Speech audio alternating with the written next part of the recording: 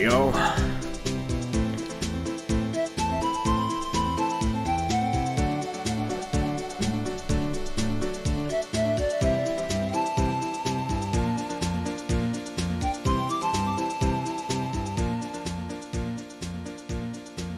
Hope y'all are ready to be riding out in the wild blue young wonder.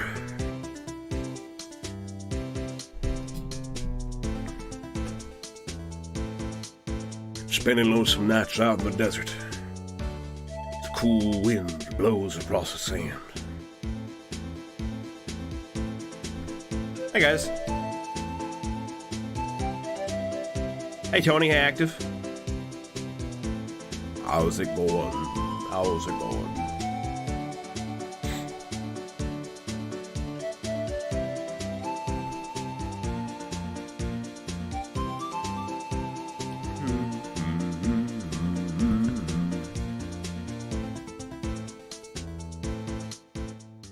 Man, a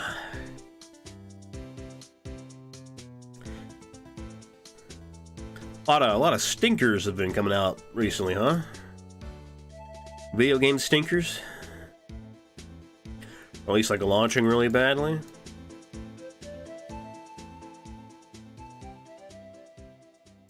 You check out the music I was telling you about a week ago. Oh, you mean the bald guy we talked about? No, I forgot. I'm honestly, I forgot. I forgore.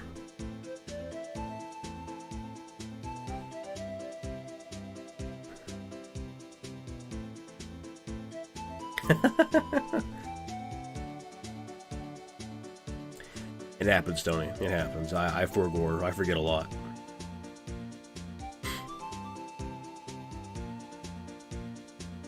A lot of times whenever I hit the end stream button, it's like, woo, now I can just sit in silence for the next, like, 3 hours until I go to bed. You know?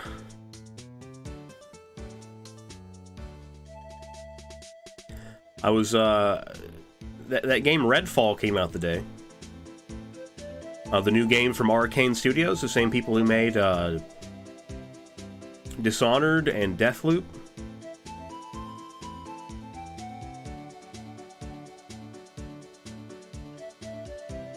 And then, yeah, I couldn't even get past the title screen for that game, so...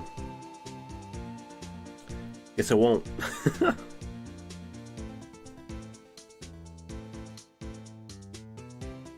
Because you need, like, a Bethesda account to even log into Arcane, because Bethesda owns Arcane.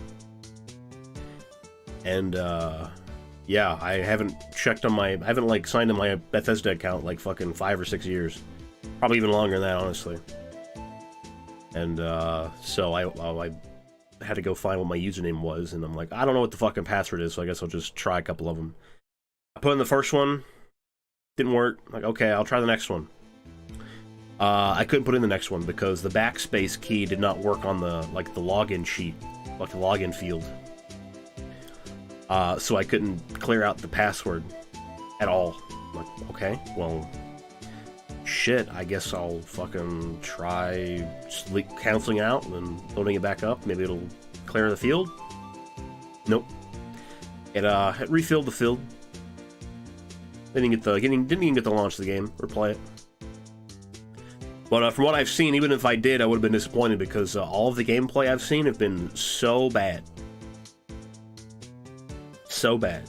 So, that one's probably going to need to bake a little longer in the oven for about a month or two.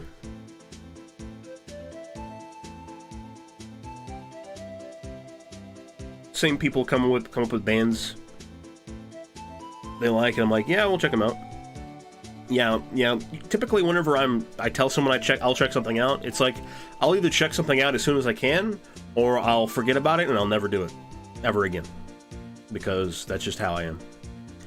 And I'm also that kind of person where like someone like sends a YouTube video in a chat and says like, "Hey, check this out," or "Hey, watch this, you'd like it." I'd be like, "No." Just because you said I would like it and I should check it out, I'm not going to watch it. I refuse. Also, like, half the time whenever you, like, click on a YouTube video on Discord, it'll, like, you can't watch this on Discord. You have to go to the YouTube website. Okay, well, I'm never gonna watch it then. LOL. Can't get away from Dishonored. It's one of my favorite games ever. Yeah, I fucking love Dishonored. Jasmine Caldwin is voice acted by Scarlett Cavadenti in the German version, who has IMHL, one of the sexiest voices of them all. I don't know who that is. I might check them out later. Which means I might actually do it. I'll never do it. But I'll try and remember that name. Scarlett Cavadenti. I hope I'm saying that right. Yeah, I fucking love Dishonored. I didn't get to play Dishonored 2. I loved Prey when Arcane made Prey. Never played any of the other games, though. Hey, Uncle, how you doing, man? We're talking about Arcane Studios. Guys who made Dishonored and their new game that came out today, which is a shitter.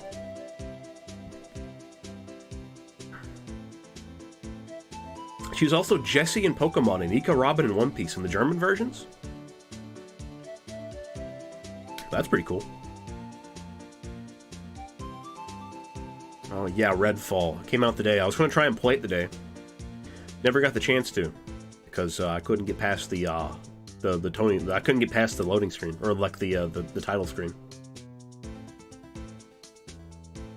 Hello, Aaron Andrew. By the way, how you doing, bud?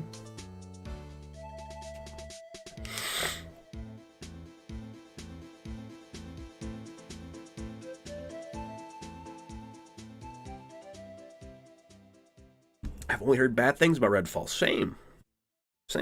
I woke up today to see a bunch of reviews on the game, and also a bunch of people on Reddit completely tearing the game apart. Yeah, it looks pretty bad. I was going to try it out since it's on Game Pass, so I figured I might as well, but I couldn't even get past the fucking title screen. I already said, but because the fucking... you have to log into a Bethesda account, and I could not backspace whenever I put in the wrong password. So I said, whatever, I don't give a shit, and I just uninstalled it. It's also over 100 gigabytes. Not surprised it's bad since Bethesda. Well, it's not just Bethesda, it's Arcane. Arcane made, like, Dishonored and Prey, and those are really good games, but... and also Deathloop, which got a fucking, like, Best Game of the Year award last year. Yeah, it's 100 gigs. 100 gigabytes. Yeah, we don't optimize games anymore.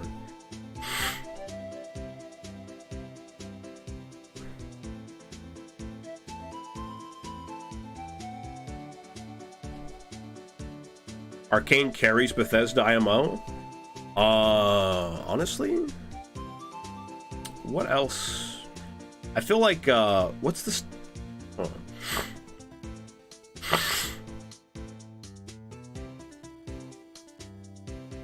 on. Wait a second.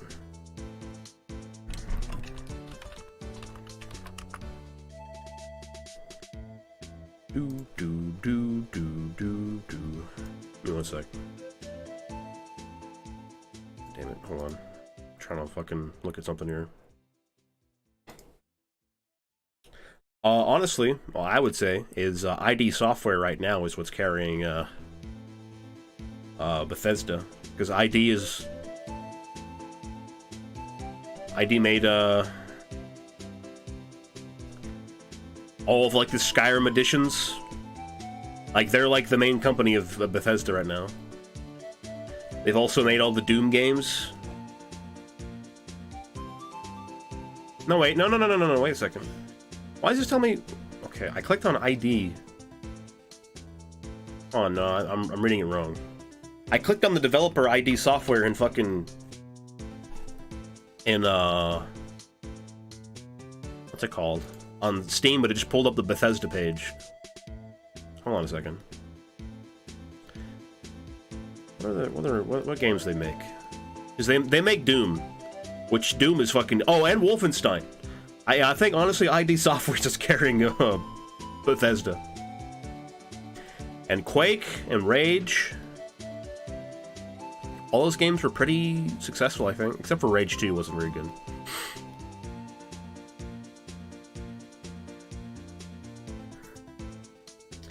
So it's through Bethesda, meaning the company probably rushed it, so the poor devs couldn't finish it. Yeah, I think people are kind of saying that Arcane since like their last few games have not like been received very well. Like what was it? The last Dishonored game, like Return of the Outsider or whatever, Death of the Outsider. Like that game didn't really do very well, I don't think. Prey didn't do very well, even though that game was really good. Prey was really good. And Deathloop, like it received a reward, but it still like got a lot of fucking criticism. So people are kind of thinking that like the publisher, Bethesda, probably took control as like, hey, you're not doing great, Arcane, so you're going to do exactly what I tell you to do. The new Star Wars game is also getting flack for poor optimization. Yeah, Jedi Survivor. Yeah. But the thing with that game is it's actually a good game. It's just badly optimized because, you know, no video game company that has AAA in their fucking rating can optimize a fucking video game on launch anymore. Who did Fallout 76? Good question. Let me look.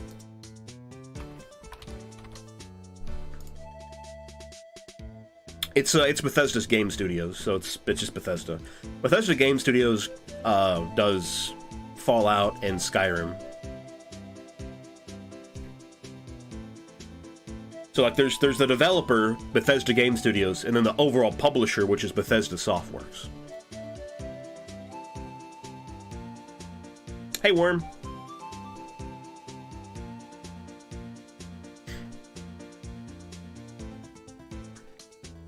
I just said bye to some people. Welcome back, Active.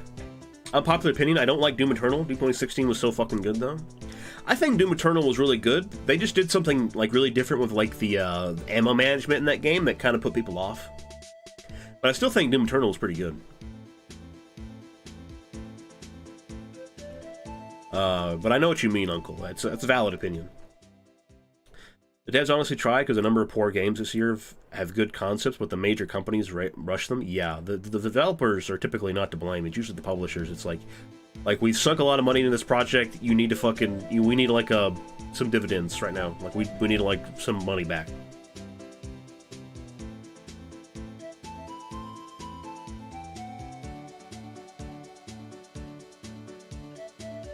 Yeah, hello, Worm. Hail, Worm. How's it going? Yeah, I think,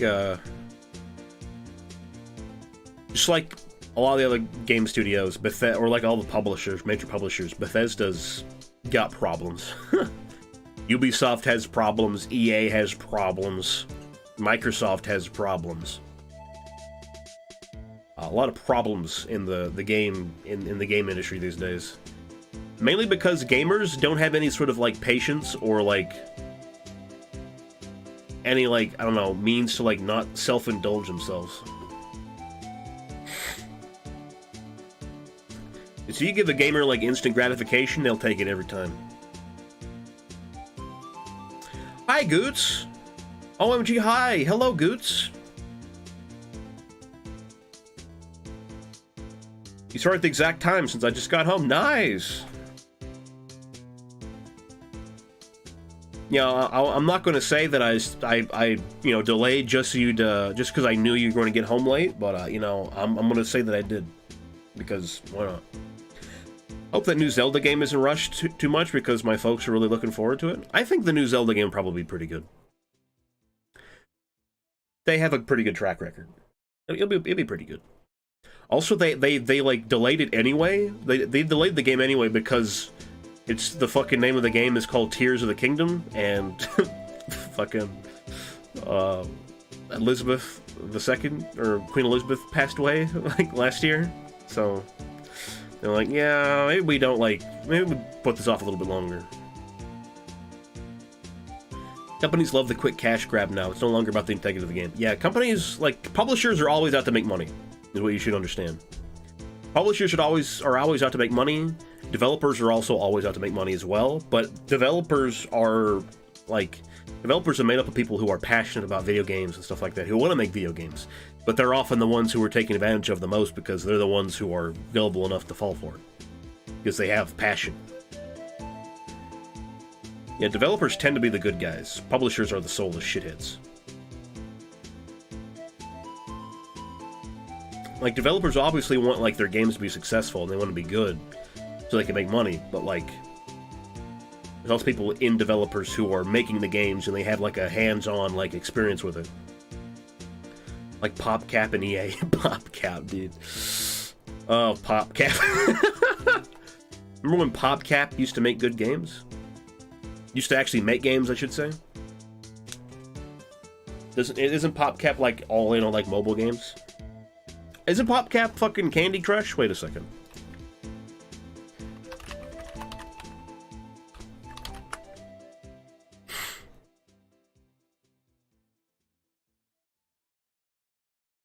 No, it's not. It's not Candy Crush. It's not Candy Crush. What is PopCap make? I forgot. Oh, PopCap is... Are they owned by EA? They are owned by EA. Okay. Oh, no. PopCap is Bejeweled. They're Bejeweled. Got it. They make Plants vs. Zombies and Peggle and Bejeweled. I remember now. That makes more sense. Remember when games were games? Yeah, I know, right? Remember when games were games and not services that were being provided to us?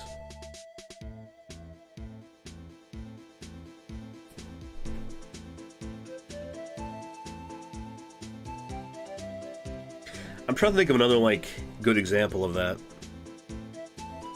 Oh, Konami's a fucking huge example.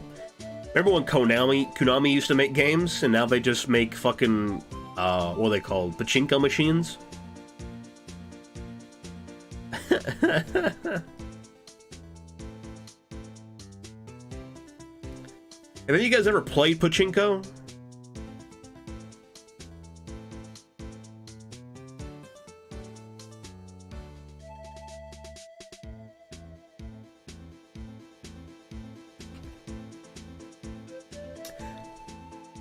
Pachinko was massive in Japan. It is massive in Japan. I mean, I'm sure it absolutely makes the fuck out of their money up. The only source of profit is copyright claims. Yeah, they do that too. Copyright claims. They make fucking Pachinko machines and gambling and shit. Didn't even know that was a word? Yeah. Yeah. Pachinko was like fucking slots for like people who have ADHD. It's like you're playing slots, but you're like watching someone else play a video game for you. And like just random shit happens on the screen. It makes no fucking sense. There was a Pachinko fucking mini game in one of the Yakuza games that I tried to play. And oh my god, dude. Oh my fucking god. Microtransactions, the point of their major transactions, yeah.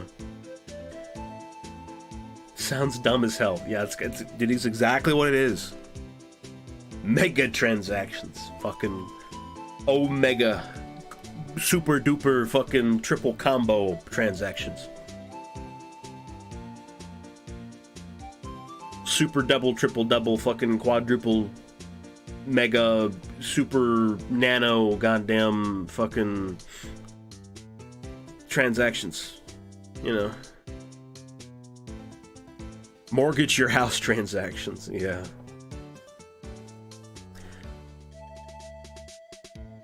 Upside down, inside out, fucking alley-oop transactions. And this is the longest intro we've had, huh? It's been 20 minutes. Let's start playing the game, I think. I'm done bitching about video game companies. For now, anyway.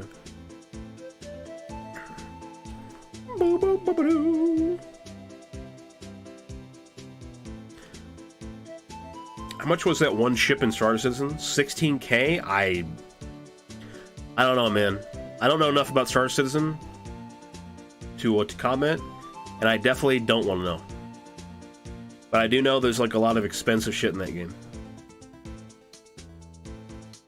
I don't own a house. It's all in Pachinko machines. Let's switch this to live chat. And I can close this out. Alright, let's launch the game.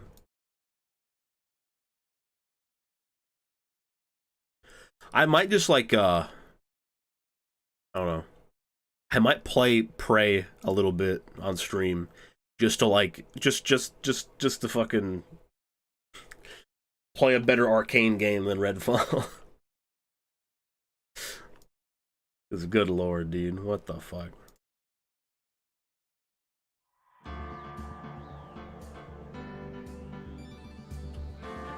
Good fucking lord.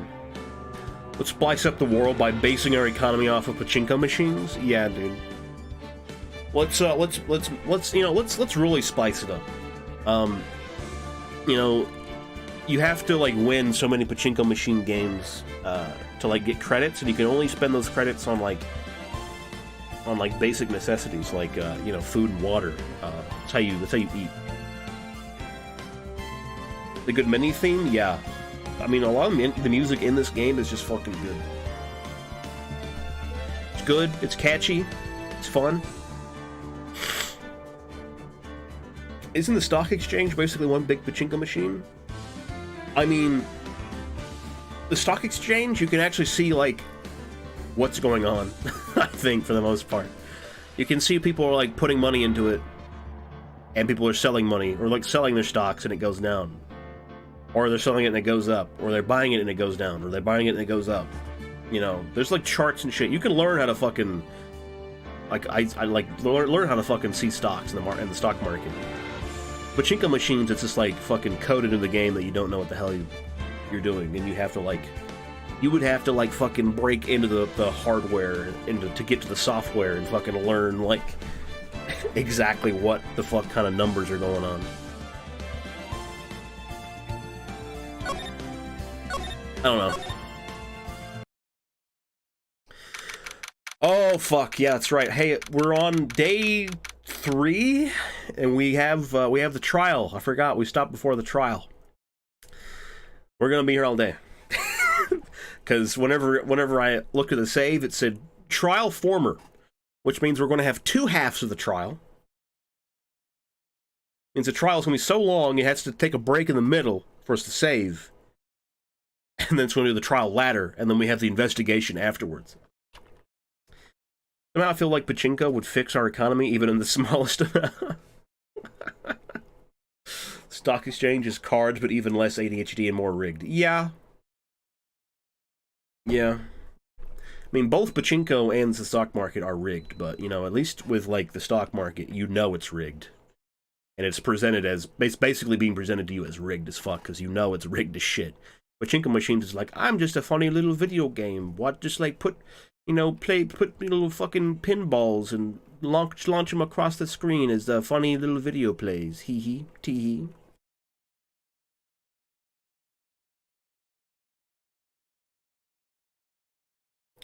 February 24th, 9:41 a.m.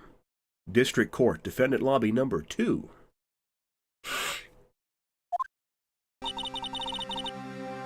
So what do you think, Mr. Wright? Oh yeah, we found bloody fingerprints in the evidence room that belonged to Jake Marshall. That was like the big thing we discovered.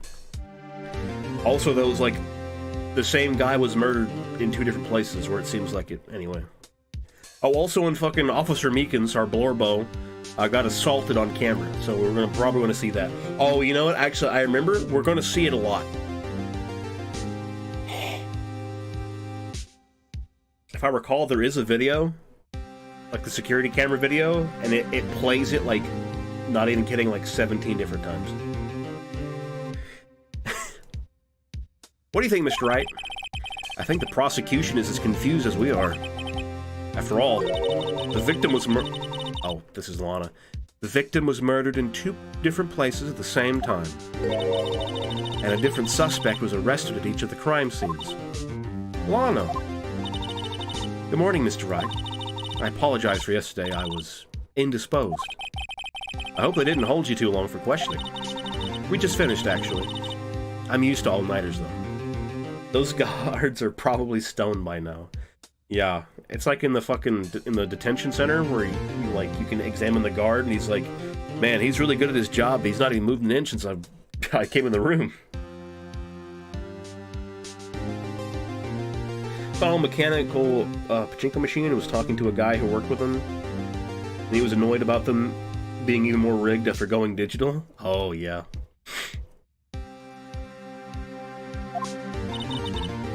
So how'd it go? Just Mr. Wright suspects. The police are clueless. I figured as much, so I struck a plea bargain. A plea bargain? What do you mean by that? We agreed that if I told them the truth behind this simultaneous murder, they wouldn't seek capital punishment. That's what I mean, Emma.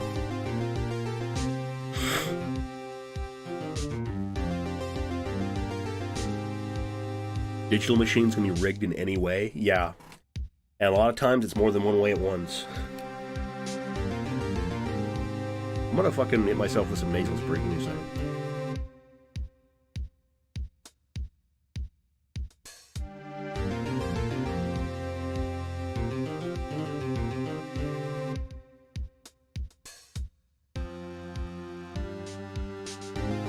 Okay, sorry. I'm trying this to suck today. Alright. I just don't trust Lana. She's killed someone. But Lana, don't tell me you... Much to my regret. I mean, she definitely seems like she's hiding something. I'm as much in the dark about this as they are. The sky. We found trace evidence of a certain person in the police department's evidence room. They belong to Officer Jake Marshall. What kind of trace evidence? Blood-stained fingerprints, to be exact. I love my wallet getting fucked in the ass. Damn, dude. So you like watching, huh?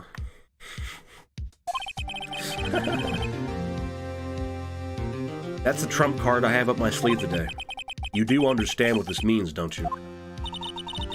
In order to defend my sister, you're going to accuse Mr. Marshall? We have to play the cards we're dealt. Isn't that right, Miss Sky? Do what you have to do, Mr. Wright.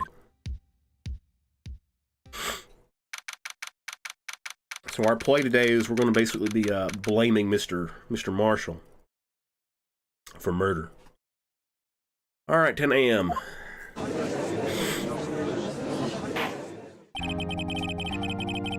Court is now in session for the trial of Miss Lana Sky. The defense is ready, Your Honor. The prosecution is... I'm afraid you'll have to clarify. It takes 30 minutes by car to reach the police department from the prosecutor's office. Yet the victim, Bruce Goodman, was slain at both places at the same time. But that's not physically possible, is it? Current objective, blame Mr. Marshall. Yeah. What's more, I hear the victim from the evidence room just disappeared. Yes, and the body eventually reappeared in the trunk of Mr. Edgeworth's car. Wow, this is one messed up trial.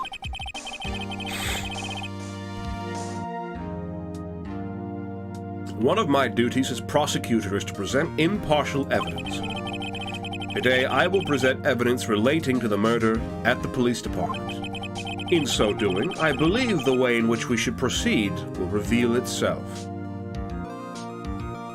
I want to know the judge's beard grooming machine. True. Now that's what sets Mr. Edgeworth apart. He sounds so on top of things, even though he doesn't know what's going on himself. And that's supposed to be an admirable trait? Okay, Dad. More coffee. Nice. I'm having a soda right now, so I won't have any. Yet. Oh, grooming routine, not machine. Got it. Very nice beard. Very well. Let the trial resume. On the day of the crime, what exactly transpired at the police department? I'm also drinking soda. Nice. I'm having a Pepsi. Having a Pepsi.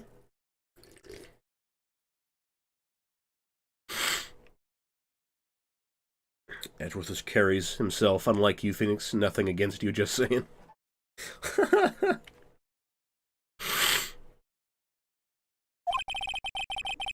Mr. Edgeworth, you may call your first witness of the day up to the stand. Did you get a sooner her coffee machine? No. For its first witness, the prosecution calls The suspect of the murder that occurred at the police department. The suspect? You mean the so-called murderer? I want to get to see Meekins. Oh boy, things are getting wild from the get-go. Oh, this fucking idiot. Will the witness please state his name and occupation? Yes, sir! I'm Officer Mike Meekins, sir. My occupation is, that will be murderer, sir.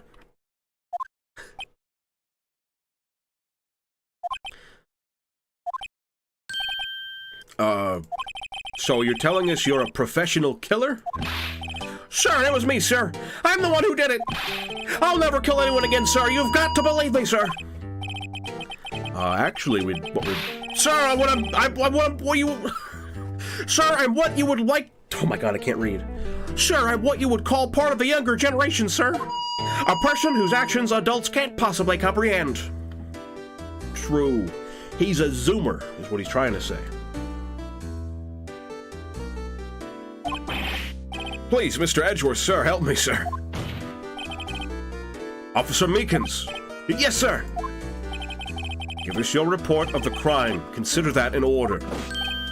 Yes, sir, as you wish. After all, I am part of the generation that must be told what to do, sir. He's a zoomer, dude. You can't fault him for the lack of enthusiasm.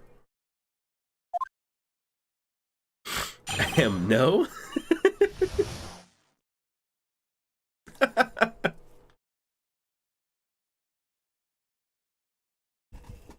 Crime report, sir. Although it's not my normal duty, I was assigned to guard the evidence room that day. I spotted a suspicious man on the security screen and rushed into the room. I was only doing what I was trained to do, sir. I was suddenly attacked. I fought for my life, then I did it. After that, I passed out until another officer smacked me awake. Meekins is so annoying? No, dude, we're not losing Meekins. Meekins is awesome. We love Meekins. He is meek. That's a thing, right? Yeah, meek is a thing. Kill him. No! Yeah, Meekins is our Blorbo. He's our little boy. So the victim, Detective Goodman, attacked you? Do unto others before they do unto you. That's the Meekins family motto, sir. I see. Then you fainted and a colleague helped you regain consciousness. He's too cute. He can't end up like Rasputin. Exactly. Yes, sir. He knocked me upside the head, sir. Very well. The defense may begin its cross-examination. What I need here is more info to work with.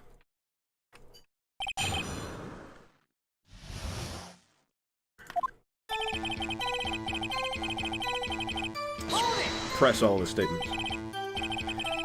Mr. Meekins, you work in the General Affairs Department, do you not? Yes, sir. I'm in charge of hiring new recruits, sir. Yikes, now there's a scary thought. Sit in the prison and watch him become Bane in another game. Evidence transferal was taking place in the day of the crime, which meant many officers were given special tasks not ordinarily performed.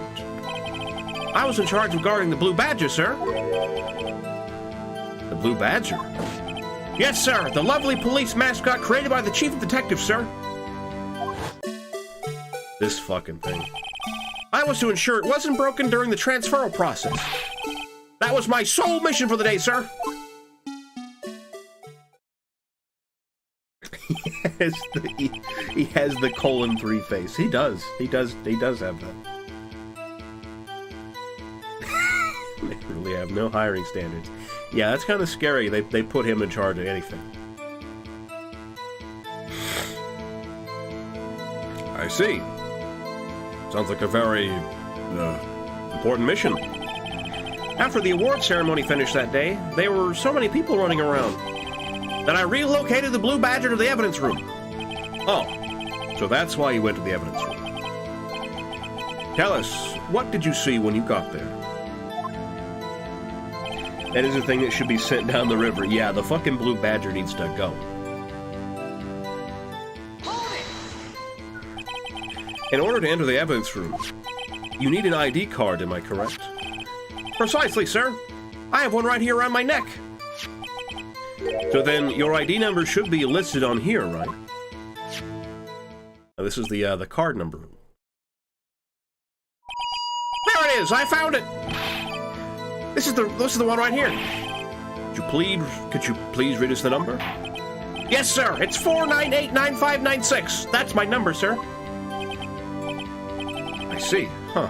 But the number 4989596 is shown as being used twice. Please explain, witness. It's no real mystery, sir. The first time was when I relocated the blue badger to the evidence room. And the second time was when I went to go get him after everything settled down. I see. So it was during that second time, then? Yes, sir. That was when I spotted the man on the security screen. Okay.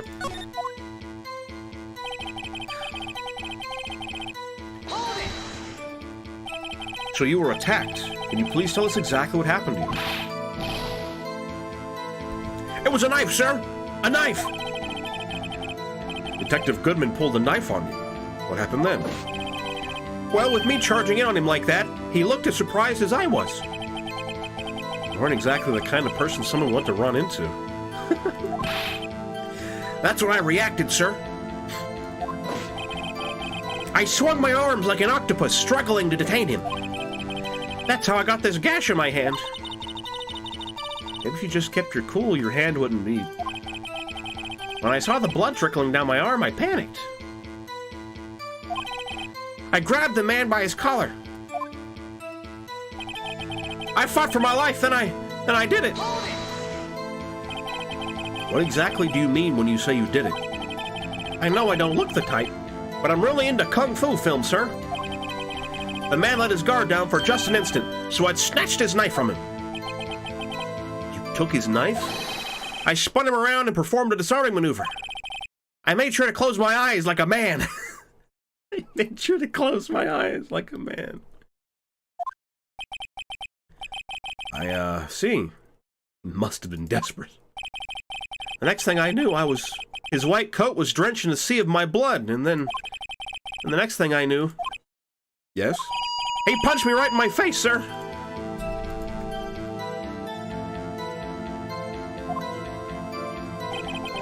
After that, I passed out until another officer smacked me awake. About what time did you regain consciousness? No offense, sir, but how am I supposed to know that? I was unconscious. Oh. Right. According to the report from the officer that woke up the witness, it was about 5:30. He hit me right in the head, too. I woke up crying tears of pain. That's nice. I mean, it's nice that you recovered, that is. When I came around, though, I made sure to finish my mission, sir. Your mission? Yes, sir, the Blue Badger, sir. I returned him to the entrance before things got out of hand. Well, we can all rest easy now. I believe we now have a fairly accurate picture of what happened. Yes, Your Honor. Only one thing remains unclear. Was the man this officer murdered really the victim? He's got a point. Yes, Officer Meekins. Who the hell let that guy bring a megaphone into a courtroom? I don't know. I kind of wish they'd take it away from him. I won't lie. With regard to that, sir, take a look at this. It was sent to my jail cell. Chief Gant delivered it to me just this morning, sir. The chief? Chief Gant, Damon Gant, the fucking dude built like a shit brick house. Delivered it? What is that? A videotape? Yes, sir. That's absolutely right, sir. A videotape, sir. It contains footage from the security camera in the evidence room. Objection! What? But I specifically asked if there was such a tape, and was told it had been mistakenly erased. It's quite a mistake. I just do what I'm told, sir. It's the only thing I'm really good at. Oh, poor guy.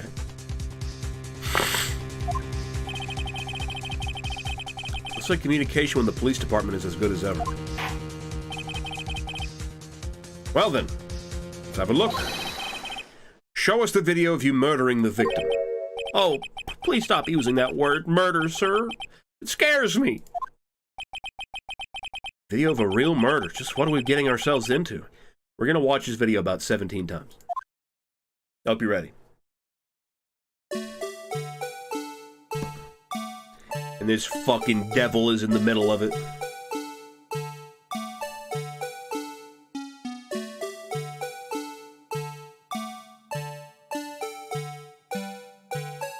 There's a Goodman, supposedly.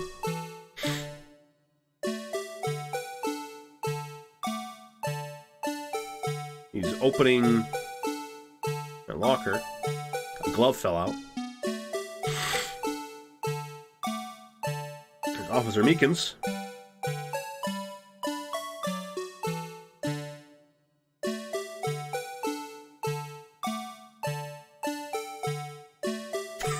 Get into a fight. Ah!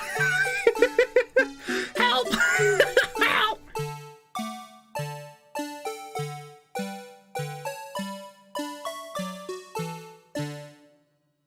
There he is, just fucking limp.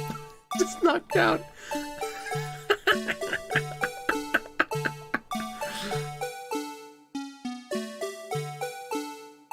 Okay, so there's a few things going on in this. What a dog shit angle this is. Yeah, for real. Who the hell allowed that guy in the police force in the first place? This causes me so much fear.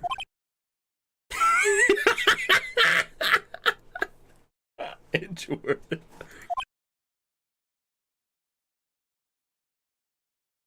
Imagine if it panned back to them making out. That's something that you would only like, Satan. How would the court handle that? Schwartz is fucking pissed. Yeah, he is. Well, I believe we're all thinking the same thing. It's like Officer Doofy from Scary Movie. How can we deal with these unsettling feelings stirred within us? What the hell was that wriggling piece of plywood? Sir, that is the pride and joy of the entire Criminal Affairs Department, sir. It's the Blue Badger, sir. I'd be a better cop than him. We're gonna watch this fucking thing 17 times for that kid's music, because I might, yeah, it's the music is gonna play every single time. Why am I not surprised this isn't going smoothly?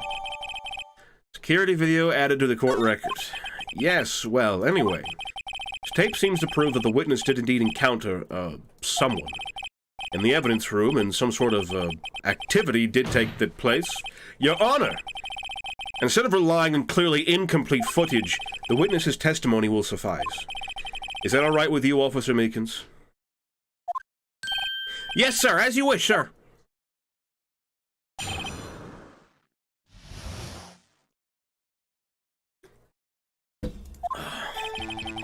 His face can't be clearly seen in the video, but there's no question that the other person was Detective Goodman, sir. I mean, he opened the locker, which required Detective Goodman's fingerprint to do. The locker he opened is unquestionably Detective Goodman's locker, sir. So it must be him. No one else could have unlocked it. What's this about a fingerprint? Each detective has been given a locker equipped with a fingerprint-activated lock. These locks ensure that each locker can only be opened by the detective it belongs to. Intriguing. That would mean the victim at the crime scene would have to have been Detective Goodman. Very well. The defense may begin its cross-examination. I don't know where this cross-examination will lead, but everything begins with contradictions. That's where I have to start. If I were a cop, I'd do the bare minimum to keep my official status and the according benefits. These dudes still use VHS for this. That's because this came out in 2005.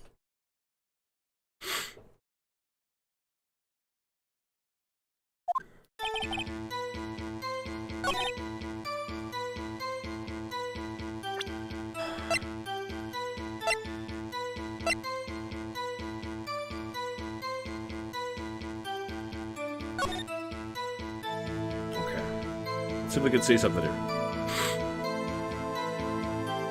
Okay. The locker was already unlocked.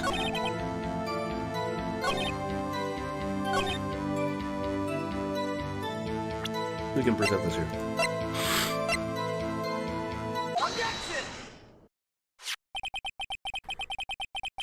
Regarding the video contained in this tape, there is one thing in particular that seems rather strange. Strange? This contradiction leads to the possibility that the man may not have been Detective Goodman. What? This video contains such a contradiction? Interesting. Your Honor, I have a proposal. Yes, Mr. Edgeworth. I propose we have the defense point out to us this alleged contradiction in the video. He would want me to point it out. Yeah, he would. Very well, proposal accepted. Let us further inspect this piece of evidence. I will now play the security tape again. Mr. Wright, please show us this contradiction you speak of. I have to point out a problem in the video? This is the first time I've ever had to do that. You can do it, Mr. Wright. It's set up so you can fast forward, rewind, or pause the video. Just take a good look and be sure to point out the right thing. Please don't play it too many times. I can't stand watching this video. Trust me, Meekins. Me and you, we agree. How did this guy ever become a police officer? Everyone in my chat agrees, and also are asking the same question. Neither can I. Now then, Mr. Wright, please enlighten us. Where is the contradiction that indicates the man may not be Detective Goodman?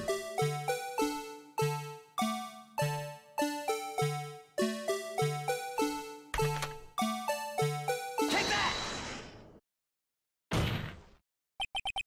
The thing that's strange about this video has got to be this. Officer Meekins. Sir! Do you mean me, sir? As I understand it, the locker apparatus works like this. When you grab the handle, a sensor reads your fingerprint if it's a match.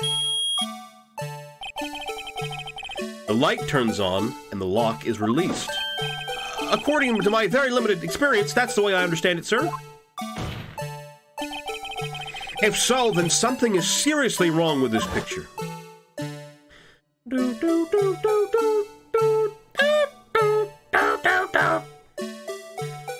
the light's already on.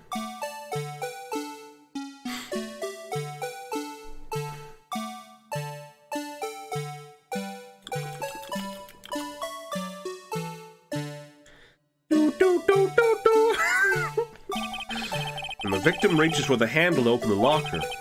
Let's rewind to a little earlier. Yeah, please hurry the fuck up. We're gonna take you down. We're gonna take you down to Funky Town. Funky Town Center, here you come. Here! Notice the light? What's this? It's already lit! It's lit, man. These dudes have fingerprints to open regular lockers, but they didn't invent DVDs. I mean, maybe they don't use DVDs in their security cameras yet, you know? Who fucking knows? Precisely my point, Your Honor. The locker was already open before the victim grabbed the handle. Ah!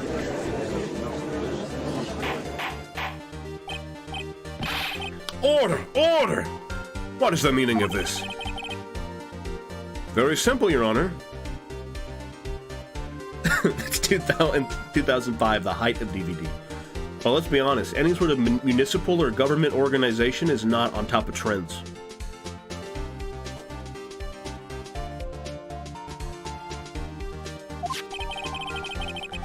The locker wasn't locked on the day of the crime.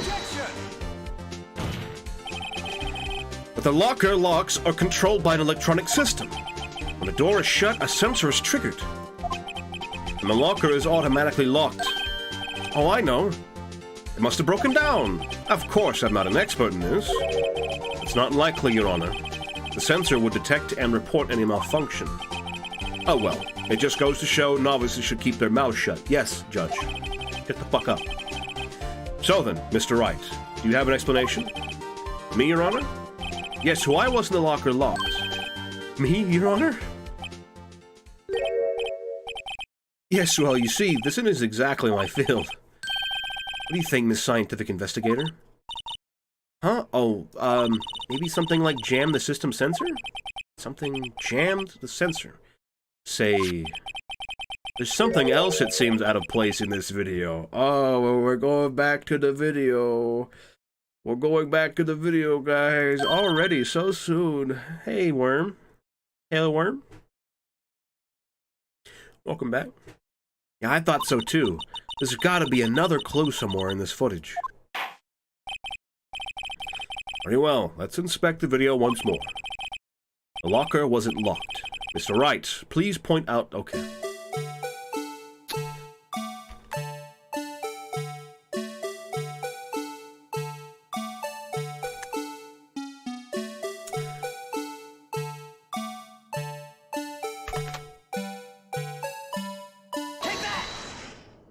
The glove!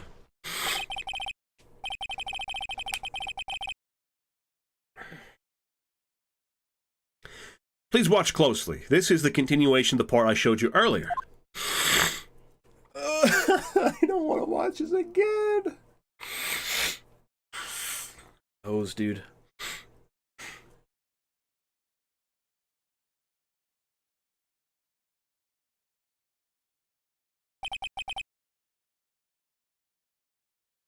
What's this? Something white fell out of the locker. Yeah, and it wasn't me for once. But sir, it's been my experience that things fall out when doors are opened. I often fall out and roll great distances when I open my car door, sir. We can't be sure that item was completely inside the locker to begin with. What do you mean? The sensor triggers the lock when the door is shut. What if something was inserted, say, between the sensor and the door? Inserted?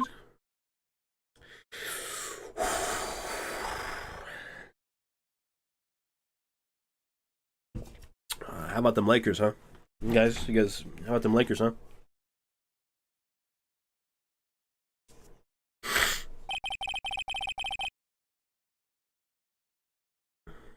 This white thing wasn't inside the locker. Quit calling it a thing. It's very clearly a glove.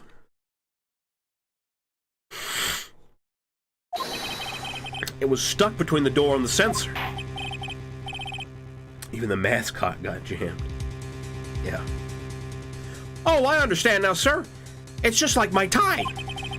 2 out of 3 times we get stuck in the door when I get out of my patrol vehicle, sir.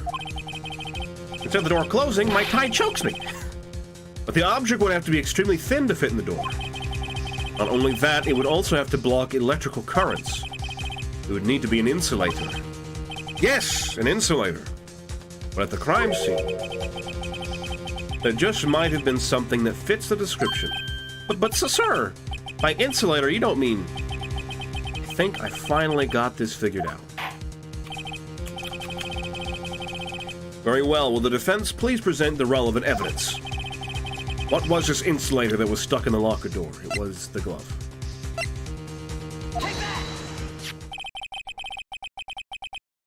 I found this near the locker. A thin rubber glove. But we can't be sure that was in the victim's locker. It has a tag that says SL9 incident. Oh. The video seems to depict the victim opening the door. But that isn't the case. The lit lamp attests to this. On the day of the crime, even I could have opened that locker. Is this not so, Officer Meekins? Sir, it would appear so, sir! He's fucking choking himself out.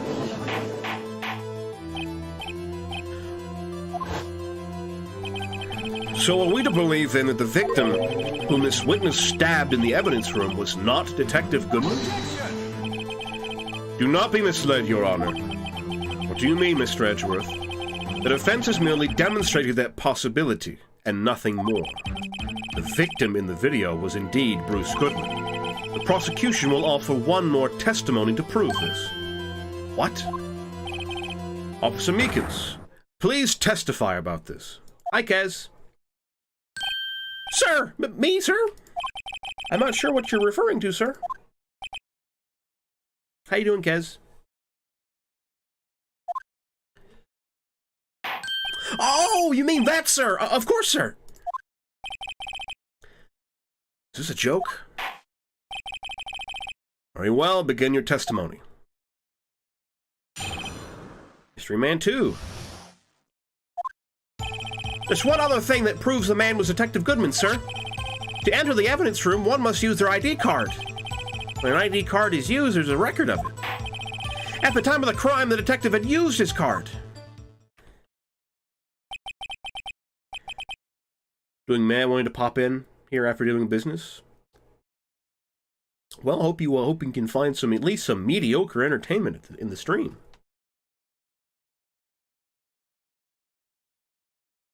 An ID card record, I see. I have the ID card record right here, Your Honor. ID used at 5:14 is that of the victim.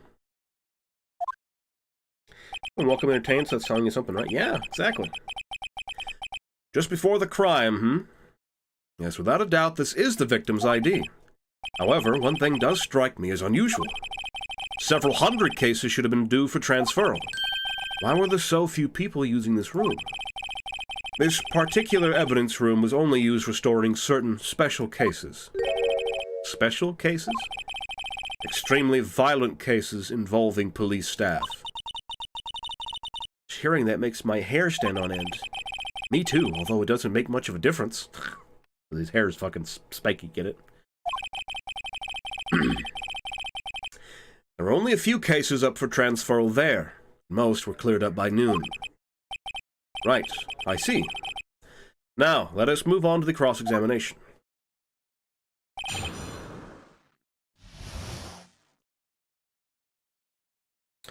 Did we pick up something yesterday?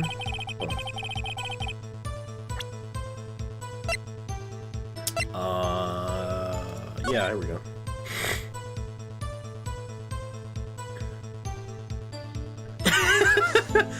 I get it. Bruce Goodman, I think this is a lost item report. It looks like he lost his ID. Because he couldn't remember his fucking ID number. He put 59, no, fuck, that's not it. That's 58. Okay.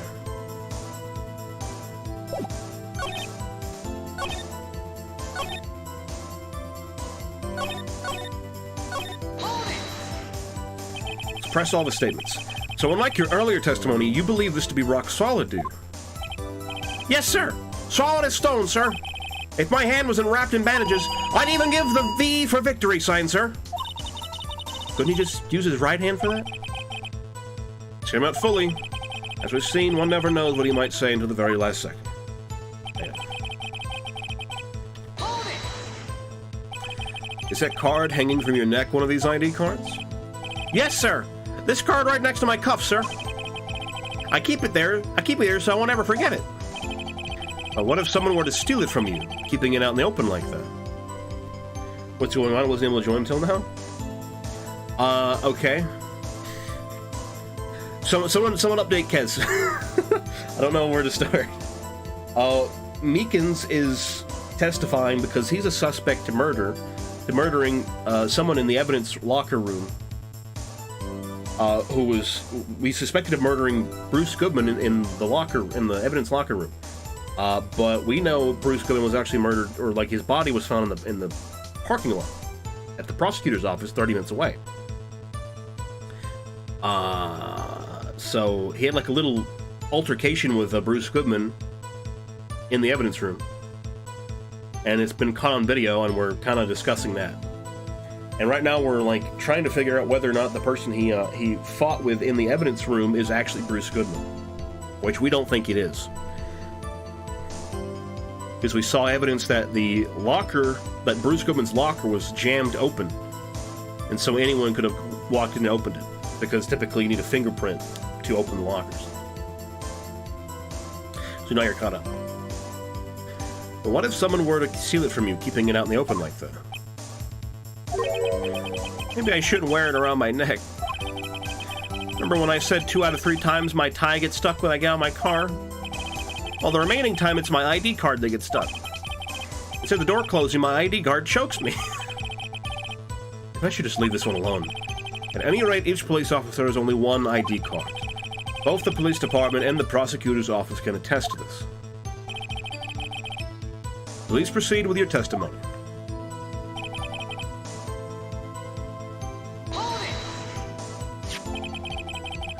Let it be noted that this is the record the witness referred to. Let me see.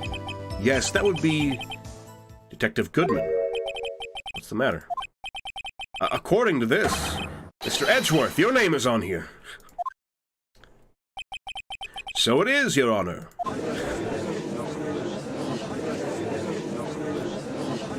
That prosecutor, maybe he's up behind all this being a prosecutor, he could hide the evidence. Mommy, is that man in blue a murderer? Shh, don't stare at him. Got the wrong color, kid.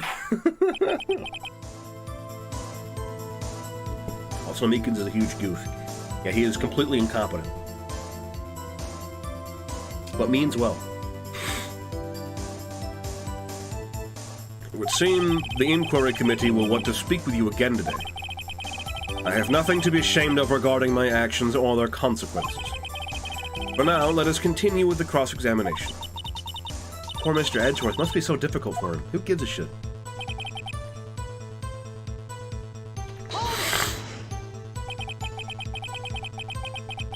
Earlier, I believe you testified that when you asked the man to show his ID card, he pulled a knife on you.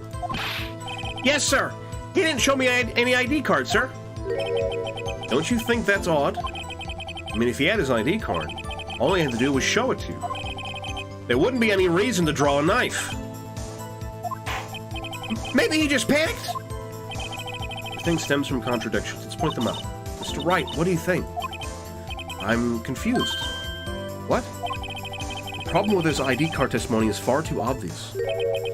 It's not like Edgeworth to miss something like this. You're thinking too hard about it. Come on, let's show him what we got.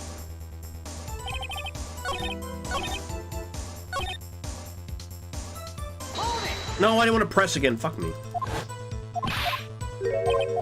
I didn't want to press again. I didn't want to press again. Skip, skip, skip, skip, skip, skip, skip, skip, skip, skip, skip, skip, skip.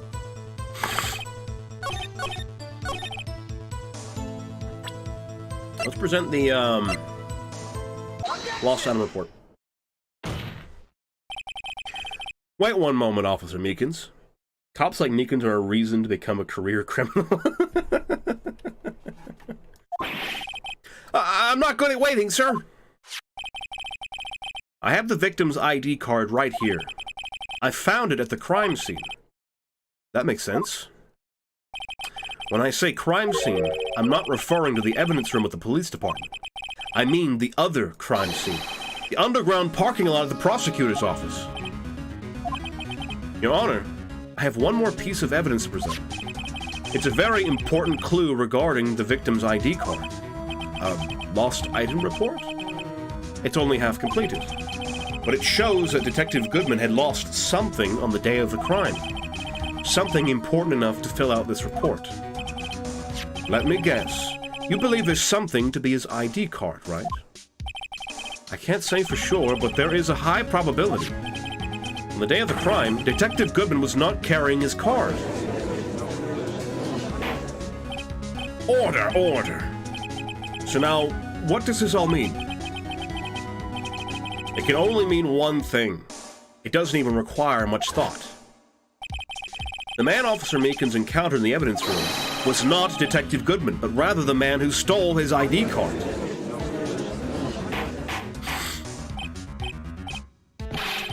Does the prosecution have a response? I'm getting sick of saying order over and over again. I have only one thing to say to the defense. Bravo, Mr. Wright. Bravo. Allow me to summarize the defense's argument. At 5:15 p.m. on the day of the crime, the man in the evidence room Officer Meekins encountered was not Detective Goodman.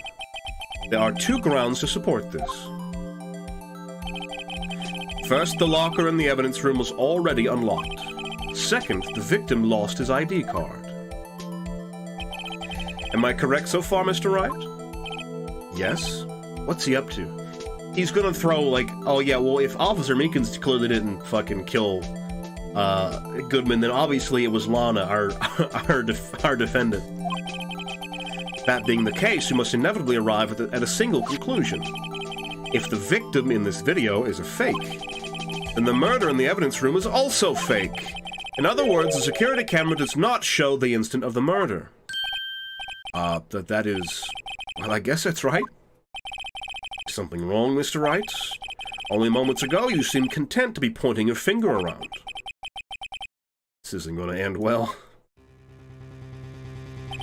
Well. It seems you finally realized exactly what you've gone to such lengths to prove. Explain yourself, Mr. Edgeworth. The defense has already done the explaining for me. The victim in this video is a fake, which means a murder did not take place at the police department at 5:15 on the day of the crime.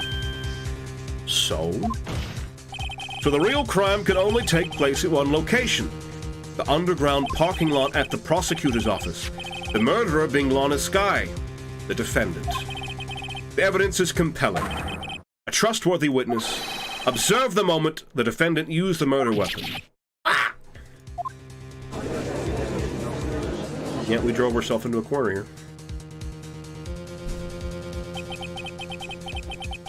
I knew that testimony was way too shabby. It was all a trap from the beginning.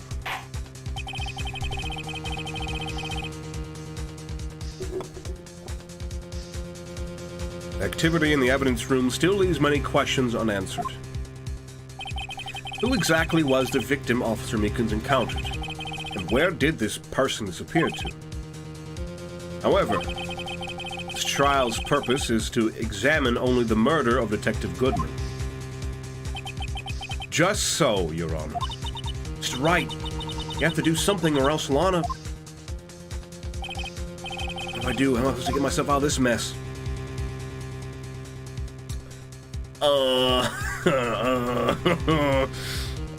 I guess I'll object. Objection! One moment, Your Honor. What now, Mr. Wright? Don't tell me you're objecting to what you've just proven. Of course not. But I almost walked right into the prosecution's trap. What are you talking about? The cross-examination has proven one thing and one thing only. The security video did not show the actual murder.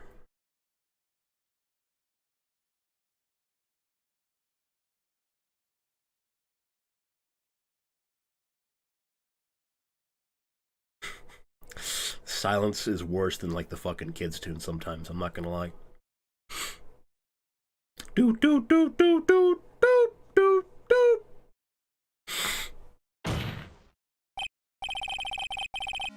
However, it cannot be said that this is unrelated to the murder in the parking lot. Specifically, large amounts of blood traces were found in the evidence room. My favorite quote in this game franchise is, "They're a big, fat liar." The defense demands further examination into the truth of the matter. Mr. Edgeworth. Yes, Your Honor. If this court were to examine this further, other witnesses will be necessary. Is the prosecution prepared? I'm sorry, Your Honor. The prosecution considered the incident at the police department to be unrelated. We have not prepared any other witnesses for this incident. This just might be my chance. Time to call a certain Texas Ranger to the stand. Maybe the mascot did it. Mr. Wright, do you mean... Your Honor, the defense would like to request a specific witness. Oh? Whom do you have in mind? Someone we have reason to believe knows the truth. The truth behind the activities that took place in the evidence room. The prosecution requests to hear this person's name before deciding whether or not to comply. Very well then, Mr. Wright. This person whom you would have to testify, what is his or her name? Take that! Officer Jake Marshall. Why him? I can't let Edgeworth know everything just yet. He's in charge of the evidence room. I feel we should hear what he has to say. The prosecution agrees to the defense's request. Since he was responsible for guarding the room, we should hear his testimony. Fortunately, he works in the defense department, or in the police department. We shouldn't need longer than 20 minutes. We shouldn't need longer than 20 minutes to prepare. Jesus Christ.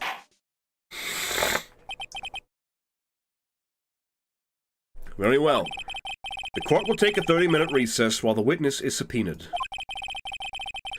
Will the prosecution please prepare the witness during this time? We will, Your Honor. Court is now in recess. That's humanist. Yeah, come on, guys. What the fuck? I've been seeing such a bigotry in my chat room. 11:32 a.m. District Court Defendant Lobby Number 2. There's no stopping you, is there, Mr. Wright? Huh? What do you mean? You called for Jake Marshall. It seems you figured everything out. I haven't figured anything out. Lana, you're the one who knows everything. Emma, you always know everything. Why don't you just tell us? Mr. Wright is trying his hardest to protect you.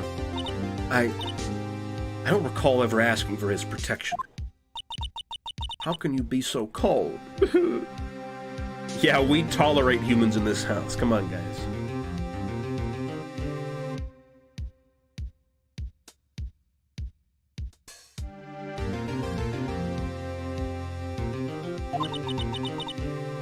Don't you trust us? Don't you trust me? Damn. The feels. Hope I'm not interrupting anything, pals. Gumshoe, please.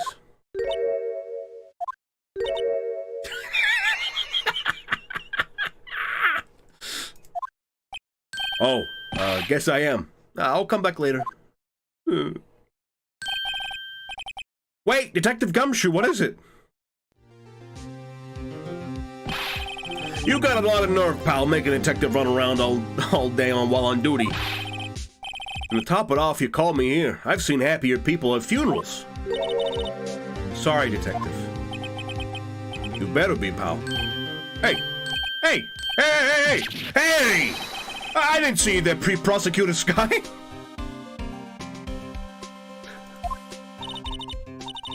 That's okay. So, have you brought what I asked? Oh! You mean this, right? Jesus Christ, what's gotten in the detective? My apologies, Detective. Due to my present circumstances, I was forced to use Mr. Wright's name when making my request. My name? Never in a million years would I have thought it was you who asked me. Did I bother you to bring me the SL9 incident files? I'll need them by noon. Talk about crazy. SL9 incident? But Lana, that's... I thought Mr. Wright might need them, so I had them brought here. Here, you might do well to read them. I can't believe you. I can't believe you. The chief prosecutor were a witness in that case.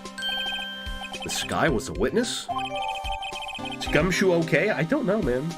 Can't get over how expressive his face is. Yeah, he's probably one of the most expressive people in the game. Him and Edgeworth are pretty expressive. Bro needs a drink for sure. Files for the Joe Dark killings.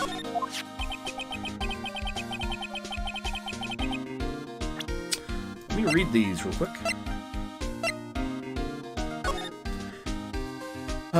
Incident number SL9. Closed. Perpetrator Joe Dark. Crime. Serial murder. Sentence death. Victims. Edward Jones. Jason Knight. Edith Kirby. Rachel Moss. Jeb Bates. Neil Marshall. Neil Marshall. Another Marshall. That's probably important. Trial data. Head prosecutor Miles Edgeworth. Witnesses. Lana Sky and Emma Sky. Emma Sky was also a witness. Investigation Task Force. Executive investigators Damon Gant and Lana Sky. Head investigators Bruce Goodman. Head investigator Bruce Goodman. Investigators Jake Marshall, Angel Sky. Interesting. I bet Jake Marshall and Neil Marshall have something in common. Edgeworth's face, where it looks like his eyes are popping out of his head, is my favorite. Or holding back some demons? Yeah, for real. I like that one, and that one where he's like looking at you head on, and he's like looking down to the side, like he's like fucking saying like the most embarrassing shit. Take it from me, you don't want anything to do with serial murders. Oh, what? Now that I brought you your stuff, you're just going to ignore me? Emma? But why? Why is your name in here? What? My name's in there? I don't know, unless... No, it couldn't be. Lana, this SL9 incident, is that... That's the classification number the police filed it under. Okay, there's some dark fucking past going on here. Some dark history. 2 years ago, the rest of the world knew it as the Joe Dark killings. The Joe Dark... No, no, Lana. That's over with, no! Okay. Emma, wait! She ran away. You know what? I just remembered. I gotta be somewhere. Sorry, pal, but I'm out of here. Jake Marshall, Angel Starr, Damon Gant, Miles Edgeworth. Not to mention Lana and Emma. Everyone involved in this case is connected to those killings 2 years ago. This can't be just a coincidence. Knowing you, you just might be able to figure it out. Time to get back to the trial, Mr. Wright. Best of luck. Better take a good look at this file. Already did. Already did. Alright, we've done the first half of the trial. It's been an hour. Although, to be fair, we've only been playing for like 40 minutes. Because we had like a 20-minute intro. Emma was the killer. Woo! Bow, bow, bow, bow, bow.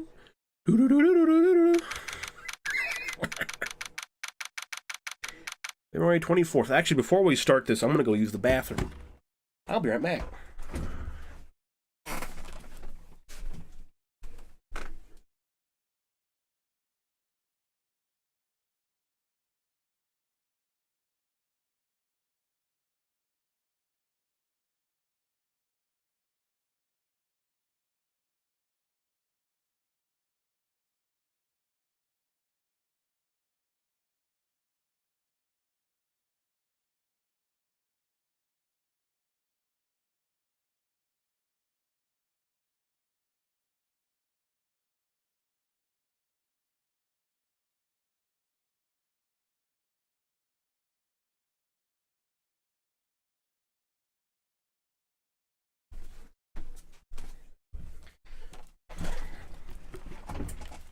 I'm back. Meekins just hides behind a facade of ineptitude. In reality, he is the one behind all the cases. You think so?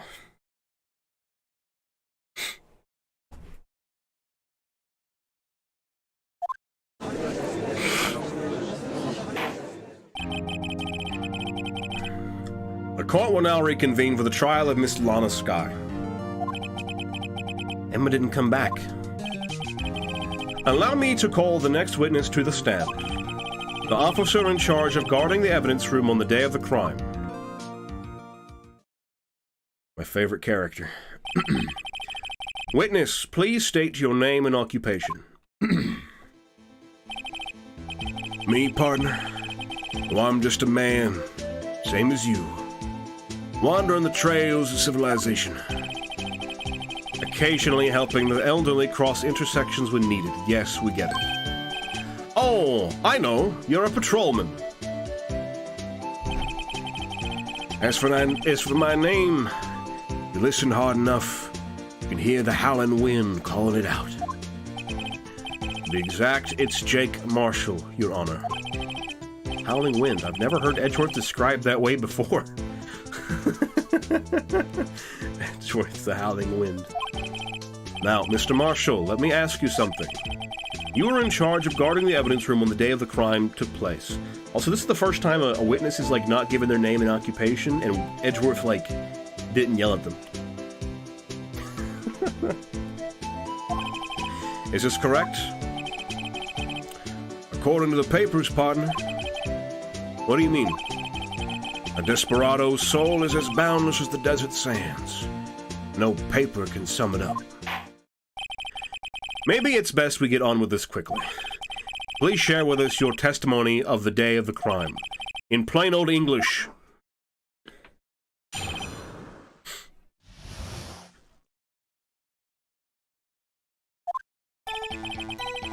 My job was to keep a wary eye on that bone orchard. They said I was supposed to make rounds 3 times a day, but that ain't my style. Besides, the room's protected by 2 security systems anyway. If I remember right, I was at a street-side saloon at the time it went down. I'm just an innocent traveling man.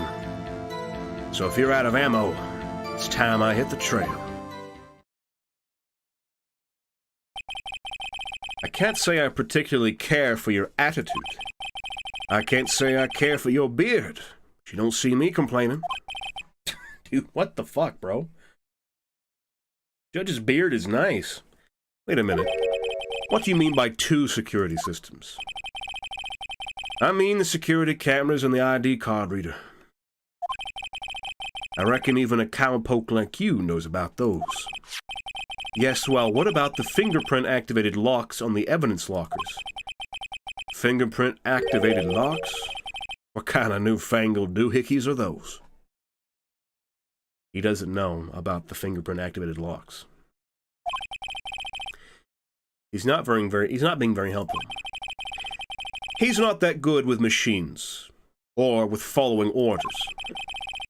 Everyone's got their weaknesses, now don't they, Mr. Prosecutor? This one seems like trouble. You know, the world of Ace Attorney is a worrying lack of separation between police and prosecution. Yeah.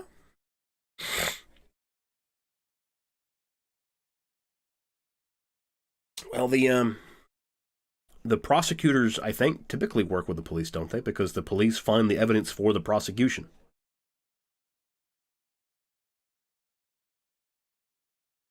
Is that not right?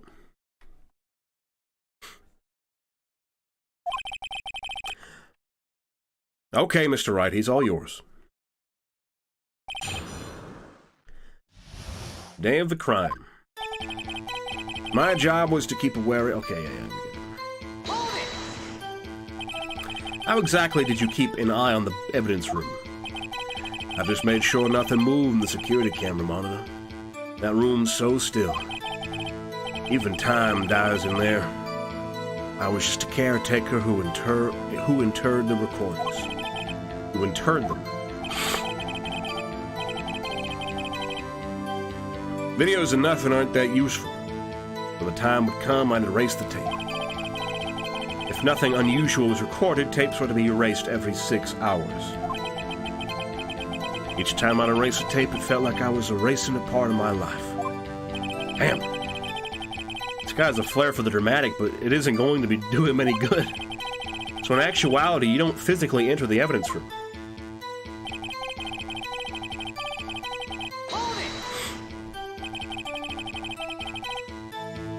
But you made your rounds on the day of the crime, right? Ain't you heard a word I said, partner? I told you that ain't my style. I'm afraid I don't understand. No desperado I know lets rules get in his way. Desperados I know join the police force. So, Officer Marshall, on the day of the crime, between you and me, I didn't set foot in the evidence room that day. There was a rubber glove stuck in the victim's locker. You know anything about that? Sorry, partner. Can't say I do. Dude took a whole-ass knife to court. This universe is crazy as all hell. And booze, yeah. Marshall is a Nepo, baby. I haven't been in that crypt in weeks. It's getting little beard shavings on the stand. Yeah, it's getting everywhere, dude. How's this guy avoid being fired?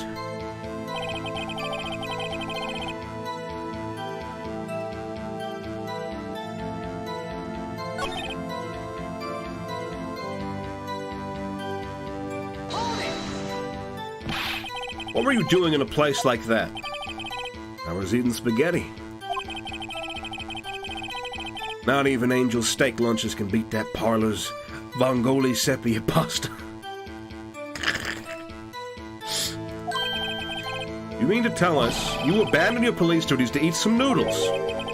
Not all desperados eat tacos, partner. It's not what I meant. I hope this at least taught you a lesson. That's strange. This is usually where Edgeworth says, "Do you not want a raise this year?" He murdered someone. This case would be an easy investigation. Just collect the beard shavings, yeah. Pasta's good, true. Spaghetti Western. Jesus Christ, the puns.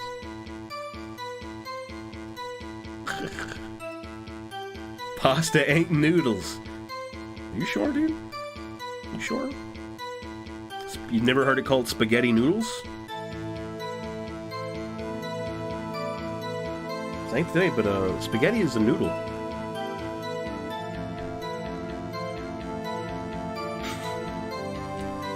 See that, John?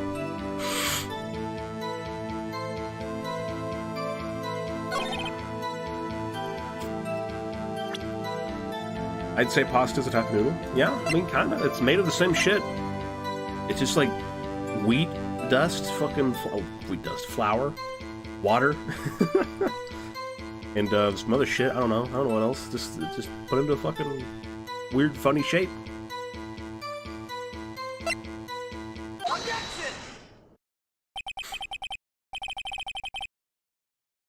Officer Marshall, doesn't it strike you as odd? Did you just say dust? Yeah, wheat dust. It's because I watch this YouTube channel called You Suck at Cooking. That's a great YouTube channel for cooking that I love. And the dude goes out of his way to call things by different names, and one of the things he calls flour is wheat dust.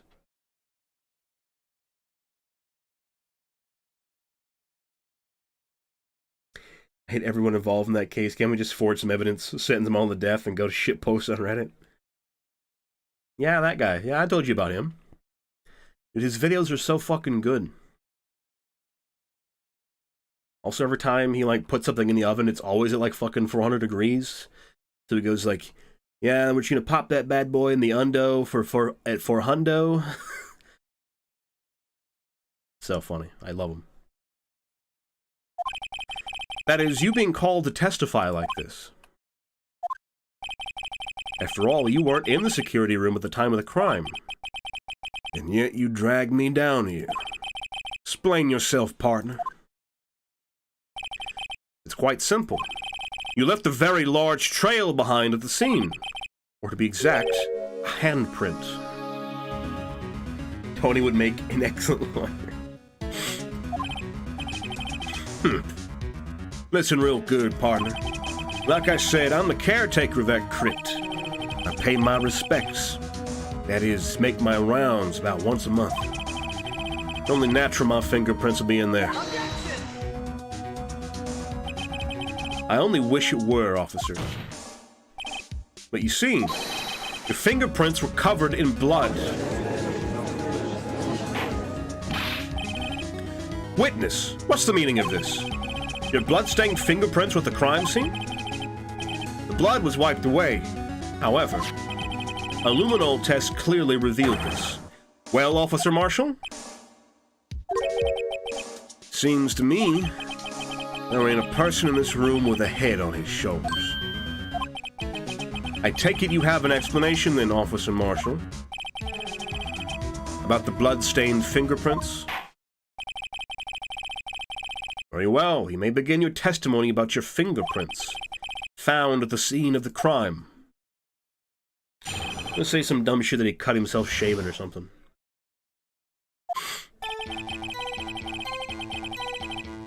Like I said, it's only natural for my fingerprints to be in that evidence room.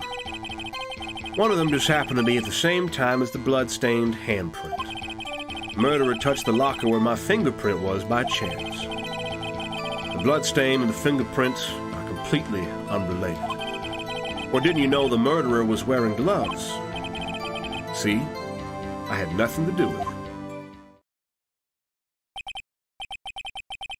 it. The witness's explanation appears valid. It is astronomically unlikely. Marshall is constantly drinking. None of his statements are permissible in court since he's under influence. Yeah, for real. Maybe he's just drinking some, like, cactus juice or something. Maybe he's sipping on some lean, you know? Life wouldn't be fun without any doubt, partner.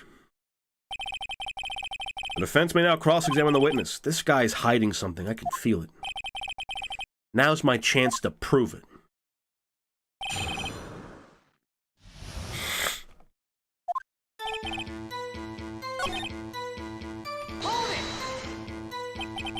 So then, what about the bloody handprint? Was it mine? It's no mystery. Please explain. My locker is covered with my fingerprints. It just so happens the murderer touched the locker where my fingerprint was by chance. The chances of that happening are 1,000,000 to 1. On the contrary, one could argue just the opposite.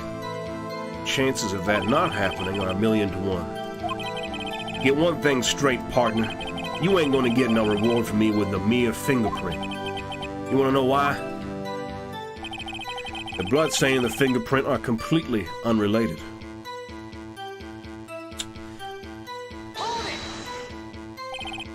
Unrelated? As different as night and day. Kinda like cereal and cereal. One's got to do with breakfast while the other's a type of murder.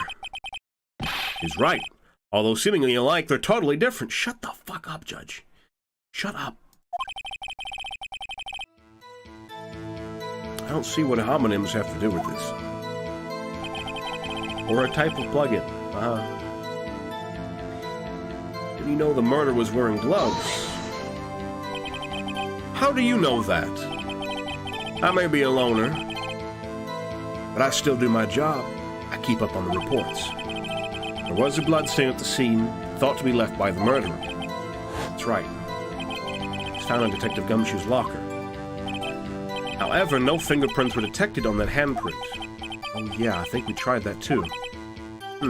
So that would mean the murderer wearing gloves happened to place their hand on top of Officer Marshall's fingerprint. The judge was supposed to grab him by his beard and swing him around like a throwing weight. Oh, hi, Mark. That's the only logical conclusion. Can't let him squirm out of this. Gotta find something decisive to tie Officer Marshall to this crime.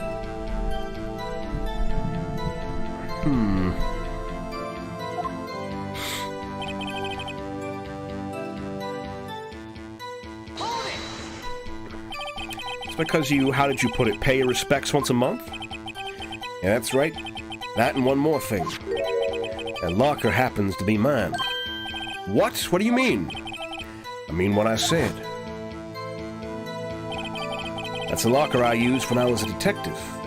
Locker I still use. Oh, yeah, okay, we got it. All that's in there now, though, is a heap of broken dreams. I see. It'd be strange my prints weren't all over that locker. Apparently his fingerprint data was never removed from that locker's program. He must have been using the fingerprint lock all this time without ever knowing it.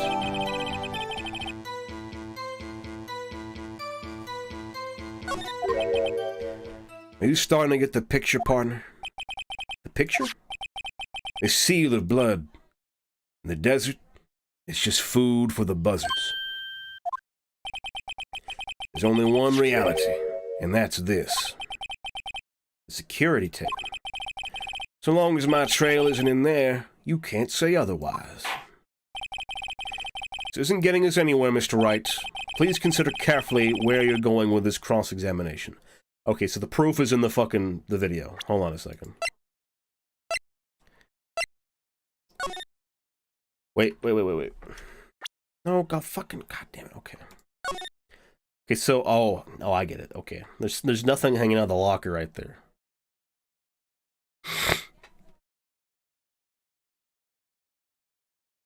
Yes, broken whiskey bottles and cigarette butts would get your cowboy romantic, yeah.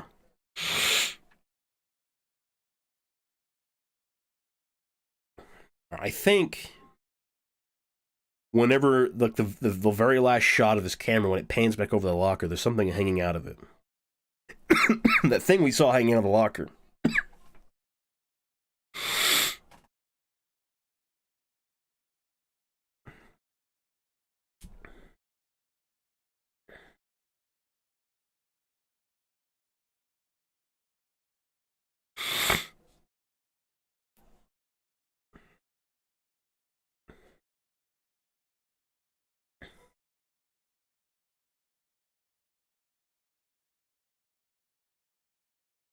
So fucking deathly silent. Yep. Okay, that proves it was Marshall. Yes, Your Honor. Now then, continue your testimony, Officer Marshall.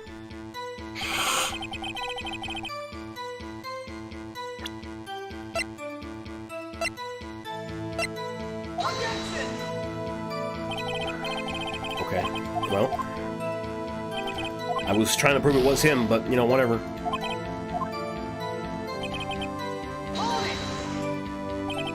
What do you mean by that? I have to fucking ask you, what do you mean by that? Are you serious? You want to tie me to this crime, isn't that right, partner?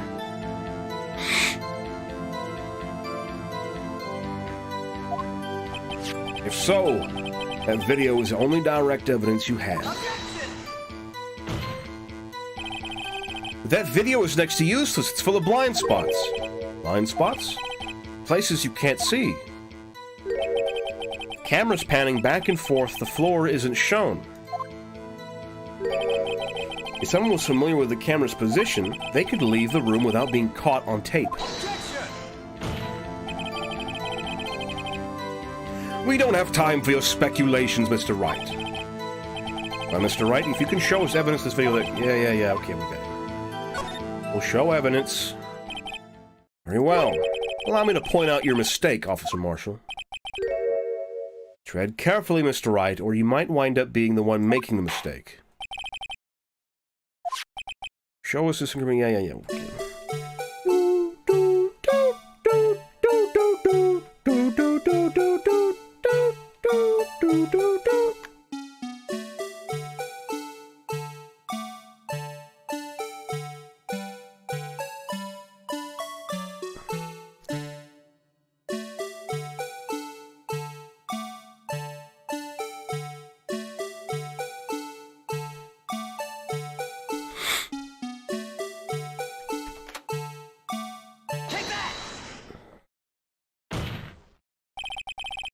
Bringing our attention back to the security camera is a mistake I'm afraid you'll soon not forget, Officer Marshall. The days are short in Texas, and so are our tempers. Could you sum up what you have to say in 8 words or less? Very well. You can clearly be seen in this video. 1, 2, 3, 4, 5, 6, 7, 8. Yep. Exactly 8 words. Not bad, partner. The key lies in a certain locker shown in the video.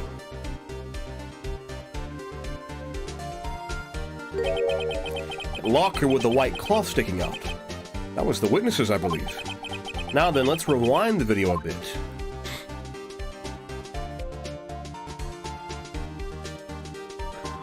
Can't do this faster?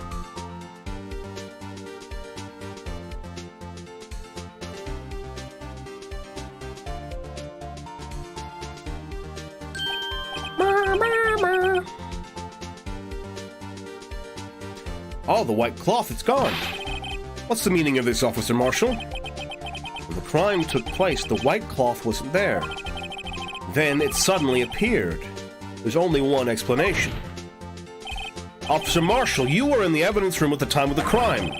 What's more, you opened your locker when the camera was turned away. It would seem that's the only... Hold your horses! Sorry, partner, but you got the wrong man. So what if my locker was open? That doesn't mean I'm the one who opened it.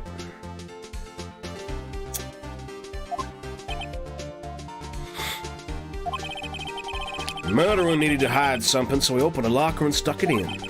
It's not my fault he happened to choose mine. Why is everyone staring at me like I'm a wanted man? This guy isn't just playing dumb. He really doesn't know.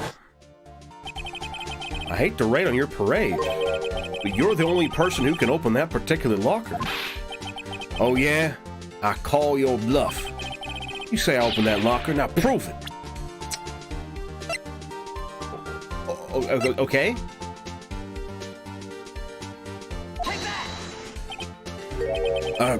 Fingerprint sensor?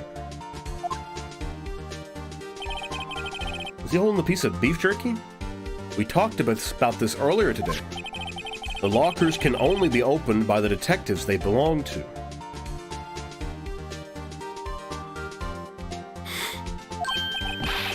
What kind of crazy talk is this? Well, Detective Gumshoe did mention something about this. In any case, the locks aren't that obvious. Now, even some people on the force that don't know about the fingerprint locks. So, Sheriff, what do you have to say in 8 words or less?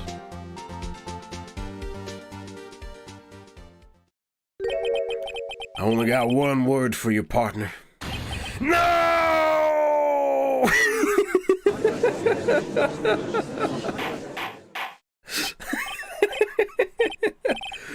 Witness, explain yourself. This is a joke. It's the worst I've ever heard. I assure you this is no joke, Officer Marshall. You look so dorky. Now then, please tell us what you were doing in the evidence room at the time of the crime.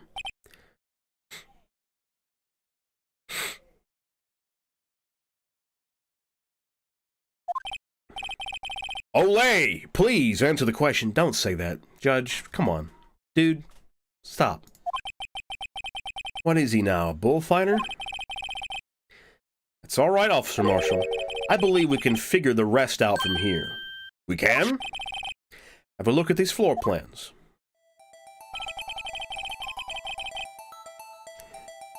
There is no place for someone to hide in the evidence room. Yet Officer Meekins didn't see Officer Marshall. If that's so, then where was the witness? It seems Mr. Wright has an answer. That's right, the only possible conclusion. Judge, it's weight throwing time. Please get over here so I can clamp my hands on your beard. Well then, let's hear it. Where was Officer Marshall at the time of the crime? I guess we're still assuming Meekins is the killer. Take that! Officer Marshall was standing right here. Yeah, but that's where the victim, Detective Goodman, was. Correct. Unless the man wasn't Detective Goodman. I believe the victim in the video is Officer Marshall. It was you dressed up like Detective Goodman. But that's preposterous. Officer Meekins witnessed the detective at the crime scene. Once he saw the man's face, he'd know for sure. May I point out, though, that Officer Meekins did not know Detective Goodman. He also testified about the man's reaction when confronted. When I entered the evidence room, I asked him to show his card, sir. Yes, and how did Detective Goodman respond? He suddenly pulled the knife on me. Something about the officer's story puzzled me. If the man had had his ID card, why didn't he just show it? Yes, he would have needed it to enter the evidence room, so he must have been carrying it. The answer is simple. He couldn't show it. As you can see, Detective Goodman's picture is on his ID card. Oh, I get it. If he showed that, his cover would have been blown. Officer Meekins would have realized the man wasn't Detective Goodman. You have anything to say to this, Officer Marshall? Still eating that jerky, dude. You've got quite an imagination, partner. We got a term for that. It's called circumstantial evidence. Circumstantial evidence. Still denying it. You're gonna have to do better than that to break a detective. Unless you have hard evidence proving I dressed up as the victim. I can't say I particularly care for your uncooperative disposition. I can't say I care for your beard, but you don't see me complaining. Well, Mr. Wright, you have any evidence proving beyond a shadow of a doubt that Officer Marshall dressed up as the victim? Well, I cannot have anything like that. I can see the fear in your eyes, partner. Seems like you're the one who couldn't take the desert heat. This can't be happening. It's so obvious he's the one. What can I do?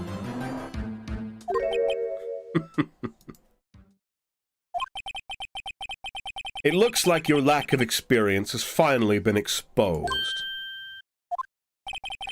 I'll pass on to you what someone told me when I was just starting out. When you've run into a wall with no places to go, return to the basics. Basics? You trying to help me? For me, that would be what Mia used to tell me.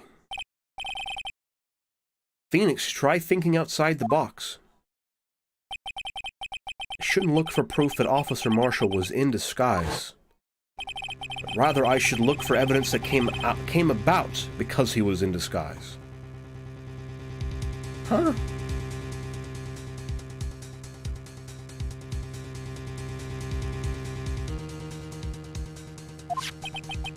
Why do you think this locker was open in the first place? What do you mean? There's no reason for Officer Marshall to open his locker at the time of the crime.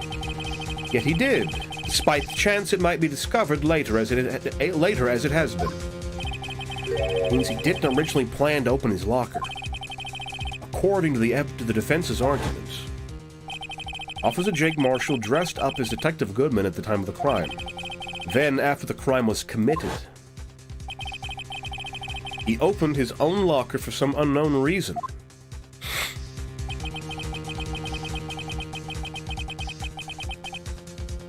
The fact that a white cloth is sticking out of the locker seems to indicate that he opened it in order to put the cloth inside. So just what exactly is this piece of cloth? Perhaps the video is the key to— oh my god, the fucking video. Not again, dude. I don't have any evidence, so the video is my only shot. This fucking video. Very well, let's take yet another look at the security tape. After committing the crime, the witness opened the locker to put away the white cloth. Please show us why the witness had to open this locker. Hold on. Can I pause? And save? I can't save. Fuck my life. I'm guessing it's because he got fucking blood everywhere.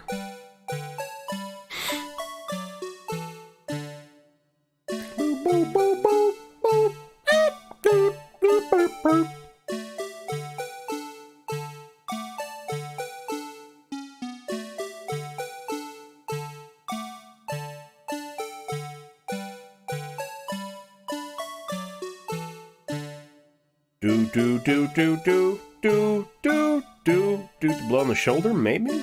Let's look.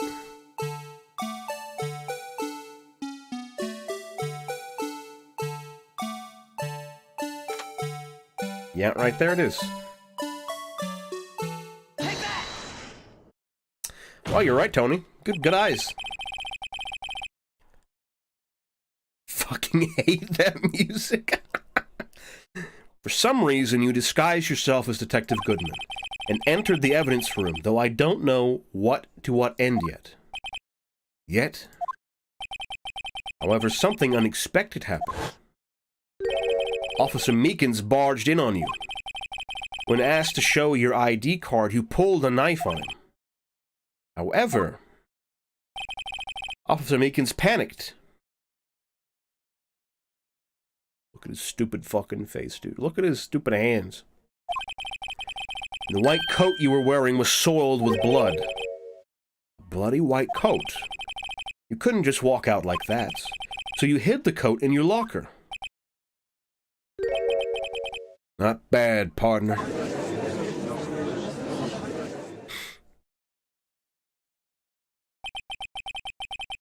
Now then, Officer Marshall, are you ready to tell us the truth? Looks like I underestimated y'all. I mean, we could have just fucking figured that out if we went and opened the locker. We didn't have to, like, prove that. Come on. We knew there was something in there. We could have just had him open it and see what the fuck it was. It would have been a bloody white coat. He's not your partner, buddy. And you're not that guy, pal. I hope you're happy now, Mr. Edgeworth. 2 years ago, if you were only half as persistent then as you are today, we all wouldn't have to be here now would we? Officer Marshall, tell the court what you did. All of it.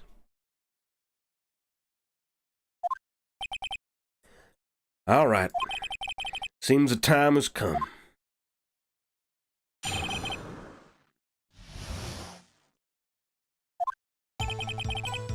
I had to do it that day. I couldn't just stand by and let it die. I stole the detective's ID and dressed like him. I planned to take out the evidence. Wasn't expecting Officer Meekins. I knocked him out and managed to escape. I knew which areas wouldn't be caught on the camera. There wasn't any murder in the evidence room at 5:15. There wasn't any murder in the evidence room at 5:15. So the supposed victim was really you. But there's one thing I still don't understand. Traces of a large quantity of blood were found on the floor of the evidence room. If no one was murdered, then how could that be? Officer Meekins managed to cut his own hand. My guess is he's the donor. It was way too much blood for such a small donation. Yeah, there was a ton of blood in the room. Marshall's confession.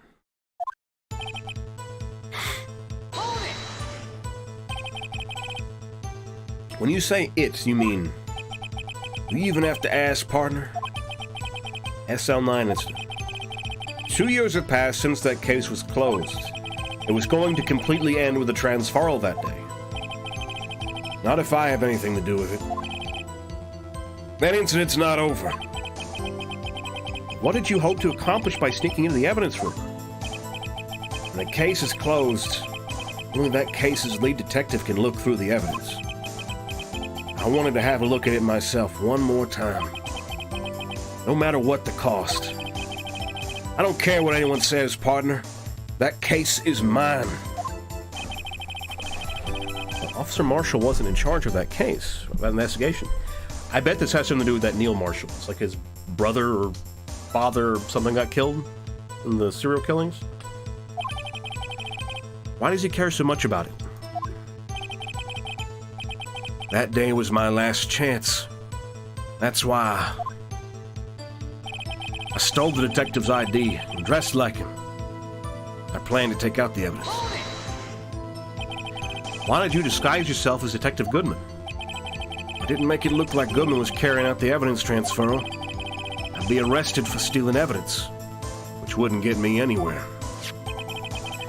So you did it to fool the security camera. And the detective's ID cards? I stole that the morning of the incident. So that really was why Goodman started filling out that lost item report. I returned his ID card. I left it on the floor. I left it on the floor in the prosecutor's office parking lot. ID card I found was left there by Officer Marshall. So essentially, you managed to succeed despite your lack of foresight. What do you mean, partner? I mean the fingerprint-activated lock, of course. No matter how well you disguised yourself, you can't change your fingerprints. Under normal circumstances, you wouldn't have been able to open that locker yourself. But he could because a rubber glove just happened to get stuck in the door. It means Detective Goodman must have opened the locker before Officer Marshall.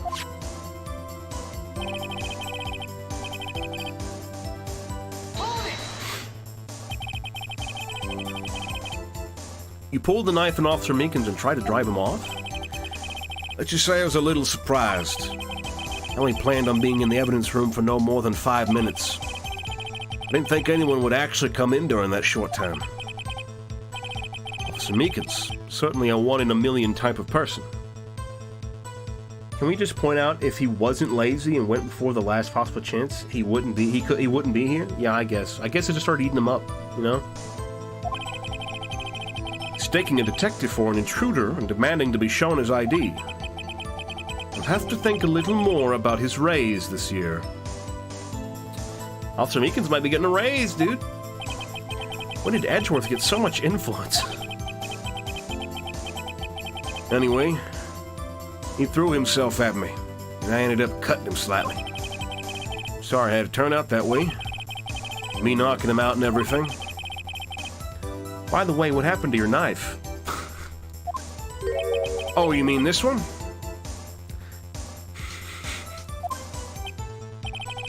I don't know what to say. So you knocked Officer Meekins out and...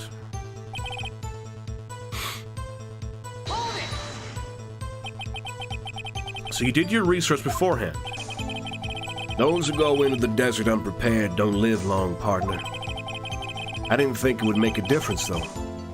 Security tape is erased every 6 hours. If all had gone planned, no footage would have been left. However, you bloodied your coat and you'll struggle with Officer Meekins. If someone was in the security room when I came out, the jig would have been up. I opened my locker. Stashed it in there. What was Officer Meekins doing during that time?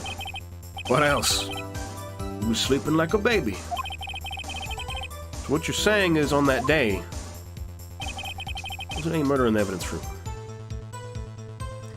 Erased every 6 hours. That's stupid. Yeah.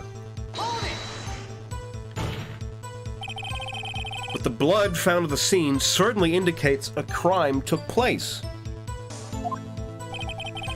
What are you, blind? The victim shown on that tape is me, and I'm not dead yet, partner. So you stole the evidence from the locker. Actually, no, I didn't. Why not? When I opened the locker, evidence was already gone. What?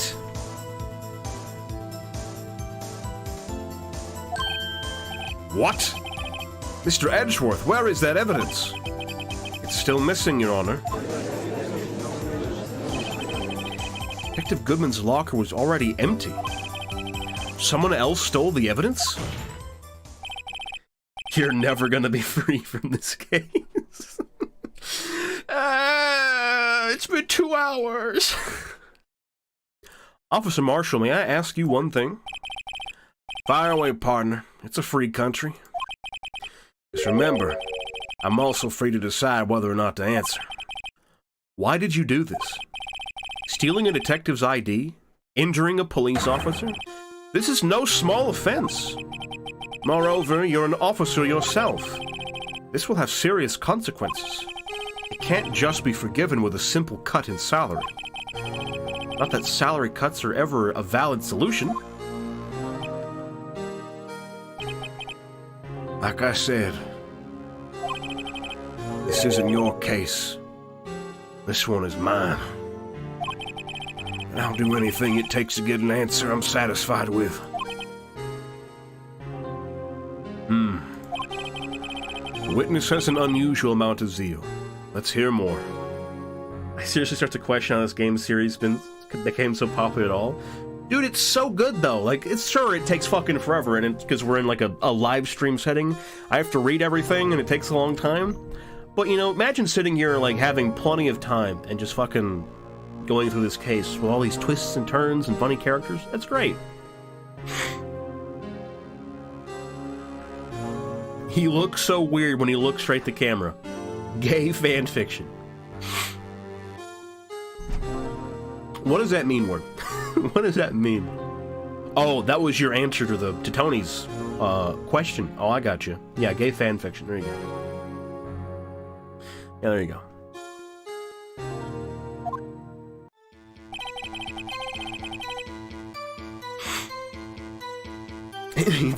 Thank you, Goods. Thank you for clearing that one up for me. I can't just forget the SL9 incident. You know why? That case was solved 2 years ago, wasn't it? That's the reason the evidence was stored in the evidence room. Joe Dark was convicted for his crimes. One thing I can say for sure is he deserved his sentence.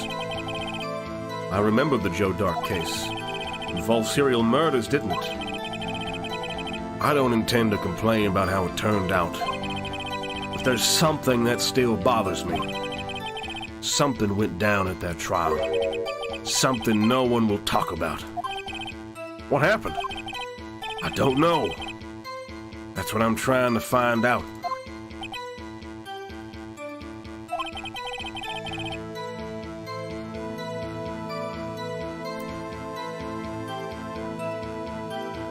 Why is he so concerned with that incident? Maybe I should present him with what I think the real answer is. I had a feeling we wind up here. Yeah, okay. Yeah. We know.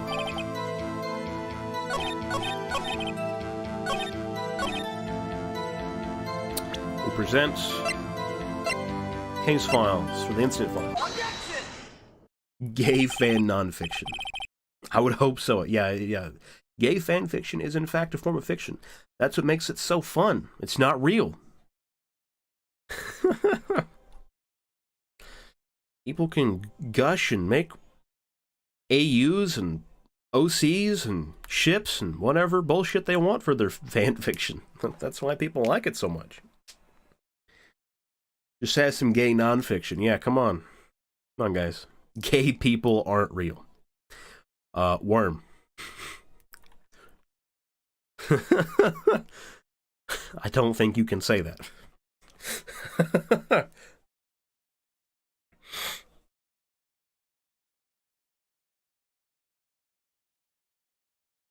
They are agents of the government. We're just making normal fan fiction where an awesome character goes on another awesome adventure. Yeah, too. I'm literally gay. I'm not real. Yeah, Worm is just a figment of our imagination. It's collective psychosis. Officer Marshall, I think I understand. I think I know why you care so much about the SL9 incident. Sounds like you've been sipping too much cactus juice, partner. I have the SL9 incident file here, and I have a bouncy house. The name Marshall is mentioned in here. In a list of murder victims. Neil Marshall. Are you related to this man? Neil Marshall? Yeah, I'm sure you've heard that name. 2 years ago, he received the same lousy prosecutor award you got. What? A prosecutor? You must be talking about the King of Prosecutors award. Now I remember. Prosecutor Neil Marshall. He handled the SL9 case before I did. The great-grandpappy. I'm the guy who's been a figment of imagination. We can't have two imaginary peoples.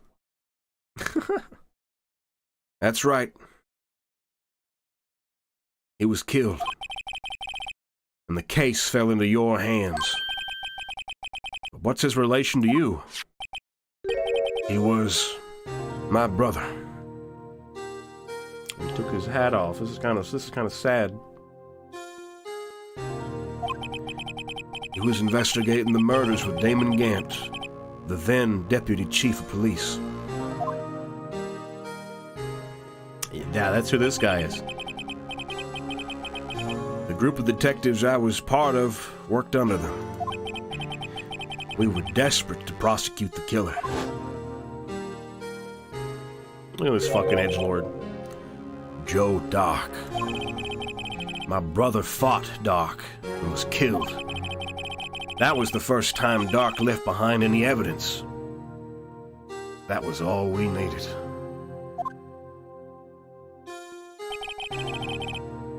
He was arraigned and incarcerated. The case was finally closed. At least according to the public records. What do you mean? He's so angular. His cheekbones are so pronounced. Yeah, it kind of is. My brother couldn't have been killed by Joe Dark. I knew my brother better than anyone. No one could have beaten him in a fight. And that's it? That's your reason for your insane actions? There's more to my brother's death than what the records say. No matter how much you try to hide it, you can't fool me. What if they had a gun, though?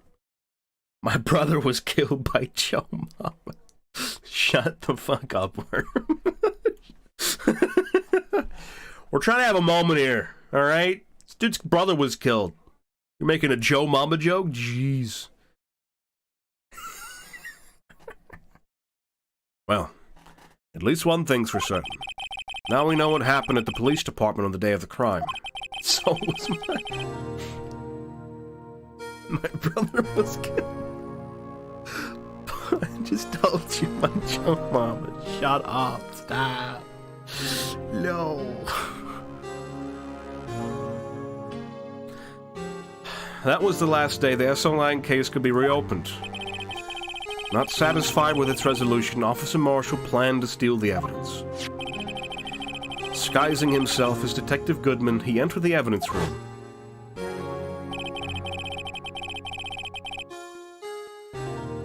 Officer Meekins confronted him, so he rendered him unconscious and fled. Yes, this mystery has finally been cleared up. No murder took place at the police department that day.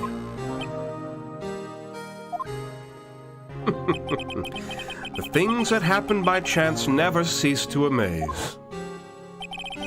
At exactly the same time as the murder at the prosecutor's office, this fake murder was going on at the police department. Chance? It's got to be more than just that.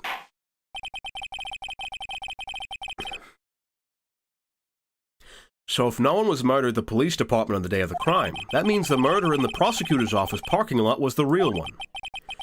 Which in turn means only one person could have committed the crime. Chief Prosecutor Lana Skye. But wait! A verdict wasn't reached in yesterday's trial. Which is why we examined the incident at the police department today. But there's only one reason the defendant was not convicted yesterday. There yet remained the mystery of the simultaneous murder at the police department. Seems to me, this boy's got the draw on you, partner. All of the mysteries of the police department have been resolved, no doubt about it. Our sole murder took place at the prosecutor's office. The only suspect is Lana Skye. And the testimony of one Miss Angel Star is completely incontestable. If you have a response, make it a single word or less. Ah! I rest my case.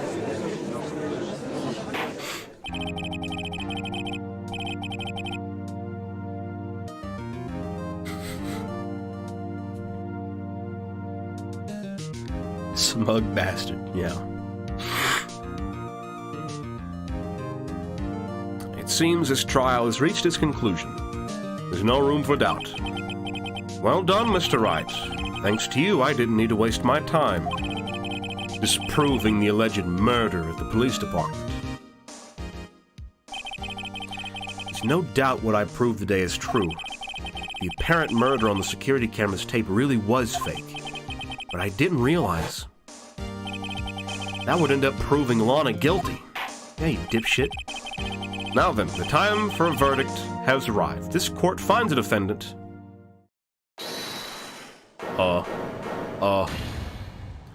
hi, Emma. Your Honor, wait! Oh, it's Emma, she's back. Emma! The defense is an objection, a scientific objection. Right? What do you mean, right? Mr. Wright, are you this girl's guardian? Your Honor? Oh, in a sense. Please, Your Honor, all I'm asking is for a minute of your time. Please hear me out. Mr. Edgeworth, please. I don't want to leave any loose ends. You want a minute, I'll give you 3.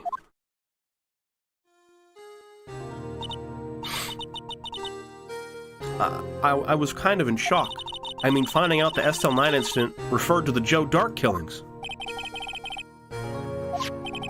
Names of both Sky Sisters were in that file. God, my nose!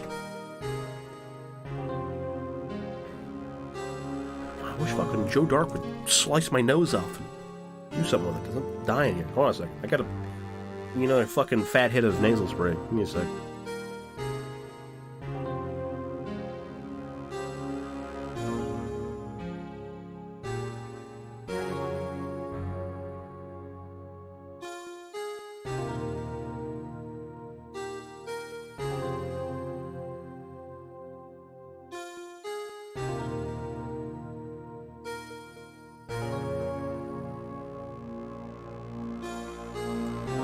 Ah, fucking allergies are killing me, dude. He's crying, guys. He's a cry. I'm not crying. Shut up.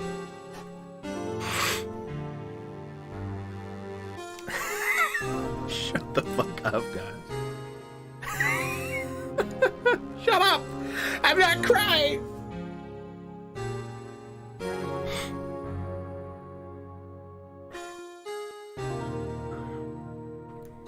Nine out of 10 people like bullying, so is it really that bad? I love soft people. Thank you, Goots. Thank you for being like the only reasonable person in here. Trying behavior.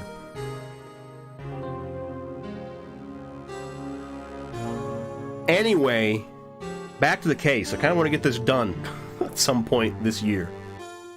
But that's when I figured it out. I mean, what Officer Marshall was trying to do that day. So I knew his fingerprint had nothing to do with the crime. There left only one thing. The other handprint. You mean the tracers of blood found in Detective Gumshoe's locker? No fingerprints were found on it, right? No, but I figured if I examined it scientifically, I'd be sure to find a clue. So I ran over there and looked at it again. So did you find something? No. Uh-huh?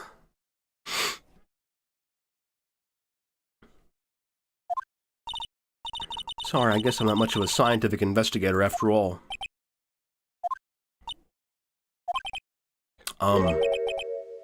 Wait a sec. Hold on. Wait, whoa, wait a minute. We're bringing that up. Well, let's look at the videotape one more time. Why did you interrupt court for this? I think it's because we're going to lead into the point where the person, because I don't think Jake Marshall was wearing, he's not wearing gloves. He's not wearing gloves in here, so that bloody handprint on the locker makes no sense. He's not wearing any gloves. I don't think, anyway.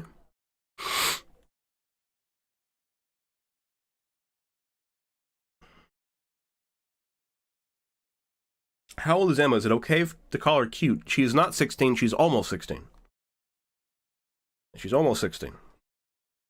He's not wearing gloves, so that fucking handprint, that gloved handprint, is out of place. Someone else had to put that there. There's a handprint on the mascot? That's just fucking... That's just Gumshoe. It's Gumshoe's handprint, because he's an idiot. At least I think.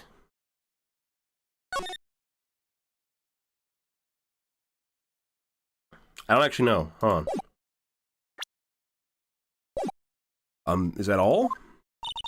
Please don't be mad. I'm just a high school student. I'm just an attorney.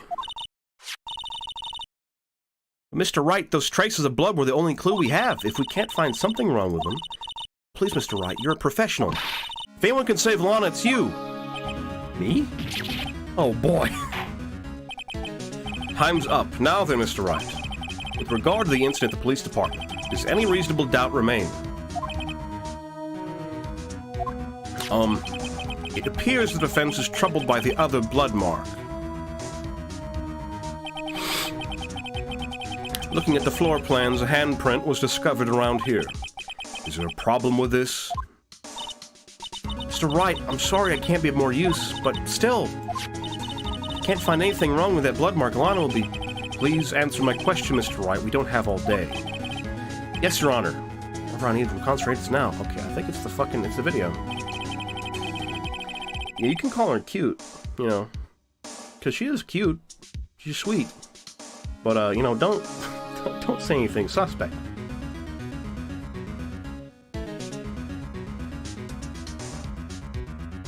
Yeah.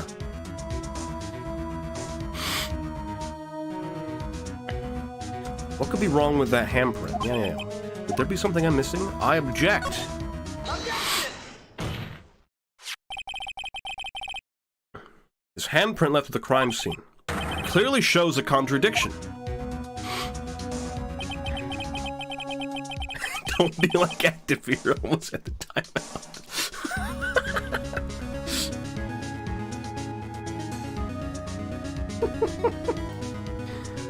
No, active was just confused, and we had a little bit of a discussion about it.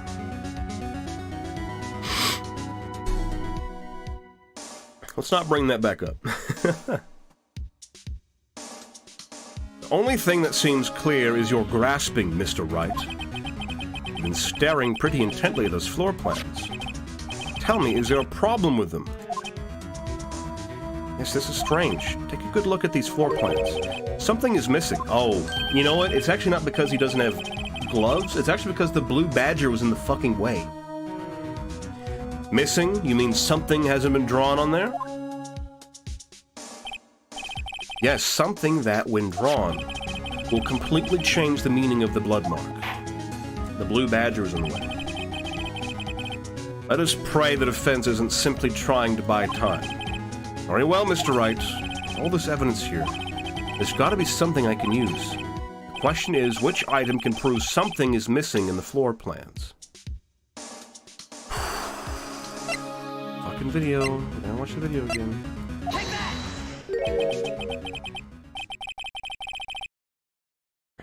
As they say back west, even a blind man can hit with buckshot. That is, so long as he's facing the general direction. Seems Mr. Wright's not sure which direction to face. It's no use. The more evidence there is, the greater the chance of me being wrong. Just calm down, Mr. Wright. Try and remember what the evidence room was like on the day of the crime.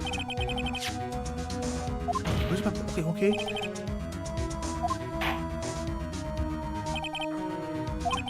Okay, so I just have to fucking say the blue badger? Is that it?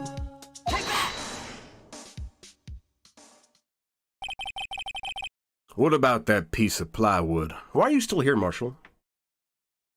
Like, what the fuck are you still doing here? The Blue Badger, mascot of the police force. Defender of truth, guardian of proof. Explain yourself, Mr. Wright. Please look at the floor plans of the crime scene. The Blue Badger is not here. So watch what happens when we put him in. This is where he was dancing at the time of the crime. Well?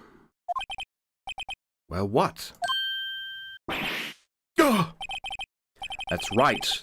So long as the Blue Badger is dancing here, it would be impossible to place a handprint at this spot on the locker. It wouldn't be possible, but it would be hard to do, yeah. What?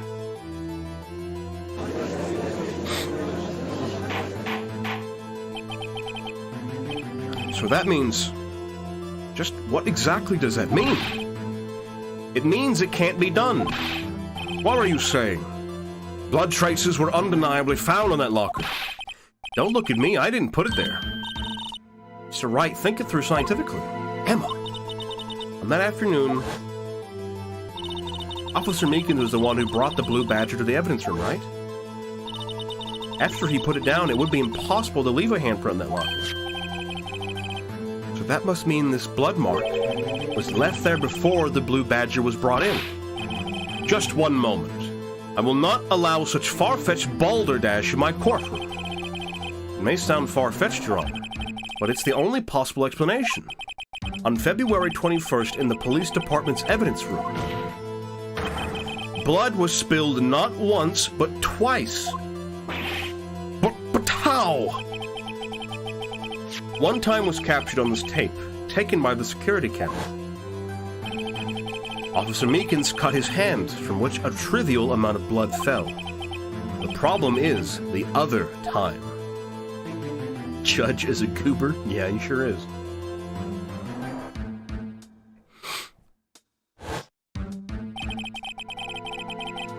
Someone bled prior to the struggle shown on this tape. It had to have been.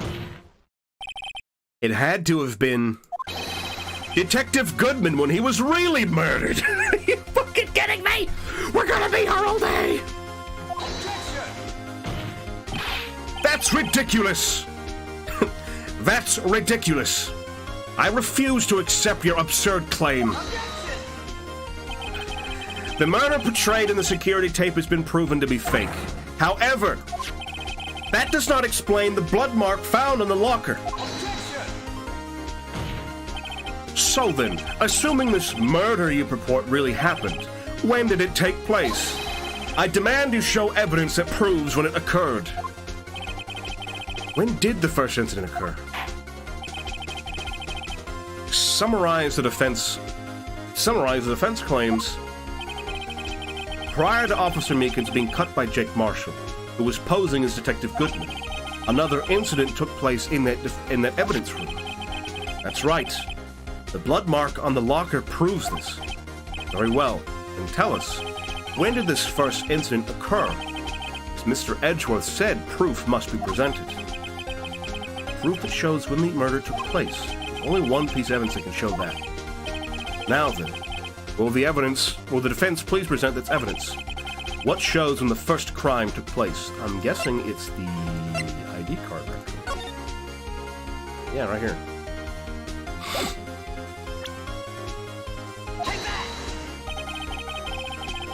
If the crime took place inside the evidence room, then the killer would have had to enter it.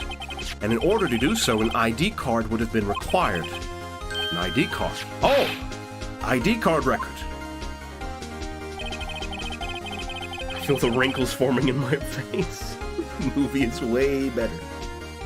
Officer Meekins brought the Blue Badger panel into the evidence room at, let's see here, 4:50 p.m. If the crime took place before that time, then it would be 4:40 p.m.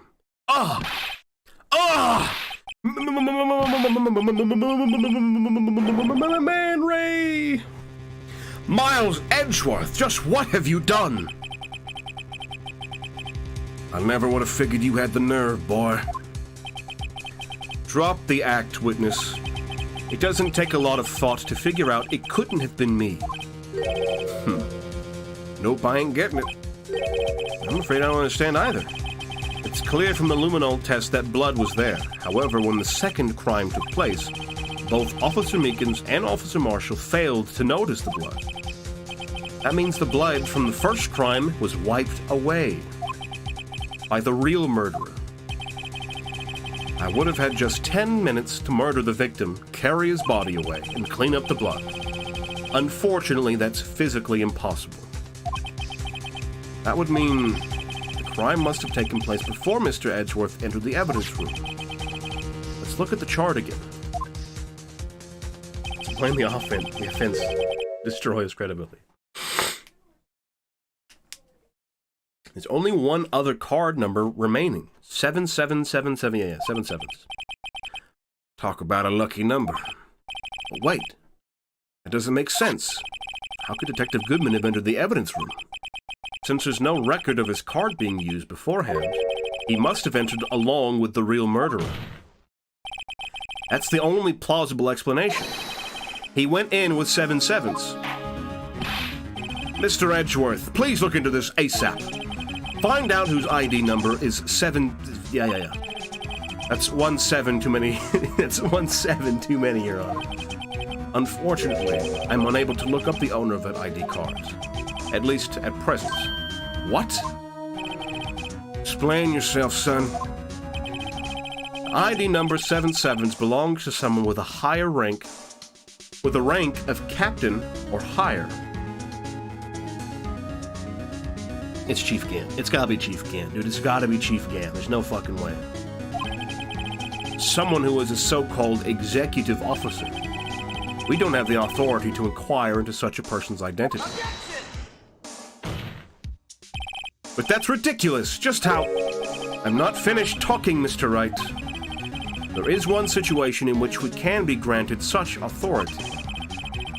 If an official charge filed against an executive is accepted. An official charge? You're all alike, aren't you? With your cover-ups and your forgeries. That's how the prosecutor's office operates. Objection!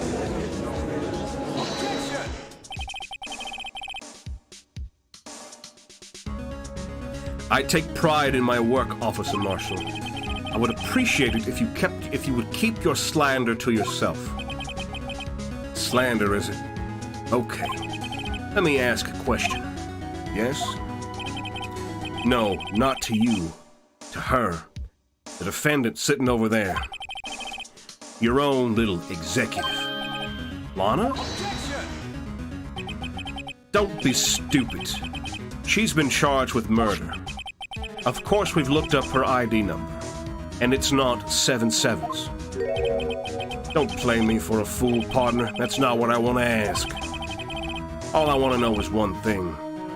About that incident. The SL9 incident? Answer me this, Chief Prosecutor. In that trial 2 years ago, did you really use legitimate evidence?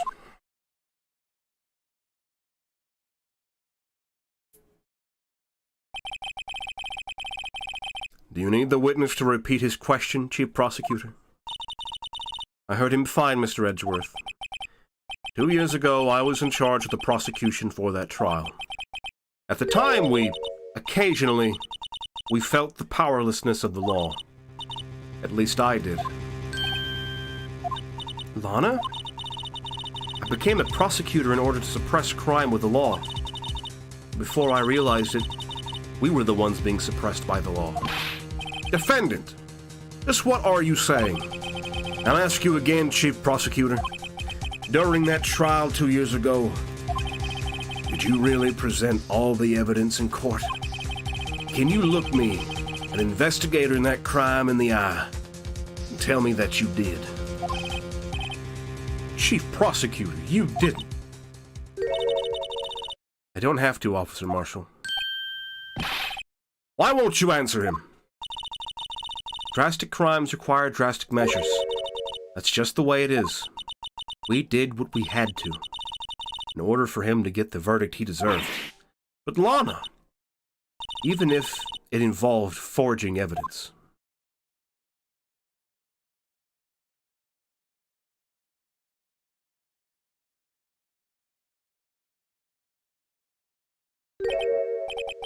See, that's what I'm talking about. No! No!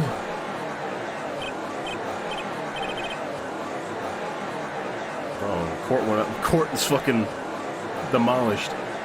Han's remarks caused a stir. The chaos in the courtroom could not be quelled. The conclusion of the trial would have to wait until the following day.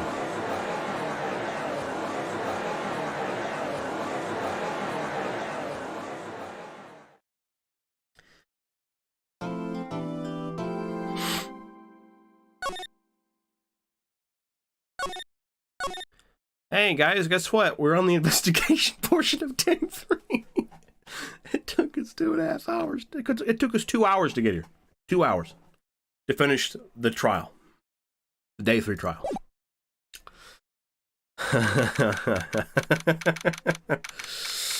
February 24th, 3:12 p.m. Wright and Co. law offices. I'm so sorry, Mr. Wright. Yeah, me too, kid. Me too. Sorry for what my sister said. You know, we were there. We saw it happen. I didn't know. I never knew what the SL9 incident was. Just another name for the Joe Dark killings. Sounds like everyone's heard about these killings but me. Yeah, that's kind of how it goes for you, right? You're kind of a dipshit. Almost takes as long as a real case, yeah. Lana wanted Dark convicted so badly. That's why she used me. That's why she used what happened to me. What do you mean, what happened to you? It's all there in the file. Joe Dark's last victim was Prosecutor Neil Marshall. When he murdered Officer Marshall's brother, he left behind an incriminating piece of evidence. What did you have to do with those killings, Emma? On the night Prosecutor Neil Marshall was murdered, Joe Dark tried to kill me. What? He tried to kill you? Officer Marshall's brother, Neil, was only trying to save me. So that means you... Yes, I was a witness in the Joe Dark trial. The plot thickens.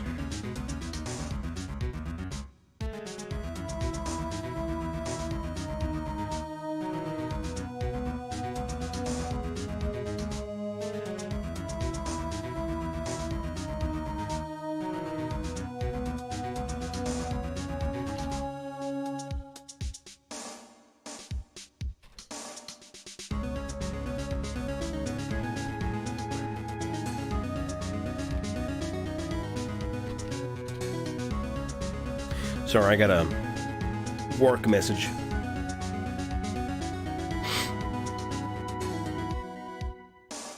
Can we please think this plot a bit? It's giving me a headache. Okay, so what we know so far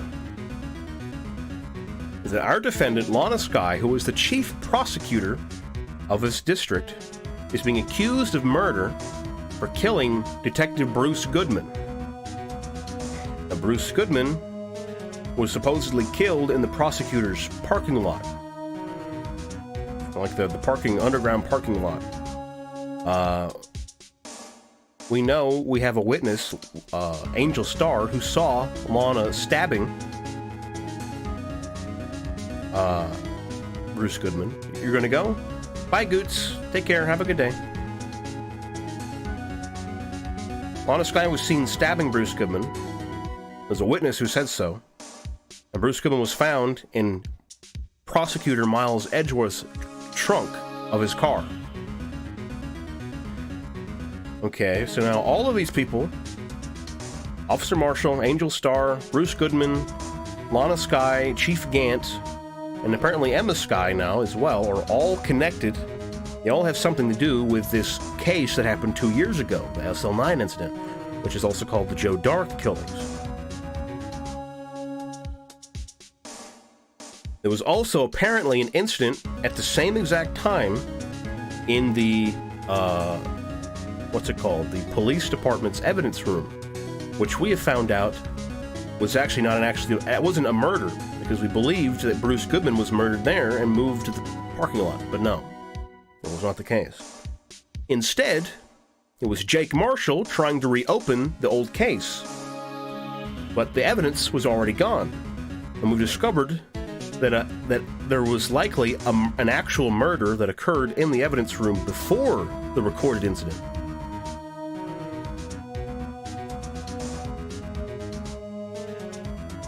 So now we're running with that angle. Now we're learning that Emma Skye also had something to do with the incident and was a witness to the Joe Dark killings, where a prosecutor, Neil Marshall, brother of Jake Marshall, was killed protecting Emma.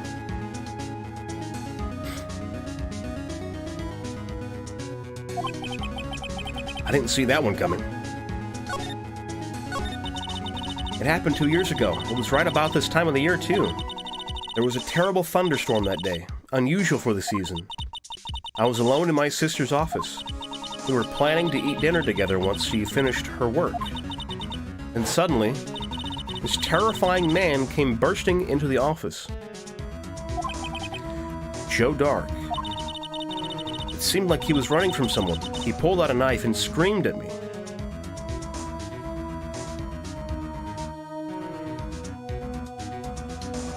Well, we didn't, erase the tape every 6 hours. Well, we caught the tape that was at 5:15, approximately, and we think the murder happened an hour before. So we think so also, Edgeworth was told that the footage was deleted. Edgeworth was told it was erased mistakenly by Chief Gant. I think that Chief Gant probably killed Bruce Goodman, is using his power to, hide it. That's kind of what it's leading to.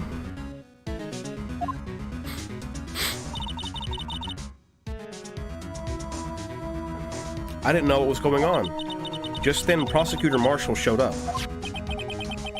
Dick Marshall's brother. Joe Dart tried to take me hostage. Before he could, Mr. Marshall tackled him. Then, what happened? I'll never forget it. Lightning struck and the lights went out. Suddenly, a bolt of lightning flashed outside the window, lighting up the office for an instant. What I saw then burned a permanent picture in my mind. I can still see it now. Permanent picture.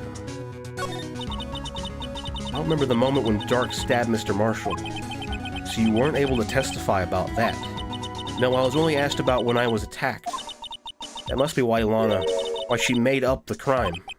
Made it up? You mean provided bogus evidence? The prosecutor's office wanted that guilty verdict so badly. Lana forged the evidence and Mr. Edgeworth used it. Edgeworth? Yes, but I'm sure he didn't know anything about it. He couldn't have known he was given false evidence. Even so, that's when it all started. The rumors about Mr. Edgeworth, I mean. It's all my fault. If I could have just testified properly, none of this would have happened.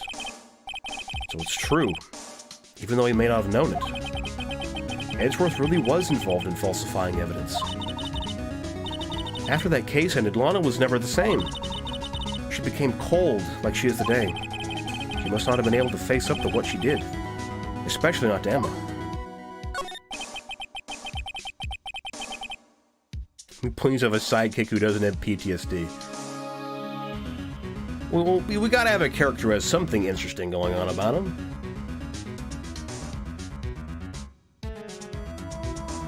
What did you see in the instant that crime occurred? Fucking onion head looking ass.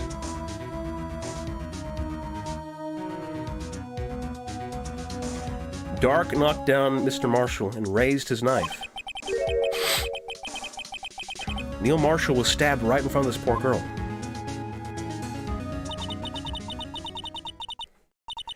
I don't remember what happened after that. Apparently I passed out.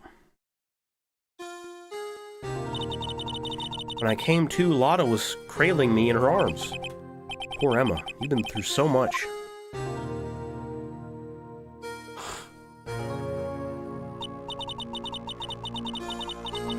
I couldn't bring myself to testify about that instant. I tried, but the words just couldn't come out. I drew a picture, but it wasn't any good. 2 years ago, you must have been 14. It's understandable.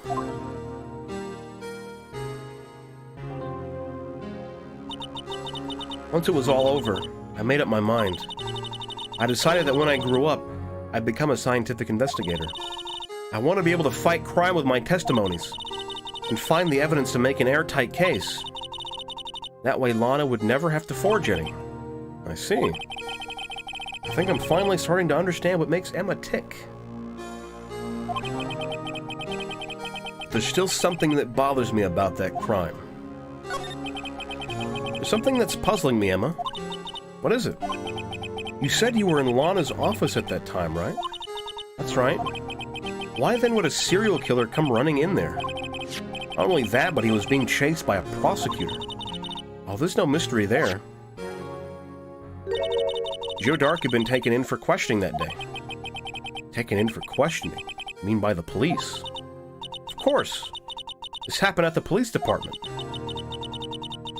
He tried to run away halfway through the interview and fled into my sister's office.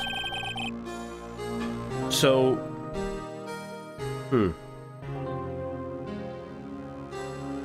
So Lana Skye was working at the police department. So does that mean she wasn't a prosecutor at that time?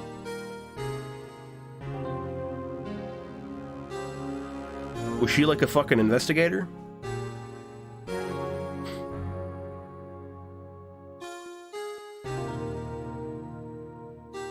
Why wasn't he cuffed? Good question. I guess they were interviewing him and they didn't actually know if he was, because they didn't know if he was the criminal or not. Like, they didn't have evidence on him, apparently.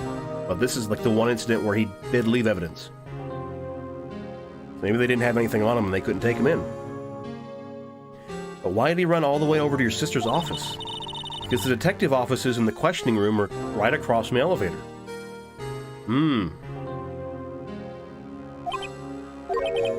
Across from the elevator. But Lana was the chief prosecutor, wasn't she? No, silly, didn't I tell you? 2 years ago, Lana was a detective. Yeah, that's what I thought. She was a fucking detective. Okay, interesting. She was the best in the entire force. What? That's news to me. After the Joe Dark case, she was transferred to the prosecutor's office and made chief prosecutor. Lana used to be a detective. I'd better have another talk with her. Hold on, let me, I'm going to quickly look at a guide. I'm going to quickly look at a guide and see how long this investigation is going to take.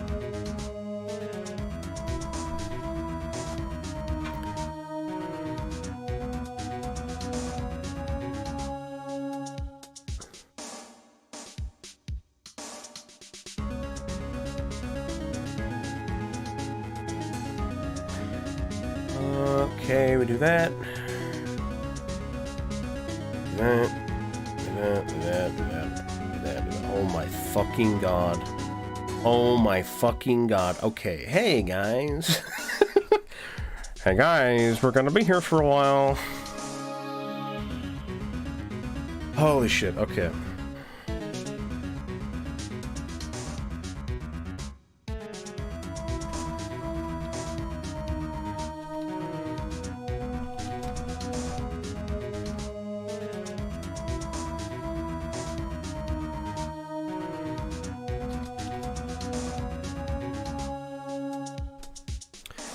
How long is a while? Okay.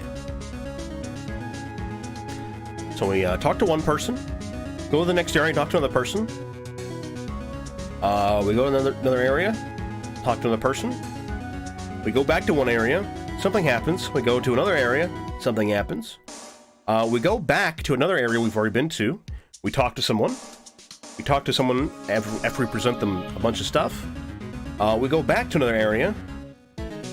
And we go into another area to talk to someone. And then we go back to another area to meet someone and talk to them. Then we go back to somewhere else and talk to someone. And then we go into some important area. And then we do some investigating, looking around. And we talk to someone again. And then we go back and do a bunch more examining. And then we talk to someone else. And then we go to the trial.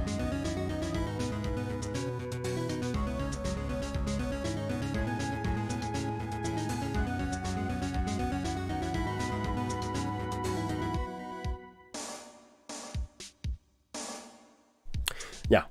So we're going to go until the 3-hour mark rolls around, and then we're going to call it. We're going to find a good place to stop and call it. Okay.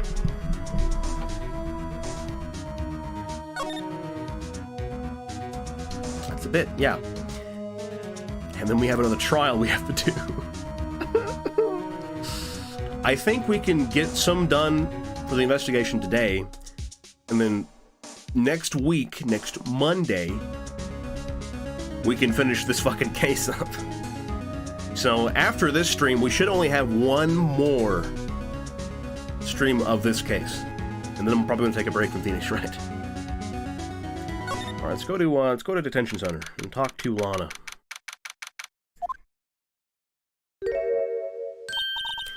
Lana, Mr. Wright, it seems I keep causing you trouble. Falsifying evidence. I didn't think you were the type. Criminals don't mind playing foul, why should we?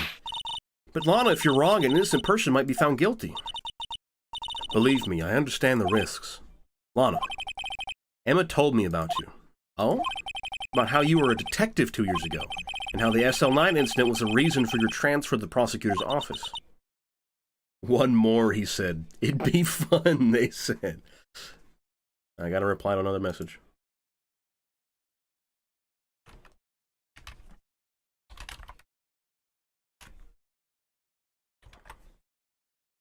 That's right. Could you fill me in on the details, especially about the unusual change of jobs? Suppose you have a right to know, Mr. Wright. You know, I'm also gonna have this fucking this walkthrough up. So a lot of revelations were uncovered at the trial today, not the least of which was the fact that this case is largely connected to another one 2 years ago. Evidence from that case was stolen as well, though I expected as much. I know how obsessive Officer Marshall can be. The trial, it really wasn't fair, was it? I believed in you, Lana. I believed that no matter what happened, you'd always stick to the truth. Couldn't be helped, Emma. At that trial 2 years ago, I sold my soul. Well, all drama aside, the fact of the matter is, at 5:15 there was no murder at the police department. Tell me it's not true, Lana, what the witness, Miss Starr, said. About you stabbing Mr. Goodman with a knife. Lana, I don't understand. Why won't you tell us? Emma, this doesn't involve just me. I don't think I've ever seen Lana look so fazed before. I'm gonna try and go fast. I'm gonna try and read as fast as I can. I might not put enough character in these guys, but you know, we gotta get through this exposition. It's true. I was a member of the police force 2 years ago. She was amazing. Oh, this dickhead. They still talk about all the cases she and Chief Gant cracked together. Chief Gant? He was the deputy chief of the police back then, but he still worked the crime scenes. Damon Gant, he was everything I aspired to be. They were the best team ever. They solved crimes before the reports could even be filed. Emma really idolizes her big sister. But now you're chief prosecutor. What happened? I always planned on becoming a prosecutor. The reason I became a detective was to gain experience investigating crime scenes so you could use that experience in court, right? Gant's help in the SL9 case was crucial to its resolution. After that, he became chief of police and arranged my transfer to the prosecutor's office. Maybe I should ask more about this investigation of theirs 2 years ago. 2 years ago, I was second in command of the detectives investigating Dark. Second in command. That means the investigation lead was Damon Gant, right? Yes, Deputy Chief Gant and I shared the same office and the same investigations. Even, the same office. So, there was Gant's office, too, that Joe Dark killed Neil Marshall in. They even had the same office. We led a team of the best detectives on the force. Detective Goodman, whose case it was, Jake Marshall, and Angel Starr. It was the first time Marshall worked with his brother. He was quite gung-ho. Without a doubt, Joe Dark was the serial killer. We asked him to come in for questioning. We were desperate for evidence. That was when his final murder took place, when he tried to murder Emma. Prosecutor Marshall was trying to save me from Dark. You see, the first person who happened upon the scene of the crime was me. Now you tell us. Damon Gant and Neil Marshall were the ones questioning Dark that day. The investigation was in its final stages, and Dark must have suddenly panicked. So he waited until Gant and Marshall let their guards down and then fled the room. From there, he ran straight to the office shared by Deputy Chief Gant and myself. That's where he found me. So you were the first person to run to the scene, Lana. It appears so. I was filing some papers while Gant and Marshall were questioning Dark. When I returned to my office, I saw 3 bodies on the floor and smelled blood. 3 bodies. Prosecutor Marshall, the victim, Emma, who had passed out, and the suspect, Joe Dark. During the struggle, it seemed Mr. Marshall struck a final blow before he died. Joe Dark had incurred a minor concussion and lay unconscious. What did you do? To be honest, I panicked. I picked up Emma, carried her out of the room, and just held her. Can't blame her, after all. Her sister must have gone through trouble. After all her sister gone through, shit. After that, I placed Dark under immediate arrest. Let me get this straight. You were all involved in the SL9 incident. That's right. Quite a coincidence, I don't buy it. What are you saying? There's no way everyone involved in this trial was also involved in that incident. Just by chance. That case was solved 2 years ago. At least one person went to extremes because they didn't believe it was truly solved. Officer Marshall, yes. His actions came as a surprise to me as well. Ever since his brother died, he's changed completely. I guess he wasn't convinced with the ruling against Joe Dark. Life doesn't end with the closing of the case. Everyone has to live the rest of their lives with their memories. That case just might not be over yet.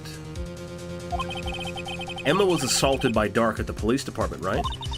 Yes, in the office that Damon Gatton I shared. Office that Mr. Gant now occupies by himself, the chief's office. Maybe we should have a look at the chief's office, the site of the final SL9 murder. Okay, now what do I do next? Police department entrance.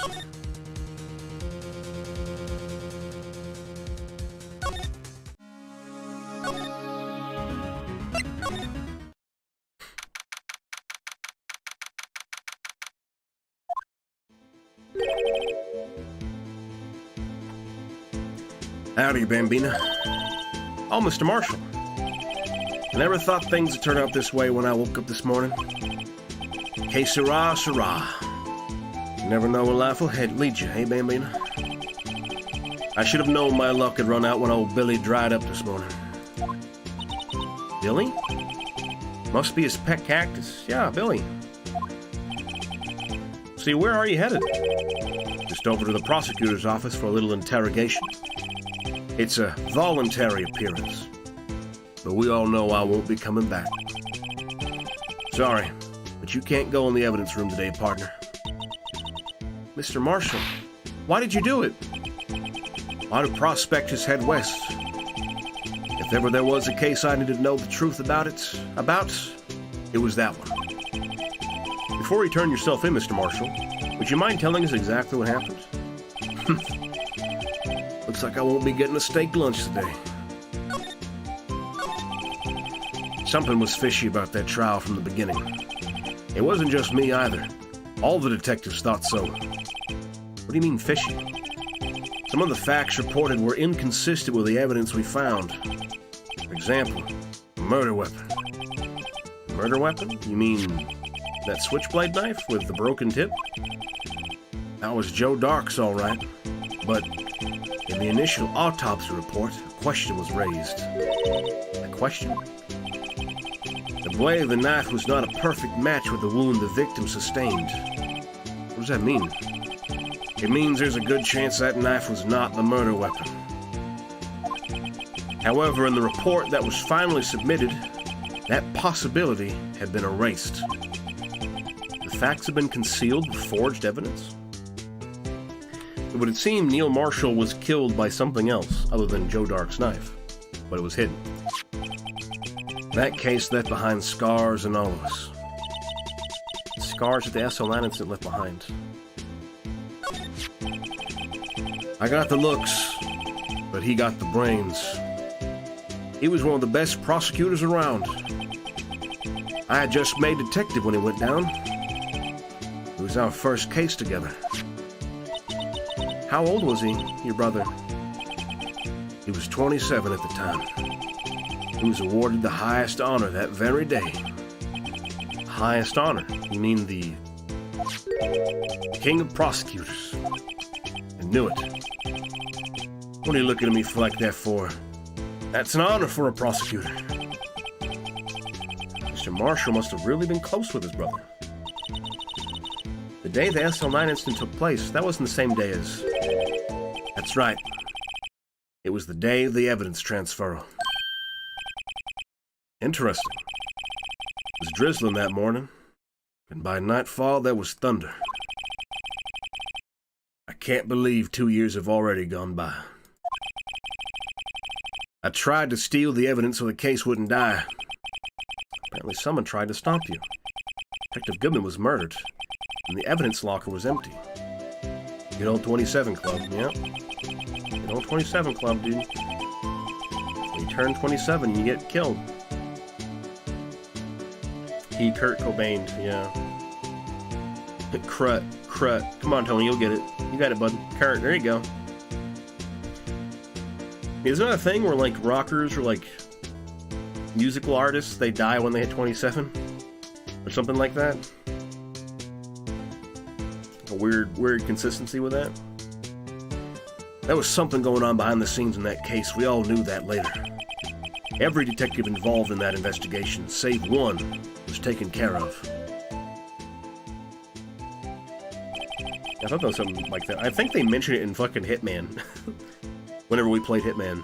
In that case where we were in fucking Bangkok and we killed the rock star or whatever, the singer. And it killed his girlfriend or something. It was like a thing that they mentioned about whenever they turn 27, they die. Miss Starr was fired and I was demoted and boxed away in a tiny room. What about Detective Goodman? If they did something to him too, the commissioners would get suspicious. No, they were careful enough not to be too obvious. They? What are you talking about? Don't get upset, Bambina. I mean Damon Gant and Lana Skye. Investigation lead Damon Gant and his second in command, Lana Skye. There wasn't a person on the force who hadn't heard of that duo. That case was the biggest step in both of their careers. After the case ended, Lana transferred the After the case ended, Lana transferred the prosecutor's office, right? Yeah. Damon Gant, the new chief of police, arranged for that to happen. Amy Winehouse, Janis Joplin, Jimi Hendrix, Jim Morrison, Kurt Cobain. Yeah, there you go. Yeah, that's right. She's never been the same since she left. Everyone who knew her said so. Chief Prosecutor Skye was totally different when she was a detective. Now that he mentioned it, Emma said something like that too. Tell me, what happened to my sister? Sorry, Bambina, but her secret is too well guarded. I never found out. Lana's secret. It all started 2 years ago. There you have it. That's my story. Did you enjoy it, partner? Certainly enlightening. One thing for sure I found out in court today. That boy Edgeworth isn't my enemy. He was the one who used falsified evidence to get a guilty verdict. But someone else was the one who gave him that evidence and planned everything. That someone is Damon Gant. Don't believe me? Well, I don't blame you. I won't even be a patrolman after today. Too bad I won't be around to work with you when you become a real scientific investigator. Damn. Adios, Bambina. Well, that was fucking sad.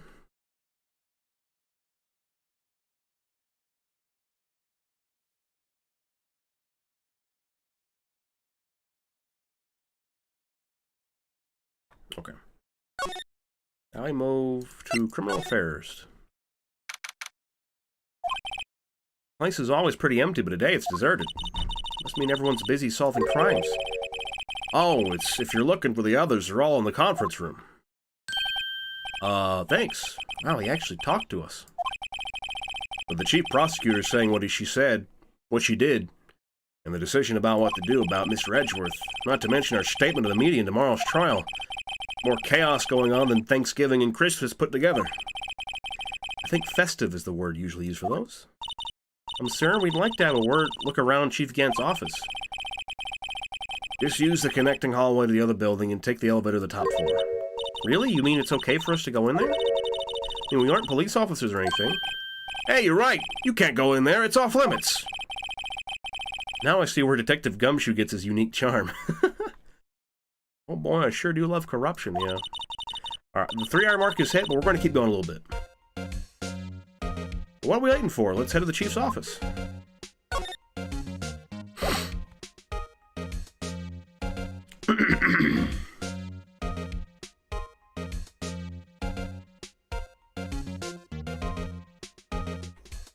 Okay. We're going to the chief's office. Okay, this is a little much, don't you think?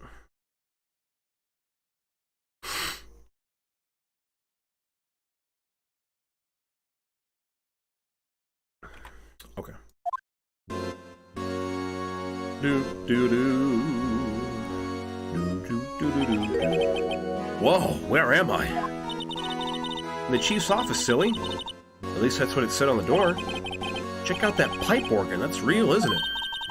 I used to take organ lessons in kindergarten. They used to call me Little Miss Bach. Thought I was a genius until they tried teaching me notes.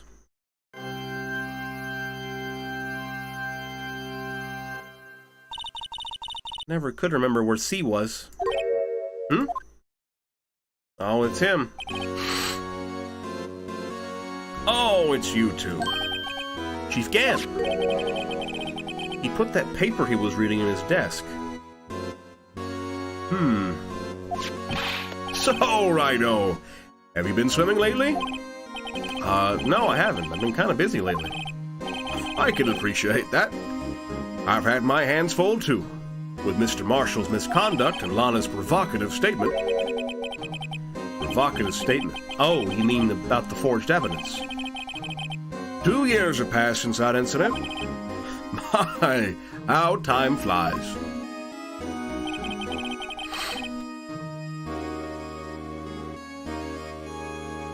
See that big picture on the wall over there?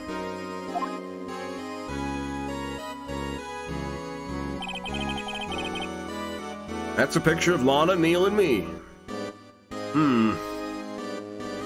That vase looks a little familiar. So wait a minute, hold on.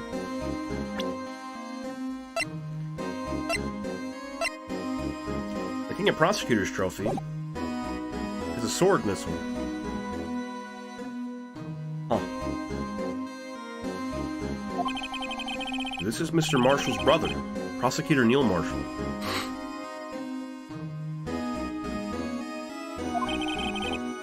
We took it to commemorate our work together. Something's not right with this picture. Why is this fucking knight like front row and center? Like why is Lana standing behind it? That's kind of weird. Also, it's very pointy. Can't quite seem to put my finger on it though. I mean, I pointed it all out basically. Gant's team picture added to the court record.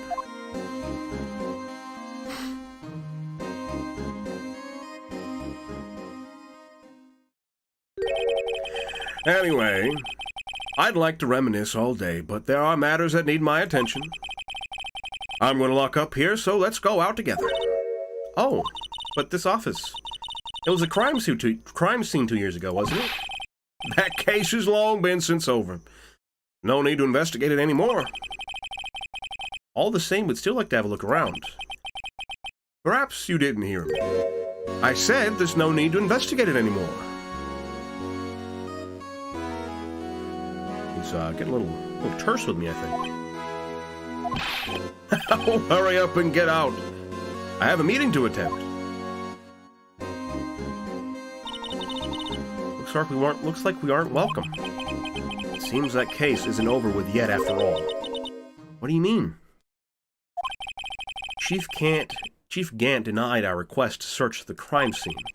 That means there must be a reason he doesn't want us looking around in there. You mean like a clue? Gotta be a way we can get inside the chief's office. Okay, where are we going next?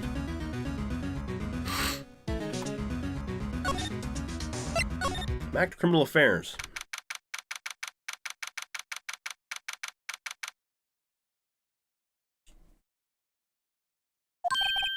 Hey, pal. Detective Gumshoe, aren't you supposed to be in a meeting? I'm just taking a breather. My feet hurt. I'm sitting so long? Actually, I'm serving everyone coffee. Sounds like Detective Gumshoe's still out of the loop. Say, have either of you seen Mr. Edgeworth? Edgeworth? No, why do you ask? He's under fire from both the police department and the prosecutor's office. Almost like the battles between you two in court. Sounds serious. Is it because of what my sister said? That's basically what it all boils down to. That falsified evidence 2 years ago. Now Mr. Edgeworth has the whole world after his blood. Yikes. Why would Edgeworth be blamed? It's not like he knew the evidence was forged. Lana Skye is a guilty party here, isn't she? Regardless, the prosecutor is responsible for the evidence they presented in court. Not only that, but as you know, there have been a lot of rumors going around about Mr. Edgeworth. His amazing talent as a prosecutor has kept him safe from those who don't like him. But now with this, are there really so many people who hate him? In our world, only those with talent rise to the top. Mr. Edgeworth not only has that, but he's young. There's no better recipe I know of for making enemies. Hey, Dick! Keep up the good work! Yes, sir! Let's go out for lunch again sometime. My treat! Yes, sir! Yeah, take me back to that joint sometime, okay, Dick? Yes, sir! Seems you don't have any problems with enemies. Does that mean he's a fucking dipshit with no talent and he's old as hell? It's pretty funny. Yeah, well, I'm careful not to stick out. Anyway, I'm a bit worried about him. Under all this pressure, I'm afraid Mr. Edgeworth just might crack. Actually, I took a look at the file earlier while the coffee was brewing. He seems genuinely concerned for Edgeworth. Well, did you find out anything? Only evidence Doc left behind was during his final attack. His final attack? You mean when he killed Prosecutor Marshall, who was trying to protect some girl? Me. Seems Detective Gumshoe never realized Emma was the girl. That's when he left the most incriminating evidence of all. Well, what was it? Oh, let's see. I think it had something to do with the murder weapon? Oh, I forget. Look, it's all written somewhere in here, alright? His powers of recollection never fail to impress. But we should show him the murder weapon. It might jog his memory.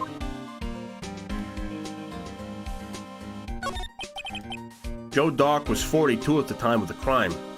He was just your run-of-the-mill businessman. A businessman? What made him take to serial killing? One day on his way home from work, he hit someone with his car. With his car? So it was an accident? An accident, yes. But it transformed him into an animal. An animal?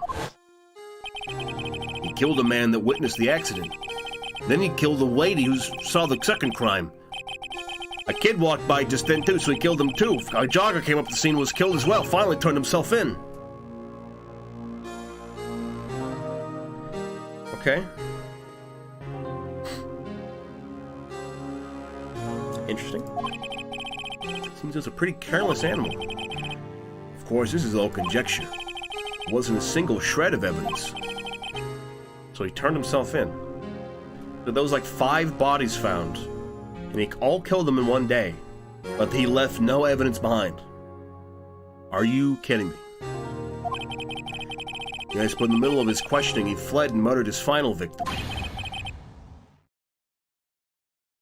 Prosecutor Marshall. That crime was witnessed by someone too, but luckily Doc was arrested on the spot. It's a good thing that last witness wasn't killed. Last witness, aka Emma. We're showing him the knife. About this. Hey, is that? There's a tag attached to it with the label SL9 incident on it. I believe this will be the broken murder weapon you were speaking of. What are you doing with that? Ever since that case was closed, that knife's been locked away in a locker. On the day Detective Goodman was murdered, this suddenly disappeared from the locker. It was found in Mr. Edgeworth's car muffler. That's it! Now I remember what that incriminating piece of evidence was. When he showed me that knife, it all came back to me. Well, what is it, Detective? Quick, before you forget again.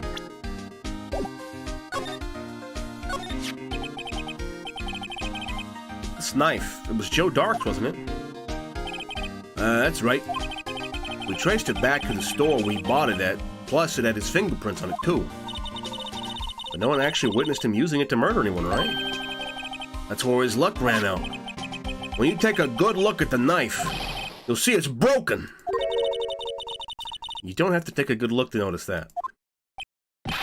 Yeah, well anyway, take a guess where the broken off tip of the knife was found. That's what did him in. Where was it? The victim, Neil Marshall was carrying it inside his own body. It was found deep inside the stab wound. Did it match Joe Dark's knife? You bet. Down on the last fiber. It's pretty conclusive. Stabbed in the back, died from punctured heart and lung. A knife tip was in the wound.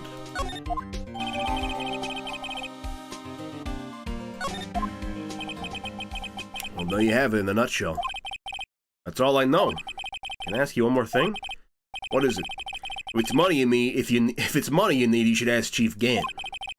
It's not money, but it does concern the chief. His office is a crime scene, right?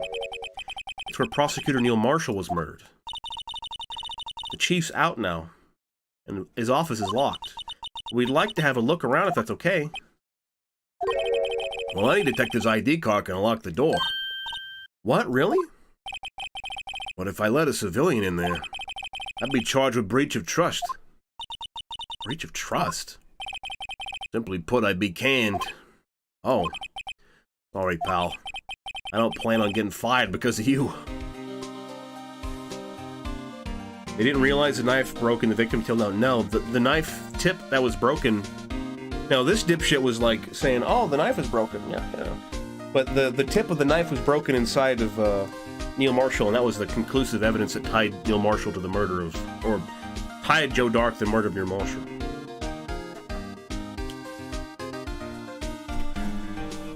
We knew it was broken, but we didn't know where the tip of the knife was.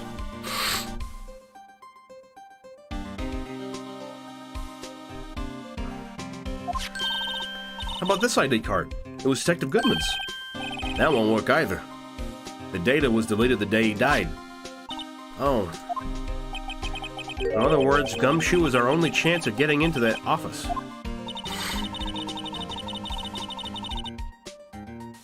Well, there's something we could show him that would make him change his mind.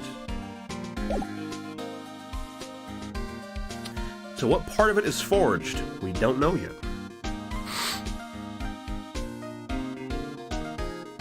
But from what we heard from Jake Marshall, it sounds like Neil Marshall was killed with a different weapon because it didn't match, because the wound didn't match the blade. However, the tip of the knife was placed inside the wound. Maybe it was planted there. Who knows? We don't know yet. Where are we going next?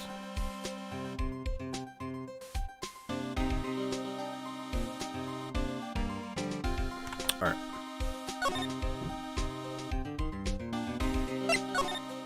We're going to the prosecutor's office. We're going to go talk to Edgeworth. And then we're going to end the stream. Because I'm getting tired. I'm getting hungry. My voice is starting to go out. Also, it's been 3 hours. February 24th. Prosecutor's office, underground parking lot. No one's here today. Not even Miss Starr. Everyone's probably busy looking into what exactly went down in the evidence room. That must be where the detectives are. We proved in court today that on the day of the crime, no one was murdered in the evidence room at 5:15 p.m. Yeah, I thought we were finally making some headway in our case. But instead it looks like we just ended up making Lana look even more guilty. Hang in there, Lana. We'll have to find all the answers by tomorrow. The wound didn't match the blade, but didn't they say the blade being broken is why it didn't match? No. They said that the wound didn't match the blade. But because, like, they had tested over and over again, that there was a possibility that the wound did not match the murder weapon that they found. But once they had once they went to trial, they had erased that possibility that was listed. So it appeared that they were hiding evidence. That's what Jake Marshall told us. So it would seem the murder weapon was something else, and they broke the tip off of the blade and planted it in the wound. But it's not, because if the blade wouldn't be broken if it was stabbed. Yeah. Hello, Kez, and hello, Kez's cat, Pepper. Hello, Pepper. I gotta find all the answers by tomorrow. Alright, let's go see Edgeworth.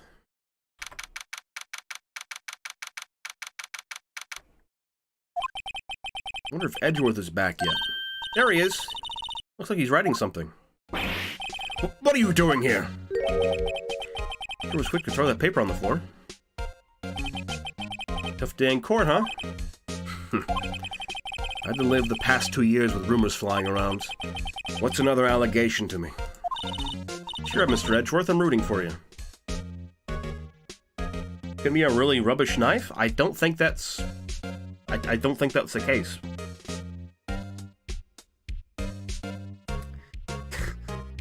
Looks like Pepper is stepping on Kez's keyboard.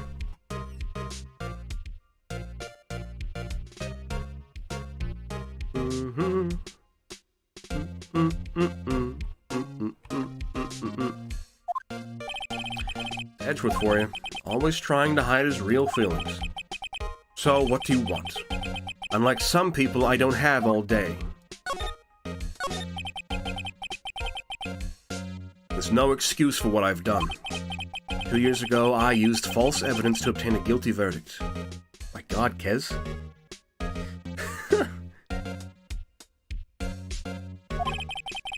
That's what it all breaks down to, and nothing I do can erase that fact. But you didn't know, did you? I mean that the evidence was falsified? The police department and the prosecutor's office share a bond of trust. If that bond is broken, we stand to lose everything. The police department's error is my error, my responsibility as the prosecutor in charge. Time for cat RP. Yeah, everyone roleplay that your cat is walking on your keyboard. He loafed in the keyboard and kept adjusting himself. I had to slide him off my laptop. Loaf. Kitty cat loaf.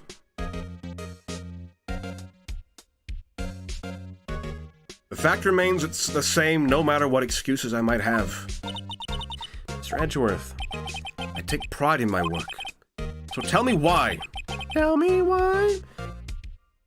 Why has it all come to this? Agent Edgeworth can't keep this kind of emotion bottled up.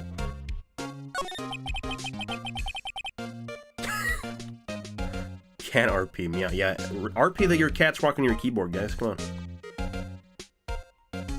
Are you up for the trial tomorrow? Ain't nothing but a hard day. I'm pretty sure there's like a version of that song that's like lip sync to all the prosecutors, including Edgeworth singing that song. It's pretty funny. Are you up for the trial tomorrow? First last year's trial and now this one.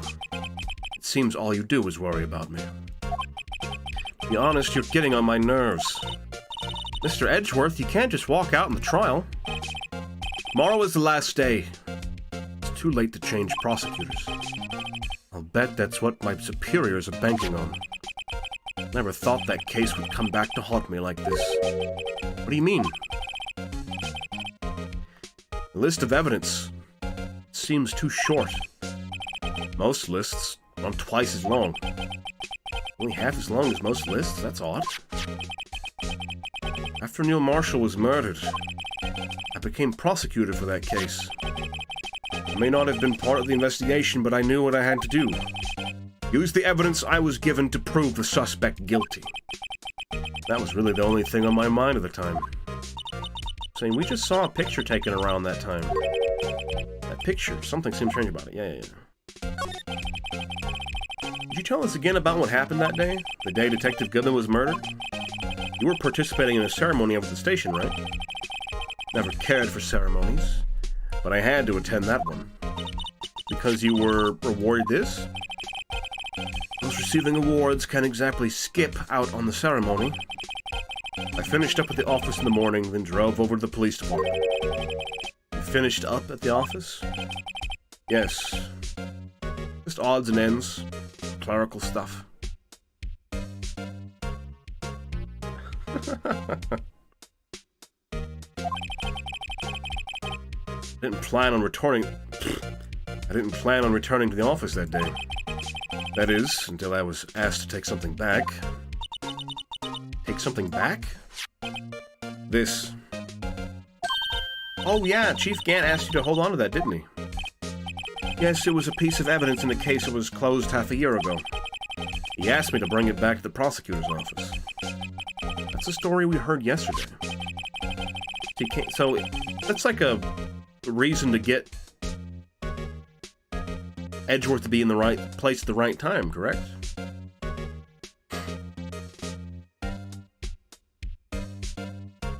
So you came back here to the prosecutor's office because the chief asked you to. That's right. The chief is so the fucking murderer, dude. His picture was hanging on the wall in Chief Gant's office. Prosecutor Neil Marshall.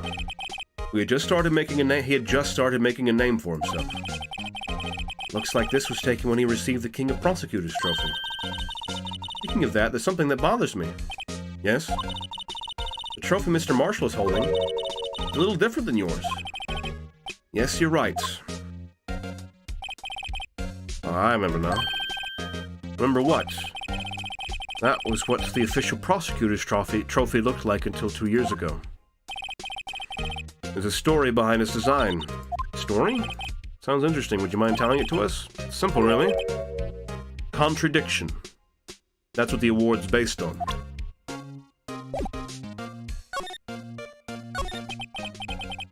This award originates from an ancient Chinese tale. In Chinese, the word contradiction is written with 2 characters. The first means halberd, and the second means shield. Have you heard this story? Me? Oh, sure, everyone knows that. Why don't you tell it, though, for Emma's sake? Very well. That's me. He's like me for real. Oh, yeah, I know, but, why don't you explain it to him, so he knows.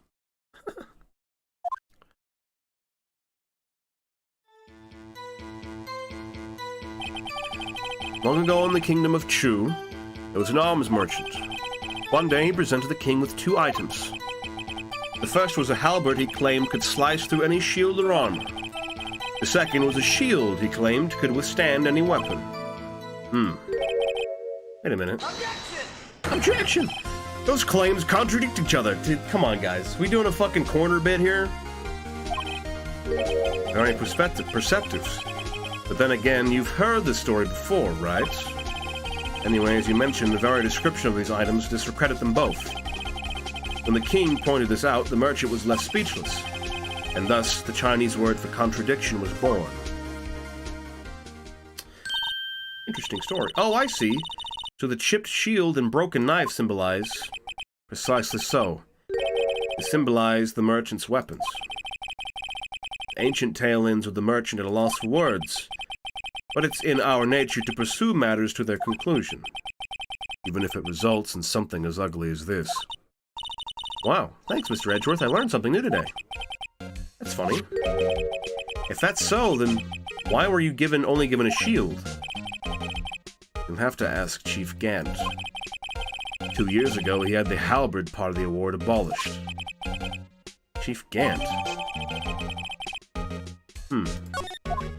Boop, ba-doop, boop, ba-boop. Doop, doop, doop. Okay, is that it?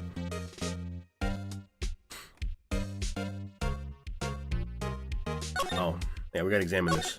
I wonder what he was writing for. Oh, Mr. Wright, let's take a look. You crazy, Edgeworth, sitting right there. Let's distract him. I'll check it out. Hey, Edgeworth. Is that Detective Gumshoe at the window there? Oh no, he's falling to the ground! Hold on. First, let me see what this girl's doing crawling around at my feet. He didn't even look. The murder weapon was a broken halberd. It's kind of what it's looking like. Maybe that's why it didn't match perfectly. What? Letter of...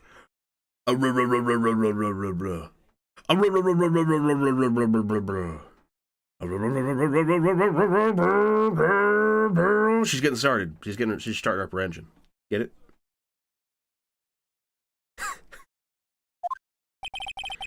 You're having trouble reading, I'll read it for you.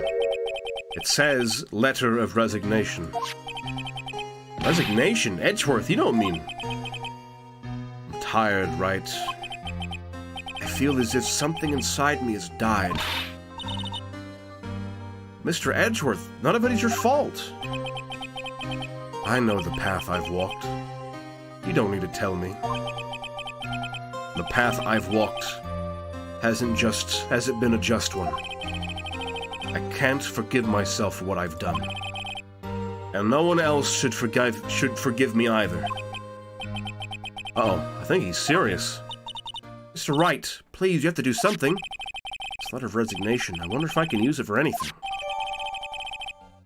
He's serious. Can't talk to me. Actually, we're halfway through this. Okay, hold on. I'm gonna quickly go see what's for dinner tonight. If it's anything good and it's already done, I'm stopping. If it's not done yet, or I'm not really all about it, then we'll keep going. Because we're almost done.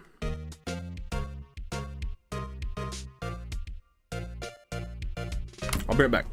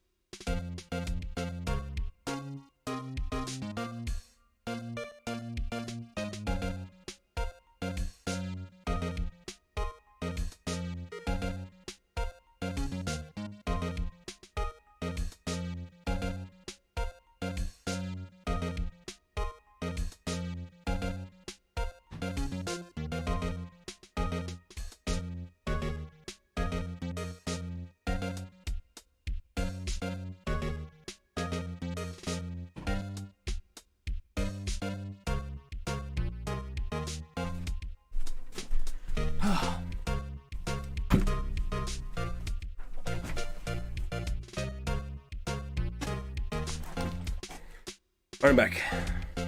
Who else will insult our competence in court? Yeah, seriously. If not Edgeworth, then who? Well, I know who, because they show up in the game next.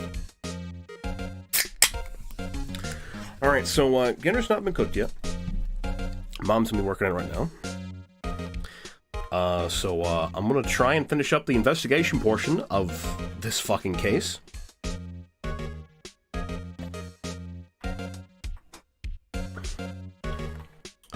do do do do do do do do do do do. So yeah, but my mom might come in here and ask me to help her with something. So if that happens, I'll pause and walk away for a little bit. Okay, guys, let's get back to the underground parking lot. We're gonna meet someone. Prosecutor's office parking lot. Excuse me. Hello, Angel Star. Oops. Would either of you care for a quarter pound of roast beef? The Star. I think she's out of lunches. You certainly are the curious sort, aren't you? Kind of like the first person who sucked a cow's nipple to discover milk. Damn, she really bringing this up, huh? The man who was curious enough to suck on a cow's nipple.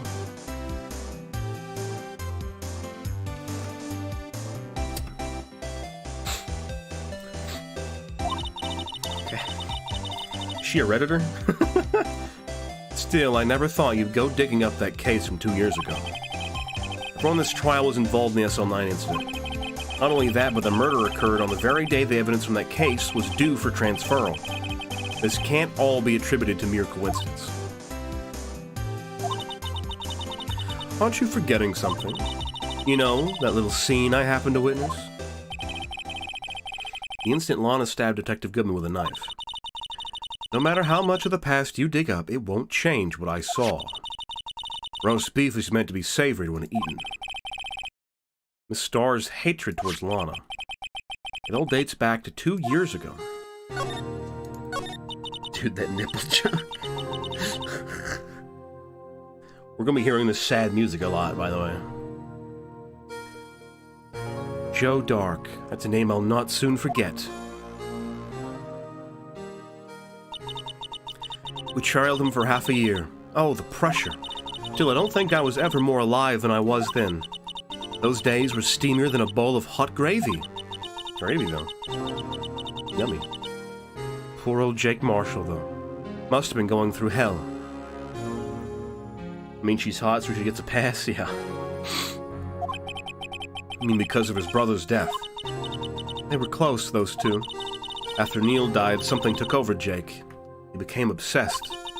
Seeing Jake like that made her all the more desperate. Her? Lana Skye. My sister? Best of the best were put on that SL9 case. Of course, they were led by that legendary duo. Lana and Chief Gant. And legendary pair was the reason we were able to keep up our investigation. That's why we were so shocked over how it turned out. I mean, with the forging of the evidence. Don't get me wrong, Joe Dark got what he deserved. Still, it was obvious the evidence was produced in court. The evidence produced in court was being manipulated. Items our team never found would suddenly appear, while other items were kept secret. You don't have proof anything illegal was done. I'm proof enough of what happened. After that case, all of us save Goodman were relieved of our duties. Most without even so much as an explanation. Then Lana Skye transferred the prosecutor's office and became chief prosecutor. Lana always wanted to be a prosecutor. Nothing's quite as simple as it appears. Huh? Lana Skye was merely being used as a pawn. That's my take on the matter. She was being used. Damon Gant and Lana Skye. Gant led the investigation, with Lana second in command. They were the best. They solved that kind of... Yeah. Damon Gant's magnetism in particular was almost unreal. Dude, Emma's, input so far has been nothing right now. She's been kind of fucking worthless right now. Love her to death, but Emma, shut the fuck up. Damon Gant's magnetism in particular was almost unreal. His magnetism? By that, I mean his ability to attract evidence. He produced the most incredible evidence in the cases he handled. Incredible evidence, you mean? Oh, yes. There were rumors about him even back then. No one dared confront him, though. I take it she's talking about forged evidence. Back then, everyone looked up to Lana. All the detectives wanted to be like her. Really? Oh, yes. Myself included. I was a fool, really.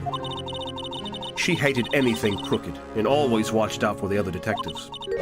That's why she was so concerned for Jake. Mr. Marshall, when Jake's brother was murdered, she felt as if she had lost her own brother. If it wasn't for her, I don't think Jake would have ever recovered from his shock. That's what makes it all the more infuriating. Star. That's why I'll never be able to forgive her. Why did she have to turn so cold after that? Lana transferred the prosecutor's office 2 years ago, didn't she? Yes, thanks to Chief Gant's powerful influence. Chief? That's right. Having solved the SL9 case, his position as chief was secured. There's only one thing left for him to control, and then no one could stand in his way. Prosecutor's office. What? You mean, that's why Lana was transferred? If he could control the chief prosecutor, he could control the prosecutor's office. That must have been his goal all along. But how could he control Lana? I don't know, but one thing's for sure. Ever since that case ended, she's never been the same. It's only logical to conclude. There must have been a reason for her change. Last, I'm finally getting close to the bottom of this ugly mess. Thank you, Miss Starr. You listen to me, rookie. It takes more than just ingredients to create fine cuisine.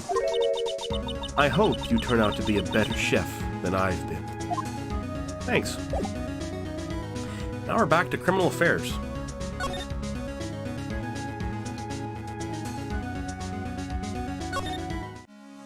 Where am I going? This way.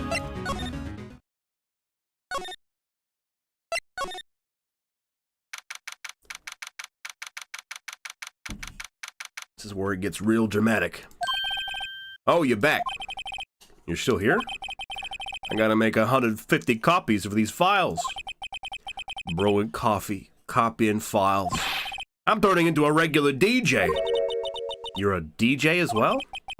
If I'm not mistaken, I think he means desk jockey. Oh, that DJ.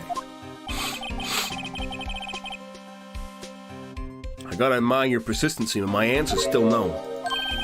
I'm not letting you in the chief's office, period. It'd be my neck on the line. That office is the last crime scene in the SL9 incident. I have to take a look in there. There's gotta be something we can do to make the detective change his mind. Hot lady gets a pass. Always gets a pass. Can we look at this?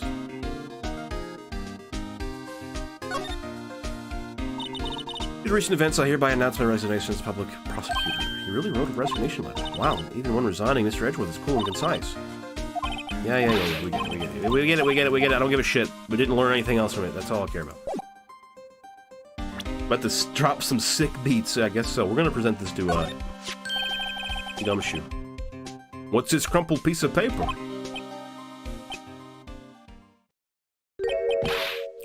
No way! Mr. Edgeworth can't be serious! Is he ever not serious? I can't believe they pushed him this far. Mr. Edgeworth really feels responsible. When I first met him, I thought he was cold as ice too.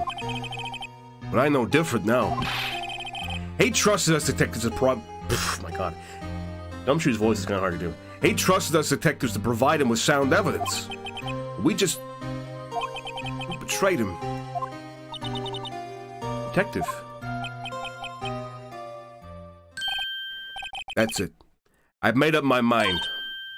But, here, take my ID card. We can't do that. If someone found out, they wouldn't let you off the hook with another lost item report. Look at me. It's no secret I'm already out of the loop.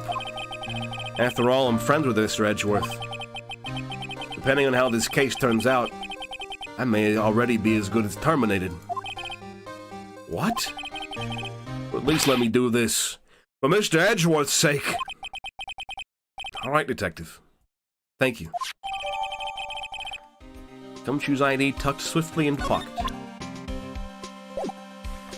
Alright, we're going back to the chief's office.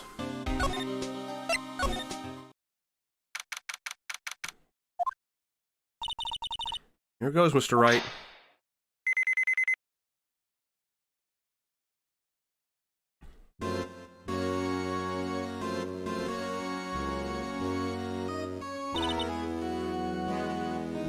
We're in. Anyone finds us now, Detective Gumshoe's a goner. If that happens, I'm counting on you to bail me out. Ah! Ah!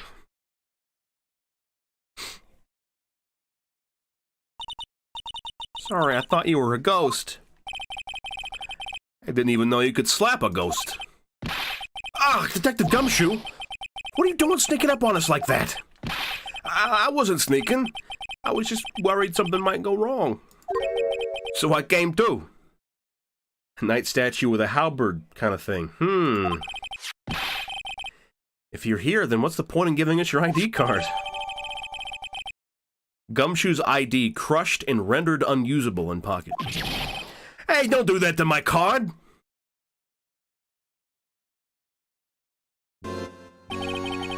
Hardly ever get a chance to come in here. So I figured I'd have a look around myself. Besides, we're all in this together now. You really do want to get fired, don't you? Not if we're lucky. Now come on, let's see what we can find out. I had a bad feeling about this.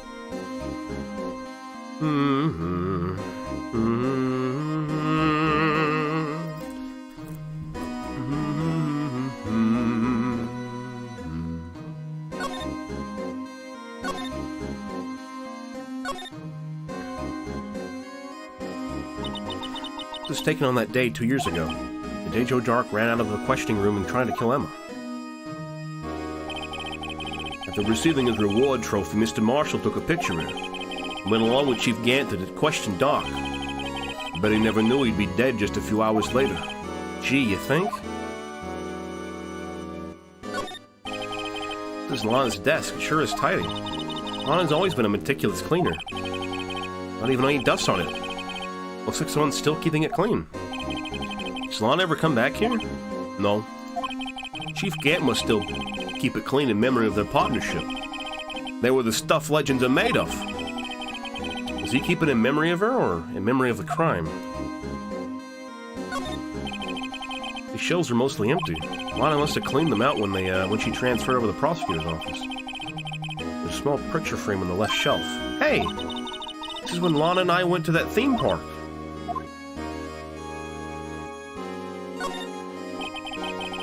Look at that giant window. Makes you want to crash through it and jump outside. This is the 15th floor. I know, I was just saying. Saying what? Ever since making detective, I've always dreamed about doing something like that. Note to self, Detective Gumshoe has a lot of dreams. As long as he doesn't go crashing through that window. When he gets fired. Don't say that. Chief's organ sure is a sight to behold.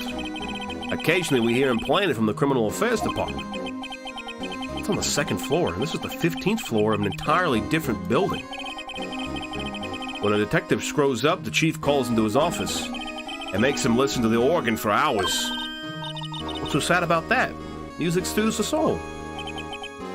After that, the detectives can't hear anything for days except for the ringing in their ears. So it's an instrument of punishment, literally. Aren't the chief's ears affected? He never listens to anyone anyway. He never listens to anyone anyway. That's beside the point. Alright, let's look at the night statue. This is the real deal, isn't it? This armor and these weapons? Sure is, pal. The chief doesn't care for imitations. First the pipe organ, now this armor. You know how many taxpayer dollars must have gone in this room? What? You mean we're paying for this? Now that's the real fucking crime. I'm not paying 1 cent of my taxes, that's it.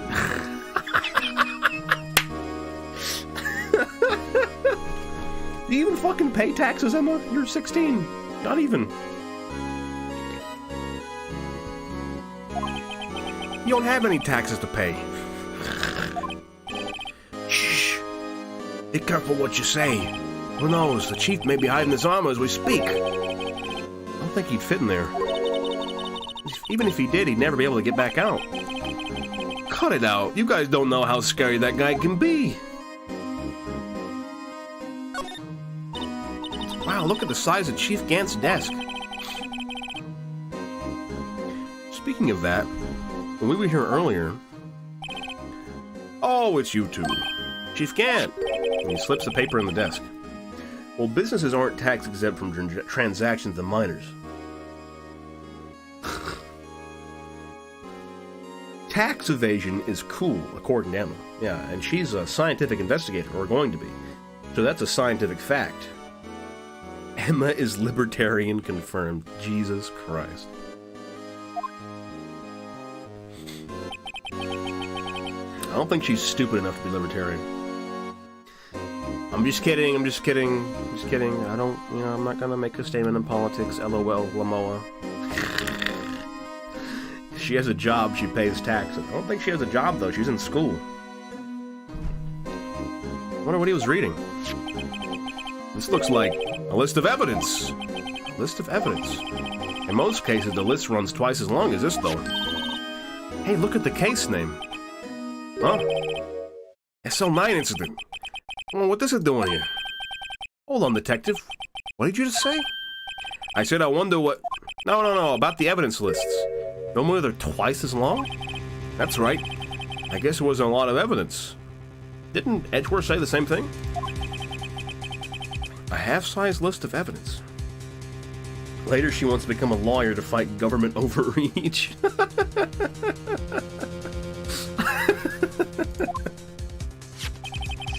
Oh, yeah, okay. There we go. List of evidence seems too short. Most lists run twice as long. Yeah, we get it. What will the other half of the list be doing here? Oh, it's the other half. Okay. I knew it. The chief must be hiding something about that case. It would appear so. Evidence list added to the court's record. What's on the list? Wait. Hold on. What the fuck? There's a drawing on the back of this one. See, this is why you always check the back of every fucking paper you're given.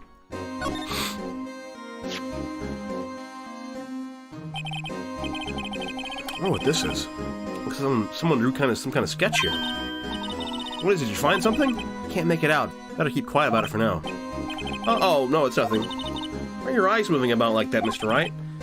Better not forget about this picture. Okay, interesting.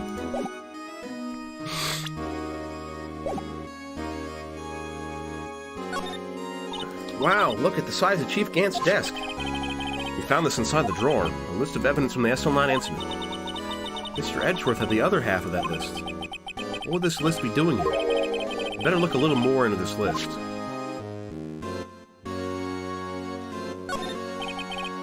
This is a safe, isn't it? Safe? That word is ripe with intrigue. Okay.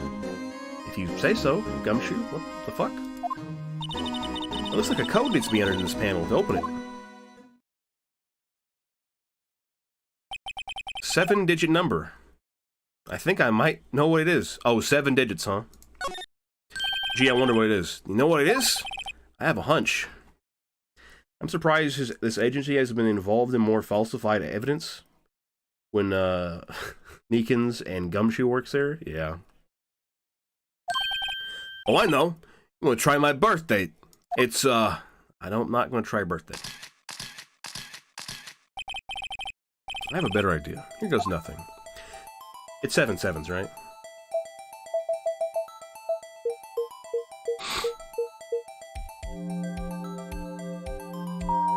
Yep. It's the only other ID number on the list.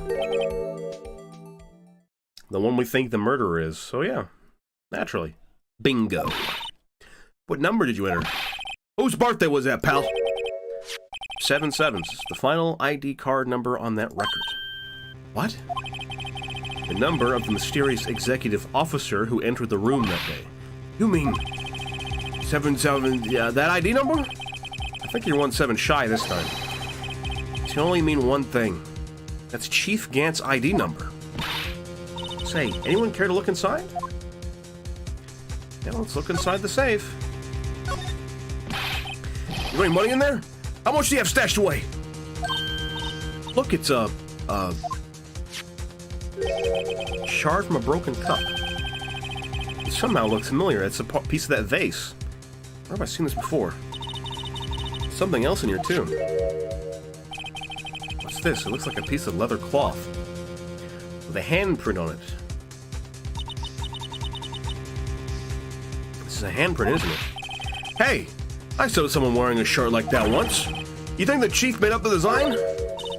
I don't think so.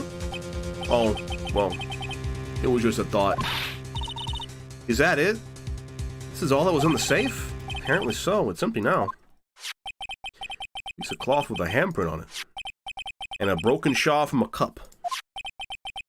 They look like pieces of evidence. Yeah, but unless you can prove they have something to do with this case, I'm afraid I can't just let you take them.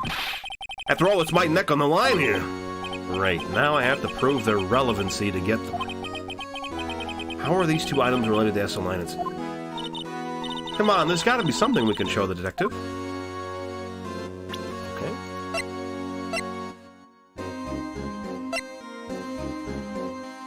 Okay, I guess I have to actually show it to him. Hold on, right?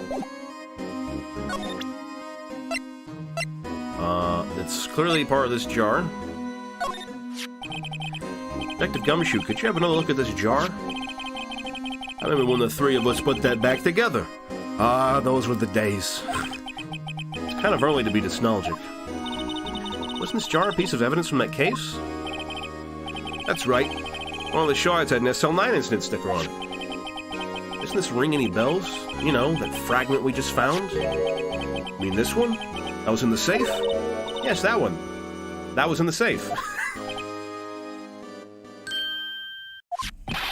Now that you mention it, it's ringing a lot of bells.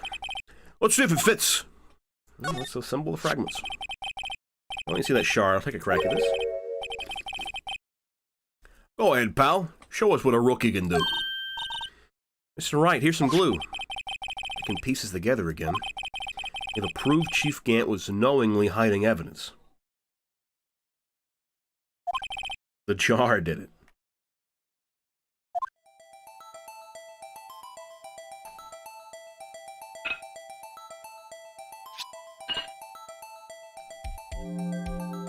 Bingo bango.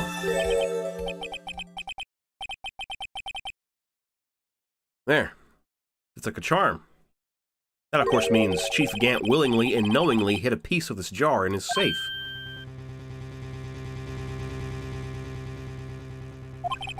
In other words, he concealed a piece of evidence from the SL9 incident, but... Hey, guys, get a load of this! What is it? That piece you just attached, it's different from the others. Yeah, it's got some writing on it still.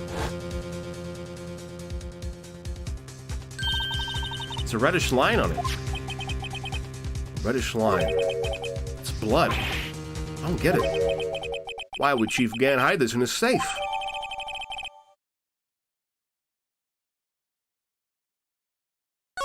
Oh, I remember what happens. Okay, yeah, I remember what happens. I got it.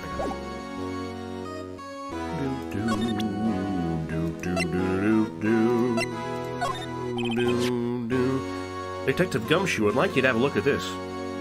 What could it possibly spell? To me, it looks like it says Emma. Like it's gonna be an E, then an M, and then an A. Yeah, it looks like let me spell Emma. It's gonna go E, and then M, and then A. Yeah. And we're gonna look at that fingerprints and get a good match here.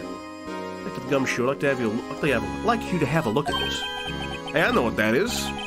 Do you want to take some fingerprints? It's a great idea, Detective. All right, go to town. Sheesh. What are you doing? Why are you sticking out your hand? Why are you sticking out your hand like that? Go ahead, take my fingerprints. What? We don't want your fingerprints, you fucking dipshit. It spells Ami.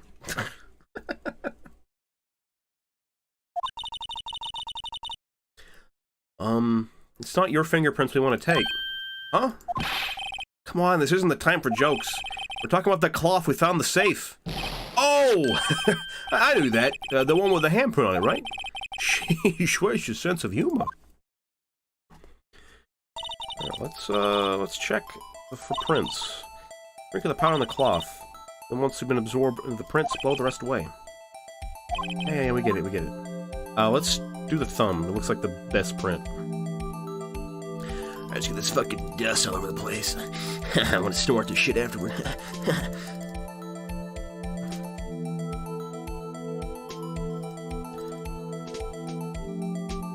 Alright. It's incomplete. My best shot. Counter result won't... Oh, yeah. We get it, we get it. Try a different print. Middle finger. Middle finger. We'll try the middle finger. That seems right, don't it? We'll just try the middle finger.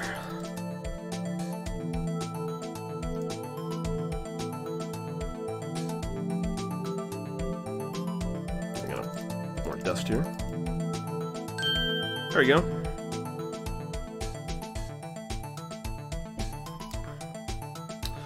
No, it's not Damon Gantz.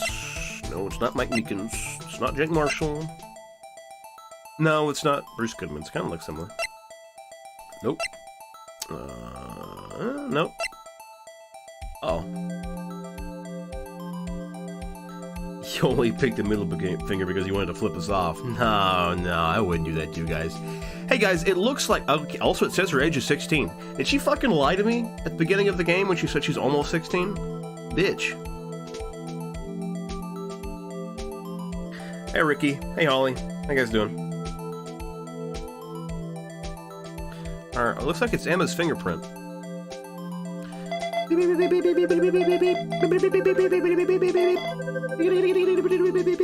Comparison complete. Match found. Emma's the killer. You guys are right. It was Emma all along. We got her. The 14-year-old girl killed the man. Say hi to Kronos 2 and Yue. Hello Kronos. Hello Yue. Cronuts and Yue are here too. Oh, well tell them I said hi. Fucking cowards. Can't even join my chat room to say hi. What a bunch of weenies. What you guys up to?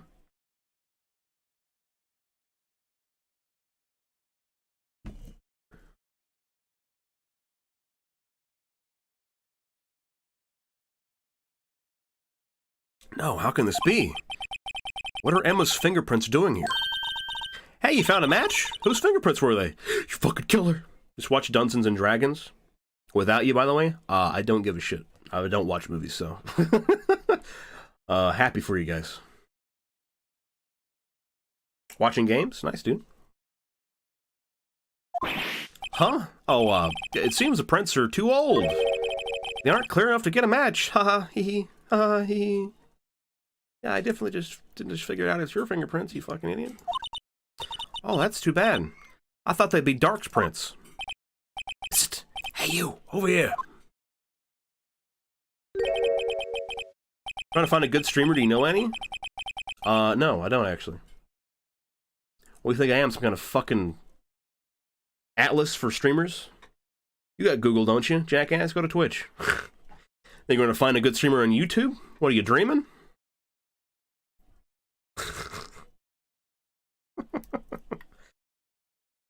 What's going on here? What that kid's prints doing inside the chief's safe? Don't ask me. Let's just keep this information from Emma for now. Here, maybe you should hold on to this. Alright, we got the piece of cloth. Can you see your likes and dislikes? Yes, I can. It's the only person who can see them. It's me. Well, you can see the likes, but no one can see the dislikes.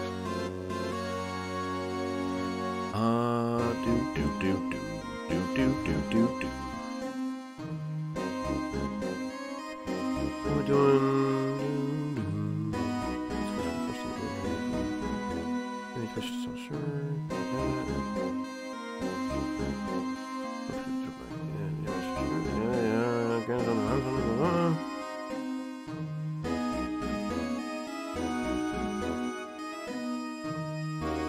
Anything else I need to examine here?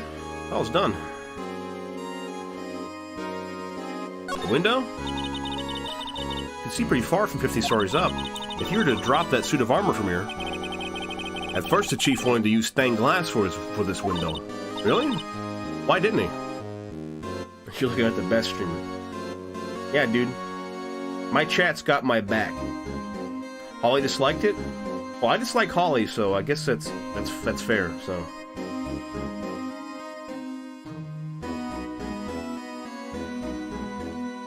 Really? Why didn't he?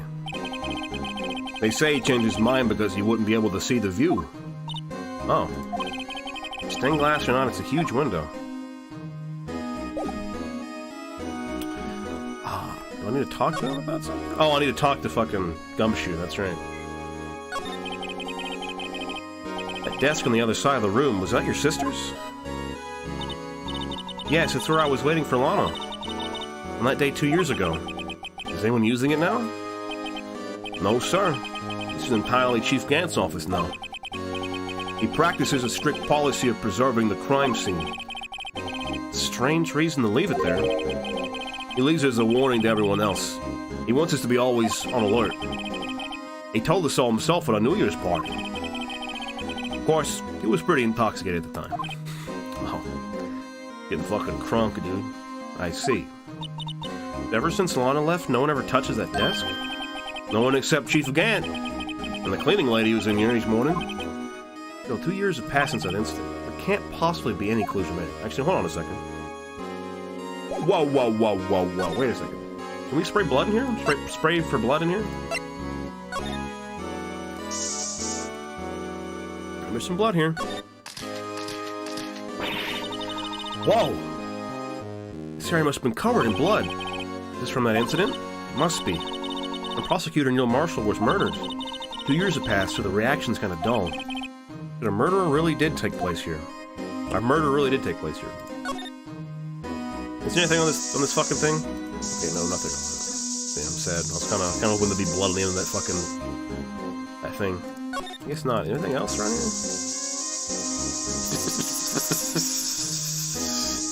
I don't think so.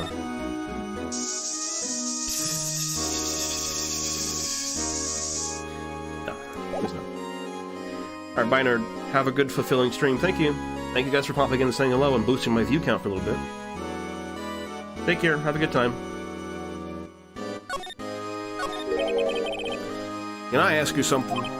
Sure. You only came here to look around, right? Because it's one of the SL9 crime scenes?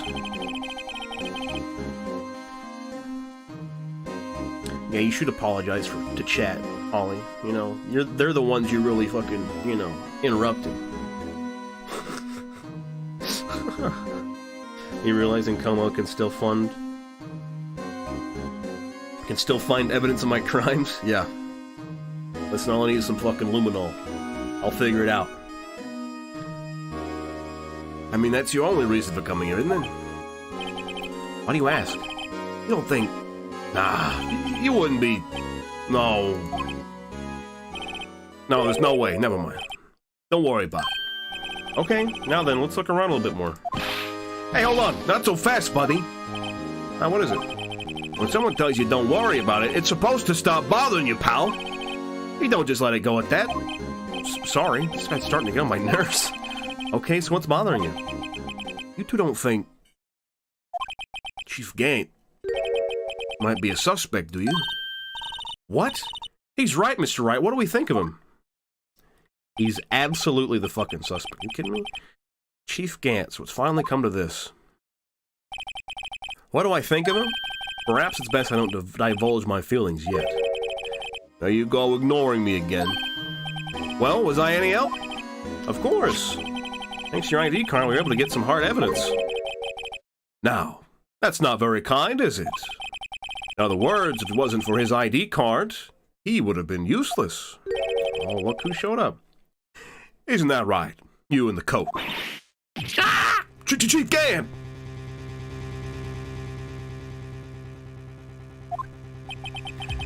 We didn't think you'd be back so soon. Fortunately, I'm a man who believes in signs. As I was walking to my meeting, I happened to look out a window and saw a stray dog run right into a pole. Just then I thought of a certain detective. You mean me, sir? Now then, I'm afraid I'm going to have to ask you all to leave. Yes, sir, sorry. Oh, you in the coat. Me, sir. Drop off your ID on the way out. You won't be needing it anymore. But sir. Now get out. Yes, sir. Well, now we've done it. We'll be on our way too then. Wait. You, the one without the spiky hair. Don't go yet. Me, sir? I'd like a word with you. But sir, I'm not a licensed scientific investigator yet. You with the spiky hair. You're free to go. Mr. Wright! Oh, see ya, idiot. Good luck. Look, pal. If I've told you once, I've told you 1,000 times. The chief's office is off limits. But no, you just had to go sneaking in there like that, didn't you? I thought you said you didn't care anymore if you were fired. Yeah, but if I knew it'd be like this, I never would have said it. Now that I've seen the evidence Chief Gant was hiding in his office, I think I'm finally starting to get the picture. But why has she kept eerily silent about it all this time? Anyway, you listen to me? I'm gonna try to smooth things over with the Chief again. Later, pal. After that, I heard from Emma. She said the police wanted to ask her some questions, so she'll be busy for the rest of the day. Oh, it looks like we're talking to Lana. I see. So the chief asked Emma to come in for questioning. It's no use thinking about it. Tomorrow's the final day in court. I've committed to doing everything I can to defend you, which is why I'm here. But I've already told you all I can. What you've told me over these past couple of days is absolutely nothing. Not a single useful thing. You fucking absolutely worthless fucking defendant. You're an asshole. Fuck you. Really? I believe I did mention something quite important. Something I told you right at the beginning. I said that I was the one who stabbed Detective Goodman. You know, I think I've finally figured it out. I know who it is that's lurking behind your words. Nia did a good job mentoring you. I'm rather jealous. It seems Edgeworth was right. Edgeworth? Once you're convinced you know something, no one can persuade you otherwise. Thick-headed is the term he used, I believe. Now's my chance to get her to tell me the rest of the story. I have to admit, I was more than a little perplexed at first. You insisted you did it, yet there was no incriminating evidence. That's when it hit me. It's not that you're unwilling to tell the truth. It's that you're incapable of doing so because of a certain individual. What an intriguing notion. A certain individual, you say. Do you think I'm protecting this person? Protecting? No. I think afraid of is more like it. If I'm not mistaken, the person in question may have persuaded you to silence. Oh. Did my stream disconnect? Hello, guys? I looked over and I saw my chat got disconnected. We're still live, right? Yeah, we're still live.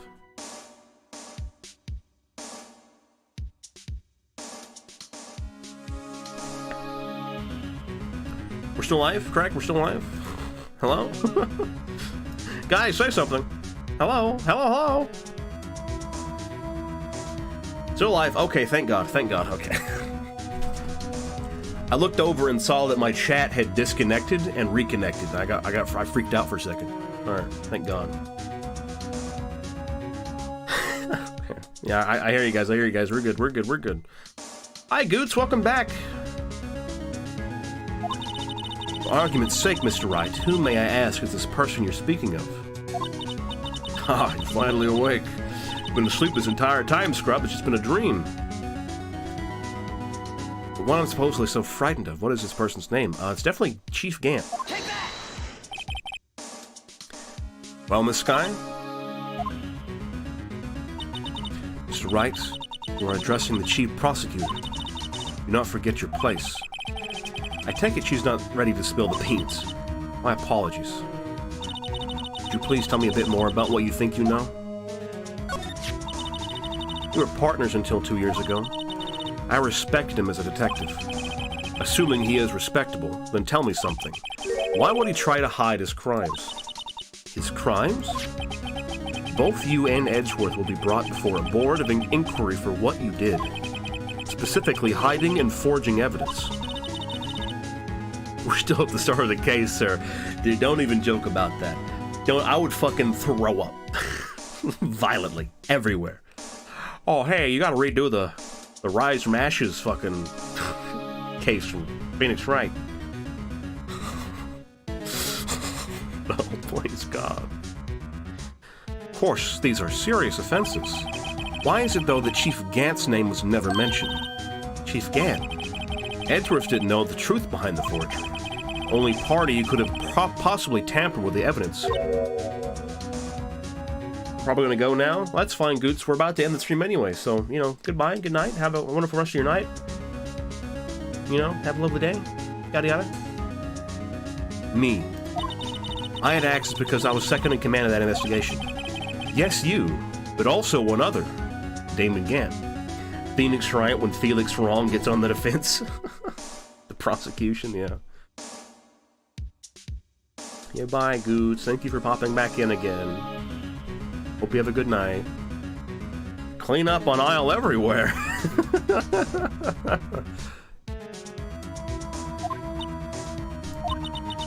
If you intend to accuse Chief Gant, you'll need more than just words.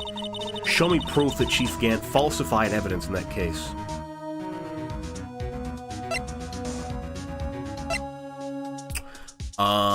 The jar? Jar? Or the evidence list? Let me just fucking look one. I'm tired of doing this shit. Okay, yeah, we can do both. We can do either the evidence list or the jar, so we were right. Both times. Take that! I just found this in a safe in the chief's office. This jar piece and this piece of cloth. Do you know what these are? The pieces of evidence from the SL9 incident. The person concealing the evidence was none other than Chief Gant himself. Now tell me, why are you taking all the blame for him? Touché, Mr. Wright. It's as you surmised. I cannot disobey the Chief's orders, even if it means being found guilty for murder. Why not? Come now, Mr. Wright. You can't possibly expect me to be able to tell you that. 3 days ago, I had no choice but to cooperate. In the murder of Detective Goodman, or perhaps I should say, follow orders. Yes, that's more accurate than cooperate. Although I can't tell you the details, I can say that I was given an order that day. I need you to dispose of Bruce Goodman's body.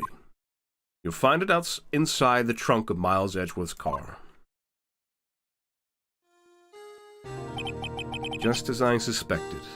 So it is a big fucking conspiracy. Despite what everyone believes, you were not the one who murdered Detective Goodman. Correct. I was trying to take the body out of Edgeworth's car. The trunk's lock was broken, and I discovered that murder weapon while inspecting the body. Murder weapon? You mean Edgeworth's knife? No. When I found the body, this was the knife stuck in it. The knife from the SL9 incident. Serial killer Joe Dark's knife. I couldn't just leave that knife in him, so I took it out and stabbed him with another knife. That would be Edgeworth's knife. That's right. Even though he's already dead, my hands were shaking at the thought of stabbing him. That's why I ended up cutting my hand. And that is the reason for the bandage on your right hand. Yes, it seems that I got blood on the victim's shoes as well. And then she saw me just as I plunged the knife in. Miss Starr, huh? So she stabbed the dead body. Why did you need to hide Dark Knife so badly? It took a lot of work to finally close the Dark case 2 years ago. It was over with. I didn't ever want it to be opened again. My intent was to prevent that by whatever means possible. So you hid Dark's knife. The weapon used to stab the detective was evidence in the Joe Dark case. If word got out, which it would, the reporters would have a field day with that. You wrapped the knife in your scarf and hid it. In Edgeworth's exhaust pipe. Right. Then I called my sister. To tell her what happened, and to ask her to hide the knife that was inside my muffler. You asked Emma? I didn't want anyone on the force to know about this. I would explain why Emma is so confident. About Lana's innocence. Speaking of phone calls, I had a bad feeling about one of them that day. A bad feeling? The truth is, after I received those orders from Chief Gant, the first thing I did was make a phone call. A phone call to Patrolman Jake Marshall. The Marshall? Why on earth would you call him? The lead investigator for the SL9 incident had been murdered. I wanted that fact to be kept hidden, and I needed help. He was the only other person I could trust. Or at least, I thought I could trust him at the time. However, it seems that after I spoke to him, he went off on an escapade of his own. Oh, you mean, not wanting the case to die, he decided to take things into his own hands. He disguised himself as Detective Goodman and tried to steal the evidence. He'd already stolen the ID card, but it seems he still hadn't made up his mind to break into the evidence room. After my phone call, any remaining doubts he had must have disappeared. The phone call caused the incident in the evidence room.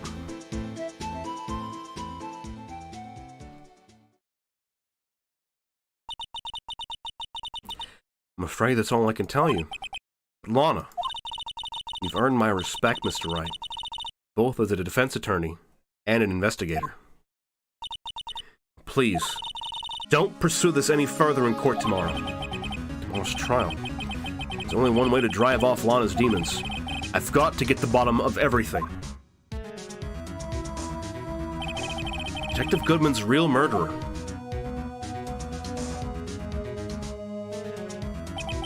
And what went down in the chief's office 2 years ago. To be continued. It took us another hour and 20 minutes to finish the fucking investigation. Let's save content. Let's save. Let's fucking save. But you look at that trial former. Alright, well that is where we're hard cutting the stream tonight. I hope you all enjoyed. Whew, boy, alright. End.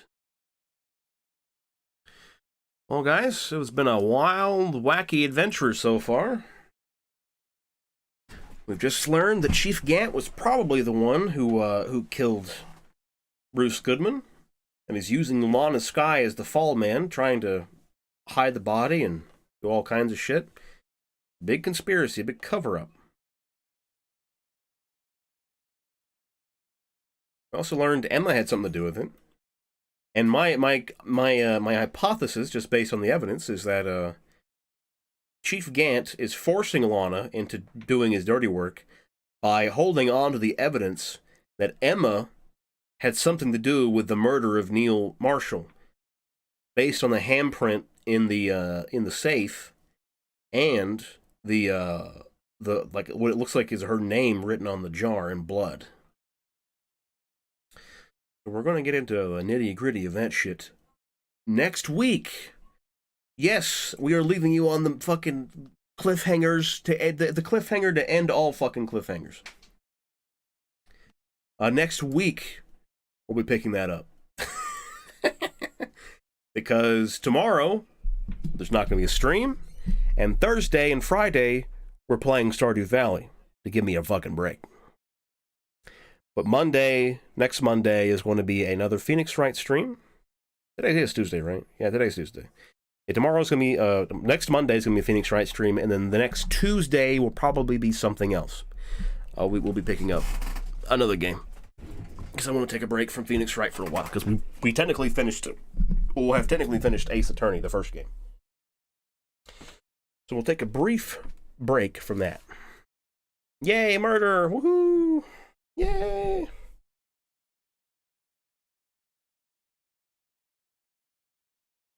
Yeah. Thank you guys for watching. Thanks for hanging out and chilling and being with me in this wacky adventure. Commentating and getting as shocked and interested as I am in the case. This is a lot of fun, despite how lengthy it is. Yeah. Goodbye, guys. Bye-bye. Have a good, wonderful rest of your night, and have a good day tomorrow. We'll see you Thursday. Good night. Bye-bye, guys. Bye-bye. Bye-bye. Bye-bye. So long. So long, everyone. Take care.